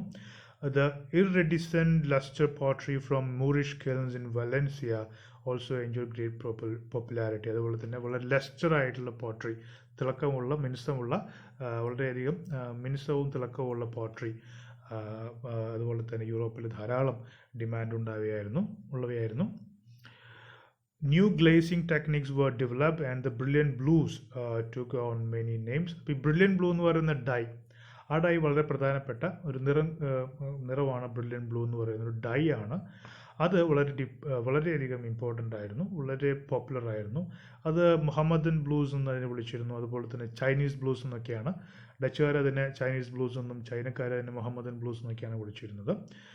അത് ബ്രില്യൻ ബ്ലൂസ് അതുപോലെ തന്നെ വളരെ പ്രധാനപ്പെട്ട ഒരു കെമിക്കൽ ഡൈ ആയിരുന്നു. അതുപോലെ they were masters of silk weaving, cotton, muslin, then the Damas linen and Shiraz wool became watchwords for quality in textile in Europe. അതുപോലെ തന്നെ വൂള്, മസ്ലിൻ, കോട്ടൺ, സിൽക്ക് വീവിങ്ങിലൊക്കെ വളരെയധികം ഡെവലപ്ഡ് ആയിരുന്നു. Moroccan leather is of particularly fine quality. മൊറോക്കോയിൽ നിന്നുള്ള leather വളരെയധികം popular ആയിരുന്നു. It was of fine quality. The Moroccan tanners of the middle Ages develop methods for tanning hides almost to the softness of silk, and they used vegetables dyes that retain color indefinitely. മൊറോക്കോയിൽ നിന്ന് വരുന്ന ഈ തുകൽ, അതിൻ്റെ പ്രത്യേകത എന്ന് വെച്ച് കഴിഞ്ഞാൽ silk പോലെ സോഫ്റ്റ് ആയിട്ടുള്ളതാണ്. മാത്രമല്ല ഒരു വെജിറ്റബിൾ ഡൈസ് ആണ് അതിന് കളർ ചെയ്യാൻ കൊടുത്തിരുന്നത്. എക്കാലത്തും നിലനിൽക്കുന്ന കളേഴ്സ് ആയിരുന്നു അത്. The Arabs further developed the art of crucible steel forging. They hardened the steel, polished and decorated with etchings, and produced tempered Damascus or Damascene swords. Damascus swords വളരെ famous ആണ്. Damascus വാളുകൾ വളരെ famous ആണ്. അപ്പോൾ അത് ഉണ്ടാക്കാനുള്ള ശക്തമായ Steels, ഉരുക്ക് ഉണ്ടാക്കിയെടുക്കാനുള്ള technology അവരുടെ കയ്യിലുണ്ടായിരുന്നു. Other works in metal included intricately cut brass, chandeliers, evers, salvers, jewel cases inlaid with gold and silver. ഇപ്പോൾ ഷാൻലിയേഴ്സ്, അതുപോലെ ബ്രാസ് ഉണ്ടാക്കുന്ന ഷാൻലിയേഴ്സ്, ഇവേഴ്സും സാൽവേഴ്സും, അതായത് അതിമനോഹരമായ പാത്രങ്ങൾ, ഇതൊക്കെ വളരെ പ്രധാനപ്പെട്ട നിർമ്മിതികളായിരുന്നു. അതുപോലെ ബ്യൂട്ടിഫുള്ളി ഡെക്കറേറ്റ് ആസ്ട്രോലാബ്. ആസ്ട്രോലാബ് എന്ന് പറയുന്നത് ഈ ഹെവൻലി ബോഡീസിൻ്റെ ഒക്കെ മൂവ്മെൻറ്റ് ഡെപ്പിക്റ്റ് ചെയ്യാൻ ഉപയോഗിക്കുന്ന ഇൻസ്ട്രുമെൻസിനെയാണ് ആസ്ട്രോലാബ് എന്ന് പറയുന്നത്. അതുപോലെ ഹൈലി ഡെക്കറേറ്റഡ് ആയിട്ടുള്ള ആസ്ട്രോലാബ്സ് എല്ലാവരും ഉണ്ടാക്കിയിരുന്നു. അടുത്തത് language and calligraphy. Arabic calligraphy itself has become an art form. ആ എഴുതുന്ന അക്ഷരങ്ങൾ തന്നെ മനോഹരങ്ങളായിട്ടുള്ള ഡിസൈനിലേക്ക് കൊണ്ടുവരുന്നതിനാണ് നമ്മൾ കാലിഗ്രാഫി എന്ന് പറയുന്നത്. It was the chief form of embellishment on all mosques of Arab world and the religious and public buildings of Palermo, Cordoba, Lisbon, Malaga, and these places are represent with it. അപ്പോൾ ഇത്തരത്തിലുള്ള മോസ്കുകളിലും മറ്റ് religious പ്ലേസുകളിലൊക്കെ എഴുതി വയ്ക്കുന്നത് വളരെ മനോഹരമായ രീതിയിലാണ് എഴുതുന്നത്. അതിനാണ് കാലിഗ്രാഫി എന്ന് പറയുന്നത്. Among the earliest publications of the Arabs were the translations into Arabic of the Greek and Roman classics, the works of Aristotle, Plato, Hippocrates, then Ptolemy, Dioscorides and Galen, ഇങ്ങനെ ഒരുപാട് ഗ്രീക്ക് എഴുത്തുകാരുടെയൊക്കെ പുസ്തകങ്ങൾ, works അറബിക്കിലേക്ക് translate ചെയ്തിട്ടുണ്ട്. Some note that the poet Nizami's translations of the 12th century romance Laila and Majnu may have been an inspiration for the later work Romeo and Juliet. Ibn Tufail's Hay bin Yaqzan, Alive Son of Awake, considered by many to be the first real novel. ആദ്യത്തെ real നോവലായിട്ട് ഇബിൻ തുഫൈലിൻ്റെ high bin യക്സാൻ എന്ന് പറയുന്ന പുസ്തകത്തെ consider ചെയ്യുന്നുണ്ട്. അതുപോലെ തന്നെ Daniel ഡിഫോയുടെ Robinson Crusoe എന്ന് പറയുന്ന വളരെ ഫേമസ് ആയിട്ടുള്ള പുസ്തകവുമായിട്ട് ഇതിന് ധാരാളം ബന്ധമുണ്ട്, സിമിലാരിറ്റീസ് ഉണ്ട്. 1001 Nights and Omar Khayyam's Rubaiyat are among the best loved and most widely read Arab literature. 1001 രാവുകൾ, അതുപോലെ തന്നെ ഒമർ ഖയ്യാമിൻ്റെ റുബൈയത്ത് പോലെയുള്ള പുസ്തകങ്ങൾ വളരെ ഫേമസ് ആണ് ലോകമൊട്ടുക്കും. Besides influencing belles letters, the Arabs developed a system of historiography called Insat. ഇസ്നദ് എന്ന് പറയുന്ന ഒരു പുതിയ ഹിസ്റ്റോറിയോഗ്രാഫി, ചരിത്രമെഴുത്ത് രീതി അവർ കൊണ്ടുവന്നിരുന്നു. This procedure documents all reliable sources and it provides the modern historian with accurate and comprehensive materials. So the Arabs developed a system of historiography called Isnad. Foremost among these historiographers was Ibn Khaldun, of whose book of examples Arnold Toynbee writes, Ibn Khaldun has conceived and formulated a philosophy of history which is undoubtedly the greatest work of its kind that has ever yet been created by any mind in any time. Ibn ഖാൽദൂണിൻ്റെ historiography വളരെ പ്രധാനപ്പെട്ട ഒന്നാണ്. അപ്പോൾ ഇബിൻ ഖാൽദൂനെ കുറിച്ച് Arnold ടോയിൻബി പറയുന്നത് വളരെ famous ആയിട്ടുള്ള ഹിസ്റ്റോറിയോഗ്രാഫറാണ് Arnold Toynbee. അദ്ദേഹം പറയുന്നു, Ibn Khaldun has conceived and formulated a philosophy of history which is undoubtedly the greatest work of its kind that has ever yet been created by any mind in any time. അത്രയും വിശേഷപ്പെട്ട historical philosophy of ഹിസ്റ്ററിയാണ് Ibn Khaldun develop ചെയ്തിട്ടുള്ളതെന്നാണ് Arnold ടോയംബിയുടെ അഭിപ്രായം. അടുത്ത music. The harp, lyre, sitar, drum, tambourine, flute, oboe, and reed instruments are today either exactly as they were used from earliest Arab civilizations or variations of the Arabs' early musical instruments. അപ്പോൾ harp, lyre, sitar, drum, tambourine, flute പോലെയുള്ള ധാരാളം instruments ഇപ്പോഴും ഉപയോഗിക്കുന്നുണ്ട്. അതേ രൂപത്തിലല്ലെങ്കിലും കുറച്ച് developed ആയിട്ടുള്ള രീതിയിലൊക്കെ അത്തരം മ്യൂസിക്കൽ ഇൻസ്ട്രുമെൻറ്റ്സ് ഉപയോഗിക്കുന്നുണ്ട്. ഇത്തരം മ്യൂസിക്കൽ ഇൻസ്ട്രുമെൻറ്റ്സ് എല്ലാം അറബ്സ് ഉപയോഗിച്ചിരുന്നു. The guitar and mandolin are sisters to that plaintive pear-shaped stringent instrument, the oud. Oud എന്ന് പറയുന്ന ഒരു ഇൻസ്ട്രുമെൻറ്റിൻ്റെ ഒരു പുതിയ രൂപമായിട്ടൊക്കെ നമുക്ക് ഗിറ്റാറിനെയും മാൻഡോളിനെയൊക്കെ വിളിക്കാവുന്നതാണ്. The bagpipe was first introduced into Europe by crusaders returning from the wars in Palestine. പലസ്തീനിൽ നിന്ന് തിരിച്ചു പോകുന്ന കുരിശുയുദ്ധക്കാരാണ് വാസ്തവത്തിൽ ബാക്ക് പൈപ്പ് എന്ന് പറയുന്ന മ്യൂസിക്കൽ ഇൻസ്ട്രുമെൻ്റ് യൂറോപ്പിൽ ഇൻട്രൊഡ്യൂസ് ചെയ്തത്. Arab poetry was put to music the subtle delicacy of minor key sequences and rhythm. Arab poetry ഈ പറയുന്ന മ്യൂസിക്കൽ ഇൻസ്ട്രുമെൻസിൻ്റെ സഹായത്തോടെ ആ റിതത്തിൻ്റെ അടിസ്ഥാനത്തിലാണ് അറബ് പോയട്രി മ്യൂസിക്കൽ അത്ര ലിറിക്സ് ആണ് മ്യൂസിക്കിന് വേണ്ടി വോക്കലായിട്ട് ഉപയോഗിച്ചിരുന്നത്. Philosophy.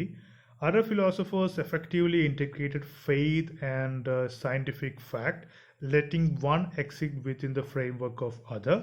The other philosophers after Byzantium rediscovered the classical philosophy of Aristotle, Plotinus, and Plato in attempting to find answers to the fundamental questions concerning God's creation of the universe, the nature and destiny of human soul, and the true existence of the seen as the unseen. അപ്പോൾ Arab ഫിലോസഫിയിൽ അരിസ്റ്റോട്ടലിൻ്റെയും പ്ലാറ്റോയുടെയും ഒക്കെ ഫിലോസഫിയുടെ ഒരു rediscovery Arab philosophers നടത്തുന്നുണ്ട്.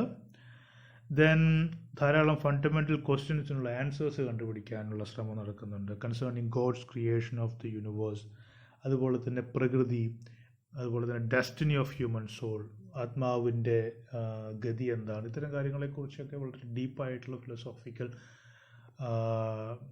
Discourses Arab philosophers നടത്തിയിട്ടുണ്ട്. Among the well-known philosophers of the medieval world were Al-Kindi. പ്രധാനപ്പെട്ട ചില ഫിലോസഫേഴ്സിൻ്റെ പേര് നോക്കുകയാണെങ്കിൽ ഒന്ന് Al-Kindi, who contributed to the work of Plato and Aristotle. Al-Farabi, who made a model of man's community. അടുത്തത് Avicenna or Ibn Sina, who developed theories on form and matter and were incorporated into medieval Christian scholasticism. അത് Avicenna അദ്ദേഹം forms and മാറ്ററിനെ കുറിച്ച് വളരെ fundamental ആയിട്ടുള്ള theories ഉണ്ടാക്കിയിട്ടുണ്ട്. മറ്റൊന്ന് Ibn Khaldun, who expounded the cycles of a state in his Muqaddimah introduction. Ibn ഖാൽദൂൻ്റെ Muqaddimah is very famous, വളരെ പോപ്പുലറാണ്. അതും നമ്മൾ മുൻ ക്ലാസ്സുകളിൽ ഡിസ്കസ് ചെയ്തിട്ടുള്ളതാണ്.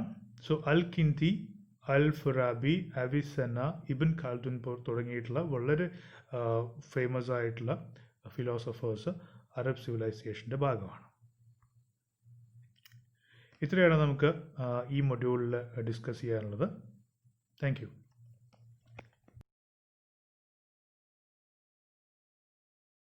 Module 4, Transformation of the Medieval World. The transition from the medieval to the modern world was foreshadowed by economic expansion, political centralization, and secularization. അപ്പോൾ നമ്മൾ മിഡീവൽ പീരീഡിൽ നിന്ന് മോഡേൺ പീരീഡിലേക്ക് മാറുമ്പോൾ അതിന് പ്രധാനപ്പെട്ട ചില കാരണങ്ങളുണ്ട്. അതിലൊന്ന് എക്കോണമിക് എക്സ്പാൻഷനാണ്, മറ്റൊന്ന് പൊളിറ്റിക്കൽ സെൻട്രലൈസേഷൻ, അതുപോലെ തന്നെ സെക്യുലറൈസേഷൻ. അപ്പോൾ എക്കോണമിക് എക്സ്പാൻഷൻ എന്ന് പറയുമ്പോൾ ട്രേഡ് ഒരുപാട് ഉണ്ടായി വരുന്നു, ലോങ് ഡിസ്റ്റൻസ് ട്രേഡ് ഉണ്ടാകുന്നു. മറ്റൊന്ന് പൊളിറ്റിക്കൽ സെൻട്രലൈസേഷൻ ഉണ്ടാകുന്നു. നമ്മൾ നേരത്തെ ഒരു ഫ്യൂഡൽ എക്കോണമിയിൽ നിന്ന് മാറി, ഫ്യൂഡൽ എക്കോണമി ഉള്ള സമയത്ത് ഒരു പൊളിറ്റിക്കൽ സെൻട്രലൈസേഷൻ ഉണ്ടായിരുന്നില്ല, പിന്നീട് ഒരു പൊളിറ്റിക്കൽ സെൻട്രലൈസേഷൻ ഉണ്ടാകുന്നു. മാത്രമല്ല ഒരു സെക്യുലറൈസേഷൻ ഉണ്ടാകുന്നു എന്നുള്ളതാണ്. മതവും അല്ലെങ്കിൽ അതുമായി ബന്ധപ്പെട്ട വിശ്വാസ പ്രമാണങ്ങളുടെ അടിസ്ഥാനത്തിൽ നിന്ന് മാറി ഒരു ഹ്യൂമനിസ്റ്റ് ഐഡിയോളജിയിലേക്കൊക്കെ എത്തുന്ന രീതിയിലുള്ള ഒരു ചേഞ്ച് ഉണ്ടാകുന്ന നമുക്ക് കാണാൻ സാധിക്കും. A money economy weakened the serfdom and an inquiring spirit stimulated the age of exploration. മറ്റൊരു പ്രത്യേകത എന്ന് പറയുന്നത് ഒരു മണി എക്കോണമി ഉണ്ടാകുന്നു. നമ്മൾ നേരത്തെ നമ്മൾ ഫ്യൂഡലിസത്തെ കുറിച്ച് പറഞ്ഞപ്പോൾ അവിടെ മോണറ്റൈസേഷൻ ഉണ്ടായിരുന്നില്ല എന്ന് പറഞ്ഞു. പക്ഷെ ഇപ്പോൾ അങ്ങനെയല്ല, അതിന് മാറി ഒരു മണി എക്കോണമി ഉണ്ടാകുന്നു, ഒരു ഇൻക്വയറിങ് സ്പിരിറ്റ് ഉണ്ടാകുന്നു, കൂടുതൽ കാര്യങ്ങൾ ശാസ്ത്രീയമായി പഠിച്ച് മനസ്സിലാക്കാനുള്ള ഒരു താല്പര്യം ഉണ്ടാകുന്നു. അങ്ങനെ ഒരു ഏജ് ഓഫ് എക്സ്പ്ലോറേഷൻ തുടങ്ങുന്നത് ഈ സമയത്താണ്. Banking, the bourgeois class and secular ideals flourish in the growing towns and lend support to the expanding monarchies. Banking ഉണ്ടാകുന്നു, അതുപോലെ തന്നെ സെക്യുലർ ഐഡിയൽസ് ഉണ്ടാകുന്നു, ഒരു പുതിയ ബൂർഷ്വാ ക്ലാസ് ഉണ്ടായി വരുന്നു, ടൗൺസ് വലുതാകുന്നു, ഫ്ലറിഷ് ചെയ്യുന്നു. ഇങ്ങനെ പുതിയ മൊണാർക്കീസ്, പുതിയ രാജ്യങ്ങൾ ഉണ്ടാകുകയും അത് പൊളിറ്റിക്കൽ യൂണിറ്റിയുടെ അടിസ്ഥാനത്തിൽ ഉണ്ടാകുകയും ചെയ്യുന്നു. അതിന് ഇത്തരം ബാങ്കിങ്ങും ബൂർഷ്വാ ക്ലാസും സെക്യുലർ ഐഡിയൽസും ഒക്കെ വലിയ ശക്തി പ്രദാനം ചെയ്യുന്നു. The church was weakened by internal conflicts as well as by quarrels between church and state. ചർച്ചും സ്റ്റേറ്റും തമ്മിലുള്ള വഴക്കുകളും ശക്തമാകുന്നു. അതുകൊണ്ട് തന്നെ അത് പൊതുവെ ചർച്ചിൻ്റെ ശക്തി ക്ഷയിക്കുന്നതിന് കാരണമാകുന്നു. A forerunner of intellectual modernity was the new humanism of Renaissance. അതുപോലെ തന്നെ ഈ ഒരു ഇൻ്റലക്ച്വൽ മോഡേണിറ്റി, അതിൻ്റെ ഭാഗമായിട്ട് ഹ്യൂമനിസം, മനുഷ്യ കേന്ദ്രീകൃതമായിട്ടുള്ള മനുഷ്യൻ്റെ എക്സ്പ്ലോർ അറിയാനുള്ള ത്വരയെ അടിസ്ഥാനപ്പെടുത്തിയുള്ള ഒരു പുതിയ വീക്ഷണം ഉടലെടുക്കുന്നു. Finally the great medieval unity of Christianity was shattered by religious theories that culminated in Protestant Reformation. അതുപോലെ തന്നെ നൂറ്റാണ്ടുകളായി നിലനിന്നു വന്നിരുന്ന ക്രിസ്ത്യൻ വിശ്വാസത്തിൻ്റെ അതിന് വലിയ വെല്ലുവിളി ഉയർത്തിക്കൊണ്ട് ഒരു പ്രൊട്ടസ്റ്റന്റ് റെഫോർമേഷൻ എന്ന് പറയുന്ന ഒരു ചരിത്ര സംഭവം ഉണ്ടാകുന്നു. ഇത്തരം ഒരുപാട് പ്രത്യേകതകളും ചരിത്ര സംഭവങ്ങളും മാറ്റങ്ങളും ഒക്കെ ഉണ്ടാകുന്നു. ഇതിൻ്റെയൊക്കെ ഫലമായിട്ടാണ് മിഡീവൽ ഏജിൽ നിന്ന് പതുക്കെ അത് മോഡേൺ ഏജിലേക്ക് വരുന്നത്. അതാണ് ആ ട്രാൻസിഷനുള്ള കാരണങ്ങളാണ് നമ്മൾ ഡിസ്കസ് ചെയ്തത്. ഇനി നമുക്ക് ക്രൂസൈഡ്സ് എന്തെന്ന് നോക്കാം. ക്രൂസൈഡ്സ് അല്ലെങ്കിൽ കുരിശ് യുദ്ധങ്ങൾ. The Crusades were a series of wars during the Middle Ages where the Christians of Europe tried to retake control of Jerusalem and the Holy Land from the Muslims. But Jerusalem, മുസ്ലിം ഭരണത്തിന് കീഴിലുള്ള Jerusalem വീണ്ടെടുക്കാൻ വേണ്ടി യൂറോപ്പിലെ Christians പലതവണ യുദ്ധം ചെയ്തിട്ടുണ്ട്. ആ ശ്രമങ്ങളെയാണ് നമ്മൾ കുരിശ് യുദ്ധങ്ങൾ അല്ലെങ്കിൽ ക്രൂസൈഡ്സ് എന്ന് വിളിക്കുന്നത്.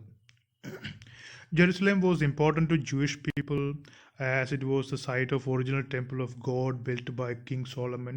കിങ് സോളമൻ നിർമ്മിച്ച ടെമ്പിൾ ജെറുസലേമിലാണ്. അത് ജൂയിഷ് വിശ്വാസപ്രകാരം ജൂതന്മാർക്ക് വളരെ വിശേഷപ്പെട്ട സ്ഥലമാണ്.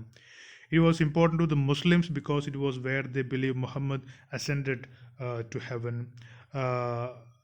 It was important to Christians as it is, where the Christ was crucified and rose again. ഇങ്ങനെ ജൂതന്മാർക്കും മുസ്ലിങ്ങൾക്കും അതുപോലെ തന്നെ ക്രിസ്ത്യാനികൾക്കും ഒരേപോലെ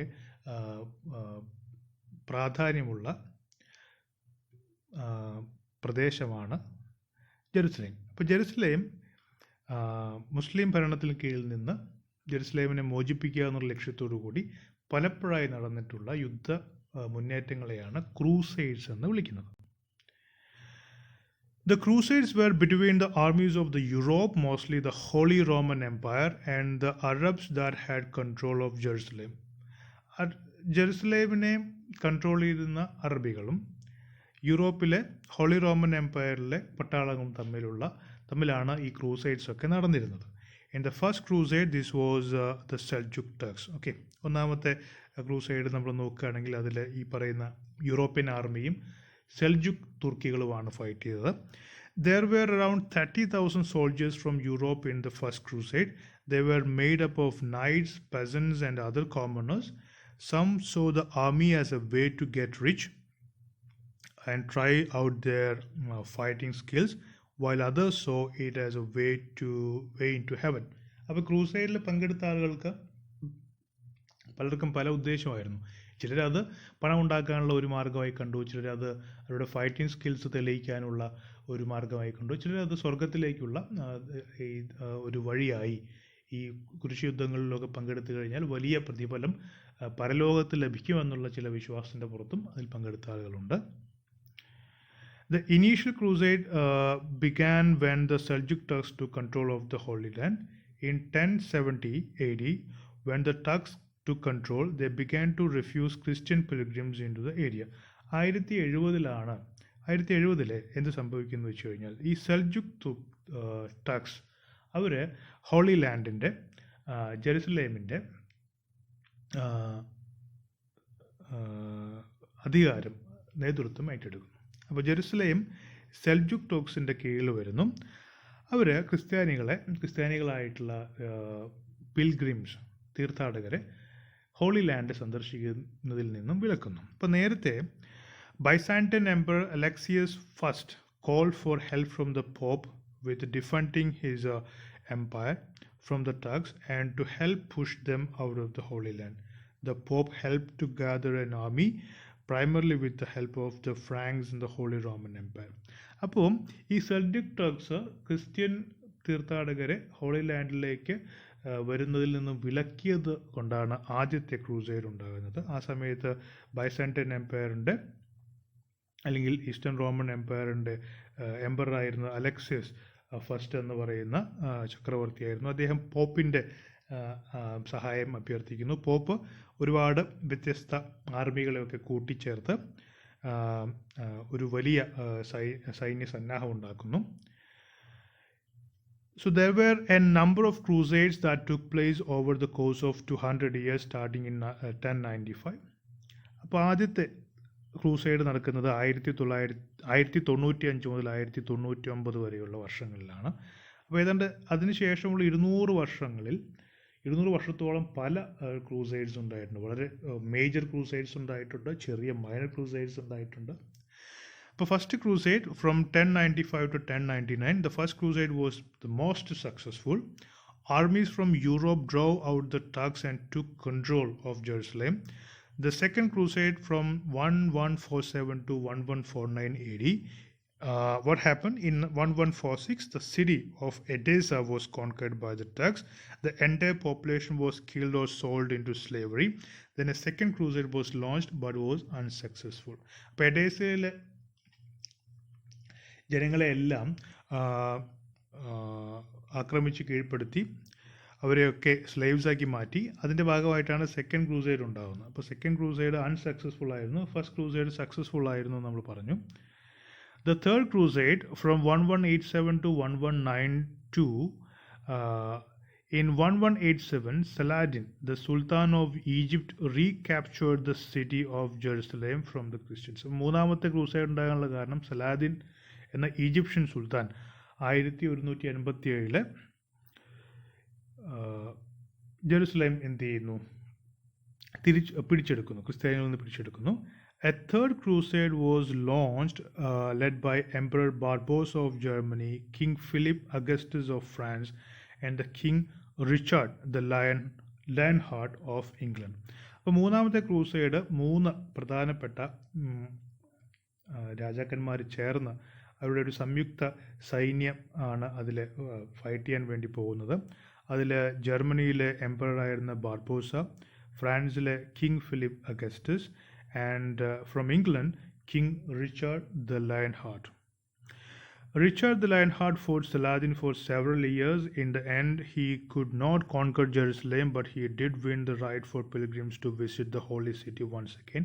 Richard Lionheart ഒരുപാട് വർഷം സലാദിനുമായിട്ടുള്ള യുദ്ധം നടത്തി. പക്ഷേ ജെറുസലേം കോൺകർ ചെയ്യാൻ പറ്റുന്നില്ല. പക്ഷേ ജെറുസലേമിലേക്ക് ക്രിസ്ത്യൻ തീർത്ഥാടകർക്ക് പോകാം എന്നുള്ള ഒരു നേട്ടം അദ്ദേഹം ഉണ്ടാക്കുന്നുണ്ട്. ദ ഫോർത്ത് ക്രൂസൈഡ്, 4ാമത്തെ ക്രൂസൈഡ് 1202 മുതൽ 1204 വരെ ആണ് നടന്നത്. The fourth crusade was formed by Pope Innocent the third with the hope of taking back the Holy Land. However, the Crusaders got sidetracked and greedy and ended up conquering and plundering Constantinople instead. അപ്പോൾ മൂന്നാമത്തെ തവണയും ഇത് ഒരു പരാജയമായിട്ട് മാറുന്നു. 1212 നടന്ന മറ്റൊരു രസകരമായ ക്രൂസൈഡാണ് children's crusade. Started by a French child named Stephen of Cloyes and a German kid named Nicholas. Tens of thousands of children gathered to march to Holy Land. 1212 ഈ 2 കുട്ടികളും, ഒരു ഫ്രഞ്ചുകാരനും ഒരു ജർമ്മൻകാരനും, ഇതുപോലെ ആയിരക്കണക്കിന് കുട്ടികളെ ഒരുമിച്ച് കൂട്ടി ഇതുപോലെ ജെറുസലേമിലേക്ക് മാർച്ച് ചെയ്യുന്നു. This ended in total disaster. None of the children made it into Holy Land and many were never seen again. They were likely sold to slavery. അങ്ങനെ ഇവരെ ഒരിക്കലും ജെറുസലേമിൽ എത്തുന്നില്ല. അതിനു മുൻപ് തന്നെ അവരെല്ലാം മിസ്സിംഗ് ആവുന്നു. പലരും സ്ലേവറിയിലേക്ക് എത്തപ്പെടുന്നു. അങ്ങനെ വളരെ പരിതാപകരമായൊരവസ്ഥയാണ്, ദുരന്തമാണ് ഉണ്ടാകുന്നത്. Children's crusade 1212 AD. Crusades 5 through 9, 5ാമത്തെ ക്രൂസൈഡ് തൊട്ട് 7ാമത്തെ ക്രൂസൈഡ് വരെ നടക്കുന്നത് 1217 തൊട്ട് 1272 വരെയുള്ള വർഷങ്ങളിലാണ്. ഈ സമയത്ത് over the next several years there would be 5 more crusades. None of them would be very successful in terms of gaining control of the Holy Land. അപ്പോൾ 1217 തൊട്ട് 1272 വരെ 5ാമത്തെ ക്രൂസൈഡ് തൊട്ട് 9ാമത്തെ ക്രൂസൈഡ് വരെ നടക്കുന്നു. പക്ഷേ അതിൽ കാര്യമായിട്ടുള്ള വിജയമൊന്നും ഉണ്ടാകുന്നില്ല, അല്ലെങ്കിൽ ഹോളി ലാൻഡ് പിടിച്ചെടുക്കുക എന്ന് പറയുന്ന ലക്ഷ്യം ഒരിക്കലും നിറവേറുന്നില്ല. Effects of Crusades. എന്തൊക്കെയാണ് ക്രൂസൈഡ്സിൻ്റെ effects? The Crusades kept all Europe in a tumult for 2 centuries. ഏതാണ്ട് 200 വർഷത്തോളം യൂറോപ്പ് അതിഭയങ്കരമായിട്ടുള്ള ഒരു കയോസിലൂടെ കടന്നു പോവുകയാണ് ചെയ്യുന്നത്. And directly and indirectly caused several millions of lives. ഏതാണ്ട് ദശലക്ഷക്കണക്കിന് ആളുകളുടെ മരണത്തിന് കാരണമാകുന്നു. Besides incalculable expenditures in treasures and suffering. അങ്ങനെ ഒരുപാട് നഷ്ടം സ്വത്തിനും ജീവനും ഉണ്ടാകുന്നു. Effects of Crusades on Catholic Church. Catholic ചർച്ചിൽ എന്തൊക്കെ മാറ്റങ്ങളാണ് ക്രൂസൈഡ്സ് വരുത്തിയെന്ന് നോക്കാം. The Crusades contributed to the increase the wealth of the church and the power of the papacy. ചർച്ചിൻ്റെ വെൽത്ത്, സ്വത്ത് വർദ്ധിക്കുന്നു, അതുപോലെ തന്നെ പാപ്പസി, പോപ്പിൻ്റെ അധികാരവും വർദ്ധിക്കുന്നു. Most of the wealth was the result of panic selling of estates to the church. പ്രധാനമായിട്ടും വളരെ കുറഞ്ഞ വിലയ്ക്ക് ആളുകൾ എസ്റ്റേറ്റ്സും മറ്റുമൊക്കെ ചർച്ചിന് വിൽക്കാൻ തുടങ്ങി. കാരണം ഈ ക്രൂസൈഡ്സിന് ആവശ്യമായിട്ടുള്ള പണം സംഭരിക്കേണ്ട ആവശ്യം വരുമ്പോൾ അത് വാങ്ങാൻ ചർച്ചാണുള്ളത്. അതുകൊണ്ട് തന്നെ വളരെ കുറഞ്ഞ വിലയ്ക്കാണ് പലപ്പോഴും ഇത്തരം സ്വത്തുക്കളൊക്കെ ചർച്ചിന് കിട്ടിയിരുന്നത്. Effects of Crusades on commerce. One of the most important effects of the Crusades was on commerce. They created a constant demand for transportation of men and supplies, encouraged shipbuilding, and extended the market for eastern wares in Europe. Ship ബിൽഡിങ്ങിന് ഒരുപാട് encourage ചെയ്തു എന്നുള്ളതാണ്. കാരണം ഒരുപാട് ആളുകളെയും മറ്റു വസ്തുക്കളെയൊക്കെ ഇവിടെ നിന്ന് ട്രാൻസ്പോർട്ട് ചെയ്യേണ്ട ഒരു ആവശ്യം വന്നു ക്രൂസൈഡ്സിന് പോകുന്ന സമയത്ത്. അതുപോലെ തന്നെ it extended the market for eastern wares in Europe. അതുപോലെ തന്നെ ഈസ്റ്റേൺ രാജ്യങ്ങളിലുള്ള അതായത് ജെറുസലേമിലും മറ്റുമൊക്കെ പോകുന്ന സമയത്ത് അവിടെയുള്ള പല വസ്തുക്കളും ഉൽപ്പന്നങ്ങളുമൊക്കെ യൂറോപ്യൻ മാർക്കറ്റിലേക്ക് വരാനും തുടങ്ങി. അങ്ങനെ അത്തരം വസ്തുക്കൾക്ക് യൂറോപ്യൻ മാർക്കറ്റിലുള്ള ഡിമാൻഡും വർദ്ധിച്ചു. The products of Damascus, Mosul, Alexandria, Cairo, and other great cities were carried across the Mediterranean to the Italian seaports, from where they found their way into all European lands. The products of Orient, like the silks, tapestries, precious stones, perfumes, spices, pearls, and ivory, was so enchanting that an enthusiastic crusader called it the vestibule of paradise. അപ്പോൾ ആദ്യമായിട്ടാണ് യൂറോപ്പിലുള്ള പല ആളുകളും ഇത്തരത്തിലുള്ള oriental പ്രോഡക്ട്സും മറ്റുമൊക്കെ കാണുന്നത്. അത് വളരെയധികം അത്ഭുതാവഹമായിരുന്നു അവർക്ക്. Effects of Crusades on feudalism. Crusades helped to undermine feudalism. Thousands of barons and knights mortgaged or sold their lands in order to raise money for a crusading expedition. ഫ്യൂഡലിസത്തിൻ്റെ അവസാനം അല്ലെങ്കിൽ ഫ്യൂഡലിസം പതുക്കെ ഇല്ലാതായി തുടങ്ങി. അത് ക്രൂസൈഡ്സ് അതിനൊരു കാരണമാണ്. കാരണം ഒരുപാട് നൈറ്റ്സും നമ്മൾ നേരത്തെ പറഞ്ഞ പ്രഭുക്കന്മാരും ഒക്കെ അവരുടെ സ്ഥലവും മറ്റുമൊക്കെ പണയം വിൽക്കുകയൊക്കെ ചെയ്തു ക്രൂസൈഡിന് വേണ്ടിയുള്ള പണം ഉണ്ടാക്കാൻ വേണ്ടി. Thousands more perished in Syria and their estates through failure of heirs reverted to the crown. അതുപോലെ തന്നെ പല ആളുകളും ക്രൂസൈഡിന് പോയിട്ട് തിരിച്ചു വന്നില്ല. അതുകൊണ്ട് അവരുടെ സ്വത്തുക്കളെല്ലാം രാജാവിൻ്റെ ഭാഗമായി മാറി. Moreover, private warfare, which was rife during the medieval times of Middle Ages, also tended to die out with the departure for the Holy Land of so many turbulent feudal lords. അതുപോലെ ഒരുപാട് പ്രഭുക്കന്മാർ നാട് വിട്ട് ക്രൂസൈഡിന് പോകുന്നു. അതുകൊണ്ട് തന്നെ പൊതുവേ ഇവിടെ അവരെല്ലാം നാട്ടിലുണ്ടായിരുന്ന സമയത്ത് നടന്നിരുന്ന പലതരത്തിലുള്ള ദ്വന്ദ്വയുദ്ധങ്ങളും മറ്റ് ചെറിയ ബാറ്റിൽസും ഒക്കെ ഇല്ലാതെയായി. അങ്ങനെ അവർ തമ്മിലുള്ള ഒരു ശത്രുത ഇല്ലാത്തൊരവസ്ഥയും ഉണ്ടായി. അങ്ങനെ ഒരു സമാധാന അന്തരീക്ഷവും പതുക്കെ യൂറോപ്പിൽ ഉണ്ടാകാൻ തുടങ്ങി. Political effects of the Crusades. Crusades helped to break down the power of feudal aristocracy and to give prominence to the kings and the people. Many of the nobles who set out on the expeditions never returned, and their estates, through failure of heirs, escheated to the crown, while many more wasted their fortunes in meeting the expenses of their undertaking. ഇവിടെ ഒരു political effect എന്ന് പറയുന്നത് ക്രൂസൈഡിന് ധാരാളം ആളുകൾ പ്രഭുക്കന്മാരും അരിസ്റ്റോക്രാറ്റ്സും ഒക്കെ ക്രൂസൈഡ്സിന് വേണ്ടി holy ലാൻഡിലേക്ക് പോകുന്നു. പലരും തിരിച്ചു വരുന്നില്ല. അതുകൊണ്ട് തന്നെ ഒരു ഫ്യൂഡൽ അരിസ്റ്റോക്രസി ഇല്ലാതെയാകുന്നു. മാത്രമല്ല ഇവർ തമ്മിലുള്ള വഴക്കും മറ്റ് പ്രശ്നങ്ങളൊക്കെ അവസാനിക്കുന്നു. ഈ തിരിച്ചു വരാത്ത ആളുകളുടെയൊക്കെ സ്വത്തും മറ്റുമൊക്കെ ക്രൗണിൻ്റെ ഭാഗമാകുന്നു, രാജ്യത്തിൻ്റെ ഭാഗമാകുന്നു. Social effects of the Crusades. The Crusades afforded an opportunity for romantic adventure. The Crusades were therefore one of the principal fostering influences of chivalry. Contact with the society of the East provided general refining influence. പൊതുവെ eastern സിവിലൈസേഷൻസുമായിട്ടൊക്കെ ബന്ധപ്പെട്ട് ഒരു refining ആയിട്ടുള്ള ഒരു സംസ്കരിക്കപ്പെടുന്ന ഒരു പുതിയ ഒരു അവസ്ഥ യൂറോപ്പിലെങ്ങാനും എല്ലായിടത്തും ഉണ്ടാകുന്നു. നമ്മൾ നേരത്തെ ഡിസ്കസ് ചെയ്ത ഷിവൽറി എന്ന് പറയുന്ന ഒരു ഗുണം അത് വളരെയധികം റൊമാൻറ്റിസൈസ് ചെയ്യപ്പെടുന്നു എന്നതൊക്കെ ഒരു സോഷ്യൽ എഫക്ട്സ് ആണ്. Effects of the crusades on intellectual development.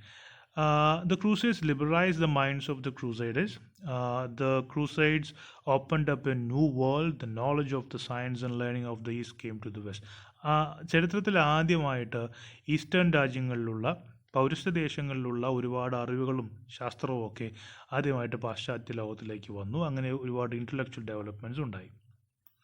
Effects of the Crusades on material development. During this period, Venice, Pisa, and Genoa acquired great wealth and reputation through the fostering of their trade by needs of the Crusaders and the opening up of the East. ഈ സമയത്ത് ക്രൂസൈഡേഴ്സിൻ്റെ ആവശ്യത്തിന് വേണ്ടി ഒരുപാട് trade Roots open ആകുന്നു. അപ്പോൾ അതിൽ തന്നെ Venice, pizza, Genoa പോലെയുള്ള സ്ഥലങ്ങളൊക്കെ വലിയ വ്യാപാര കേന്ദ്രങ്ങളായിട്ട് മാറുന്നു. The Mediterranean was widened with the sails of their transport ships, which were constantly plying between the various parts of the Europe and towns of the Syrian coast. Mediterranean കടലിൽ മൊത്തം ഇതുപോലെയുള്ള ധാരാളം transport ഷിപ്സിൻ്റെ അതിപ്രസരമാണ് നമ്മൾ ആ സമയത്ത് കാണുന്നത്. In addition to the effects of the crusades on material development, various arts, manufacturers, and inventions before unknown in Europe were introduced from Asia. പൊതുവെ യൂറോപ്പിൽ ഇല്ലാതിരുന്ന, യൂറോപ്യൻസിന് അറിയാതിരുന്ന പല പുതിയ കണ്ടുപിടുത്തങ്ങളും ഉൽപ്പന്നങ്ങളും ഒക്കെ യൂറോപ്പിലേക്ക് എത്തുന്നു, ഏഷ്യയിൽ നിന്ന് യൂറോപ്പിലേക്ക് എത്തുന്നു എന്നൊരു പ്രത്യേകതയുണ്ട്. Effects of the Crusades on voyages of discovery. The incentive given to geographical discovery led by various travelers such as the celebrated Italian Marco Polo and the scarcely less notable Englishman Sir John Mandeville to explore the most remote countries of Asia. അപ്പോൾ ഒരു geographical എക്സ്പ്ലോറേഷനുള്ള ഒരു inspiration കൂടിയായിട്ട് crusades മാറുന്നു. Crusades ൻ്റെ ഭാഗമായിട്ട് ഇവരെല്ലാം eastern കൺട്രീസിലേക്ക് പോയിരുന്നു. അതിനപ്പുറത്തേക്കും പോകാനുള്ള ഒരു പുതിയ താല്പര്യം ഉണ്ടാകുന്നു. Even that spirit of maritime enterprise and adventure which rendered illustrious the 15th century, inspiring the voyages of Columbus, Vasco da Gama and Magellan, may be traced back to the lively interest in geographical matters awakened by the expeditions of the Crusaders. അപ്പോൾ Columbus, Vasco da Gama, Magellan പോലെയുള്ള ആളുകളുടെയൊക്കെ യാത്ര ഇങ്ങനെയുള്ള ക്രൂസൈഡ്സിൻ്റെ ഇൻസ്പിറേഷൻ്റെ ഭാഗമായിട്ടുണ്ടായതാണ്. Socio economic changes എന്തൊക്കെയാണെന്ന് നോക്കാം. Trade and commerce revived and improved in an orderly political atmosphere. ഒരു സ്റ്റേബിൾ ആയിട്ടുള്ള പൊളിറ്റിക്കൽ അറ്റ്മോസ്ഫിയർ ഉണ്ടാകുന്നു. അതുകൊണ്ട് തന്നെ വ്യാപാരവും മറ്റുമൊക്കെ വാണിജ്യമൊക്കെ ഡെവലപ്പ് ചെയ്യുന്നു. Classes were formed in society where the middle class was more prominent, comprising business class people. Middle class കൂടുതൽ ശക്തമായ ഒരു വിഭാഗമായിട്ട് വരുന്നു. അവർ ബിസിനസ് ക്ലാസ് ആയിട്ട് പരിണമിക്കുന്നു. The middle class or the bourgeois, the intelligent business class people became wealthy. അവർ വളരെ വെൽത്തിയായി മാറുന്നു. അവരെയാണ് പിന്നീട് ബുർഷ്വ എന്ന ഒരു മിഡിൽ ക്ലാസ് ആയിട്ട് അവരെയാണ് പിന്നെ നമ്മൾ വിശേഷിപ്പിക്കുന്നത്. Next one is black death. The Black Death is a name for a terrible plague that spread throughout Europe from 1347 to 1350. 1347 മുതൽ 1350 വരെയുള്ള കാലഘട്ടത്തിൽ യൂറോപ്പിലുണ്ടായ പ്ലാഗിനെയാണ് നമ്മൾ ബ്ലാക്ക് ഡെത്ത് എന്ന് പറയുന്നത്. The plague likely started in Asia and traveled westward along the Silk Route or the Silk Road. The disease was carried by fleas that lived on rats. Historians think that black rats living on European merchant ships caught the disease, eventually bringing it to Europe. It had killed at least 1/3 of people in Europe and probably more. 1/3 population, യൂറോപ്പിലെ 1/3 ജനത black ഡെത്തിൻ്റെ ഭാഗമായിട്ട് മരിച്ചു പോകുന്നു. അതുകൊണ്ടാണ് അതിനെ black death എന്ന് പറയുന്നത്. വർഷം 1347 തൊട്ട് 1350 വരെ. Rebuilding after the Black Death was much of the infrastructure of Europe was gone when the Black Death finally subsided. It's estimated that it took around 150 years for Europe to rebuild. ഏതാണ്ട് 150 വർഷം എടുത്തു എന്നാണ് പറയുന്നത് ഈ black ഡെത്തിന് ശേഷം പഴയ രീതിയിലേക്കുള്ള ഒരു മടക്കയാത്രയിലേക്ക്. Then നമുക്കൊരു ചെറിയൊരു ടോപ്പിക് ചൈനയെക്കുറിച്ച് പറയാനുണ്ട്. China under the Mings. The Ming dynasty is often called the last of the great Chinese dynasties. It ruled ancient China from 1368 to 1644. It was followed by the Qing dynasty. അപ്പോൾ king dynasty ആണ് മിങ് ഡൈനാസ്റ്റിയെ follow ചെയ്യുന്നത്. അപ്പോൾ മിങ് dynasty 1368 AD തൊട്ട് 1644 AD വരെയാണ് അധികാരത്തിലുണ്ടായിരുന്നത്. Prior to the Ming dynasty, China has been ruled by the Yuan dynasty. അപ്പോൾ മിങ് ഡൈനാസ്റ്റിക്ക് മുൻപ് ഉണ്ടായിരുന്ന രാജവംശത്തെ Juan dynasty എന്നും അതിനുശേഷം പിന്നീട് അധികാരത്തിൽ വരുന്ന king ഡൈനാസ്റ്റിയുമാണ്. The Yuan dynasty was set up by the Mongols who had conquered China about 100 years earlier. The Mongols were overthrown and ousted from China by a peasant uprising. The peasant uprising that removed the Mongols and the Yuan dynasty from power was led by a man named Shu Xuanzang. He took control of China and named himself Emperor Hongwu. This was the beginning of the Ming dynasty. അപ്പോൾ Juan ഡൈനാസ്റ്റിയെ പുറത്താക്കുന്ന ഒരു peasant appraising, ഒരു കാർഷിക ലഹള ഉണ്ടാകുന്നു, കർഷകരുടെ ലഹള ഉണ്ടാകുന്നു. അതിൻ്റെ ഭാഗമായിട്ടാണ് യുവാൻ ഡൈനാസ്റ്റി പുറത്താകുന്നത്. എന്നിട്ട് ഒരു അധികാരത്തിൽ വരുന്ന ആളാണ് ഷു യുവാൻ സാങ് എന്ന് പറയുന്ന ആൾ, ഒരു സാധാരണക്കാരാണ്. അദ്ദേഹം പിന്നീട് ഹോങ് വു എന്ന പേരിൽ സ്വയം എംപററായിട്ട് അവരോധിക്കുകയും അങ്ങനെയാണ് മിങ് രാജവംശം തുടങ്ങുന്നത്. ഇനി മിങ് രാജവംശത്തിൻ്റെ പ്രധാനപ്പെട്ട പ്രോജക്ട്സ് ഏതൊക്കെയാണെന്ന് നോക്കാം. ദിസ് വാസ് എൻ എറ of large civil engineering projects including the Great Wall of China. The Great Wall was almost completely rebuilt by the Ming Dynasty. Then Grand Canal. The Grand Canal was rebuilt during this time. This had a significant impact on trade and helped the economy to flourish. അതുപോലെ തന്നെ Beijing എന്ന് പറയുന്ന city, forbidden city. This city was the empress palace and was located inside the capital city of Beijing. ഇപ്പോൾ grand canal, forbidden city, അതുപോലെ തന്നെ the Chinese, the wall. Culture and arts. Art flourished during the Ming Dynasty. This included literature, painting, music, poetry, and porcelain. Ming vases made of blue and white porcelain were prized at the time throughout the world. They are still considered quite valuable. ഈ ചിത്രത്തിൽ കാണുന്നതാണ് മിങ് vases. ബ്ലൂവും വൈറ്റും ഉള്ള അതിമനോഹരമായിട്ടുള്ള vases ആണിത്. Literature reached new heights during this era as well. 3 of the 4 great classical novels of Chinese literature were written during the Ming Dynasty. പ്രധാനമായിട്ടുള്ള 3 classical novels ഈ സമയത്താണ് എഴുതപ്പെടുന്നത്. They are Outlaws of the Marsh, Romance of the 3 Kingdoms and Journey to the West. ഇങ്ങനെ 3 classical novels Ming ഡൈനാസ്റ്റിയുടെ സമയത്താണ് എഴുതപ്പെടുന്നത്. Then government. The government was run by an organization called the Civil Service. In order to get a job with the Civil Service, applicants had to take difficult exams. The men with the highest scores would get the best jobs. Some men would study for years to try and pass the exams and earn one of these prestigious positions. Civil service ഉണ്ടായിരുന്നു എന്നുള്ളതാണ് മിങ് ഡിനാസ്റ്റിയുടെ വളരെ പ്രധാനപ്പെട്ട ഒരു പ്രത്യേകത. വളരെ ഡിഫിക്കൽട്ടായിട്ടുള്ള പരീക്ഷകളിലൂടെയാണ് ഇത്തരം ഉദ്യോഗസ്ഥരെ നിയമിച്ചിരുന്നത്. ഏറ്റവും ഉയർന്ന സ്കോർ ലഭിക്കുന്ന, മാർക്ക് ലഭിക്കുന്ന ആളുകൾക്ക് ഏറ്റവും ഉയർന്ന ജോലികൾ ലഭിക്കും. ഒരുപാട് വർഷത്തെ പരിശീലനത്തിന് ശേഷമാണ് ഇത്തരം പരീക്ഷകളിൽ പങ്കെടുത്ത് ആളുകൾ വിജയം നേടിയിരുന്നത്.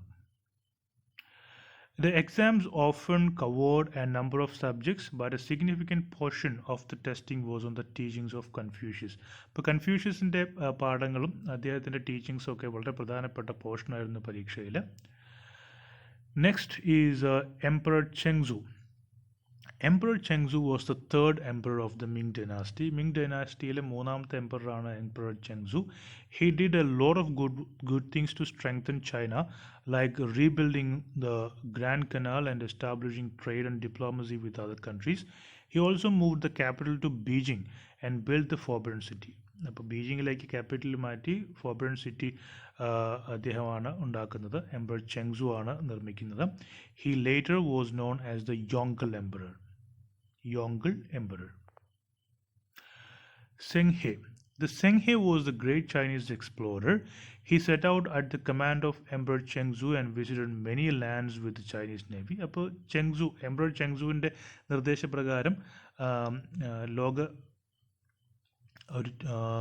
ഒരു ലോകം മുഴുവൻ ചുറ്റിക്കറങ്ങാൻ വേണ്ടി, യാത്ര ചെയ്യാൻ വേണ്ടി നിയോഗിക്കപ്പെട്ട ആളാണ് Zheng-He. He was a Chinese explorer. He went throughout South Asia, the Middle East, and even to Africa. After visiting Somalia in Africa, he brought back a giraffe for the emperor. അങ്ങനെ ഒരു രസകരമായൊരു കഥ കൂടിയുണ്ട്. അദ്ദേഹം സൊമാലിയയിൽ നിന്നൊരു ജിറാഫിനെ കൊണ്ടുവന്നു പറയുന്ന രസകരമായൊരു കഥയുണ്ട്. Zheng-He. ഇത്രയാണ് നമുക്ക് ഈ മൊഡ്യൂളിൽ പഠിക്കാനുള്ളത്. Thank you.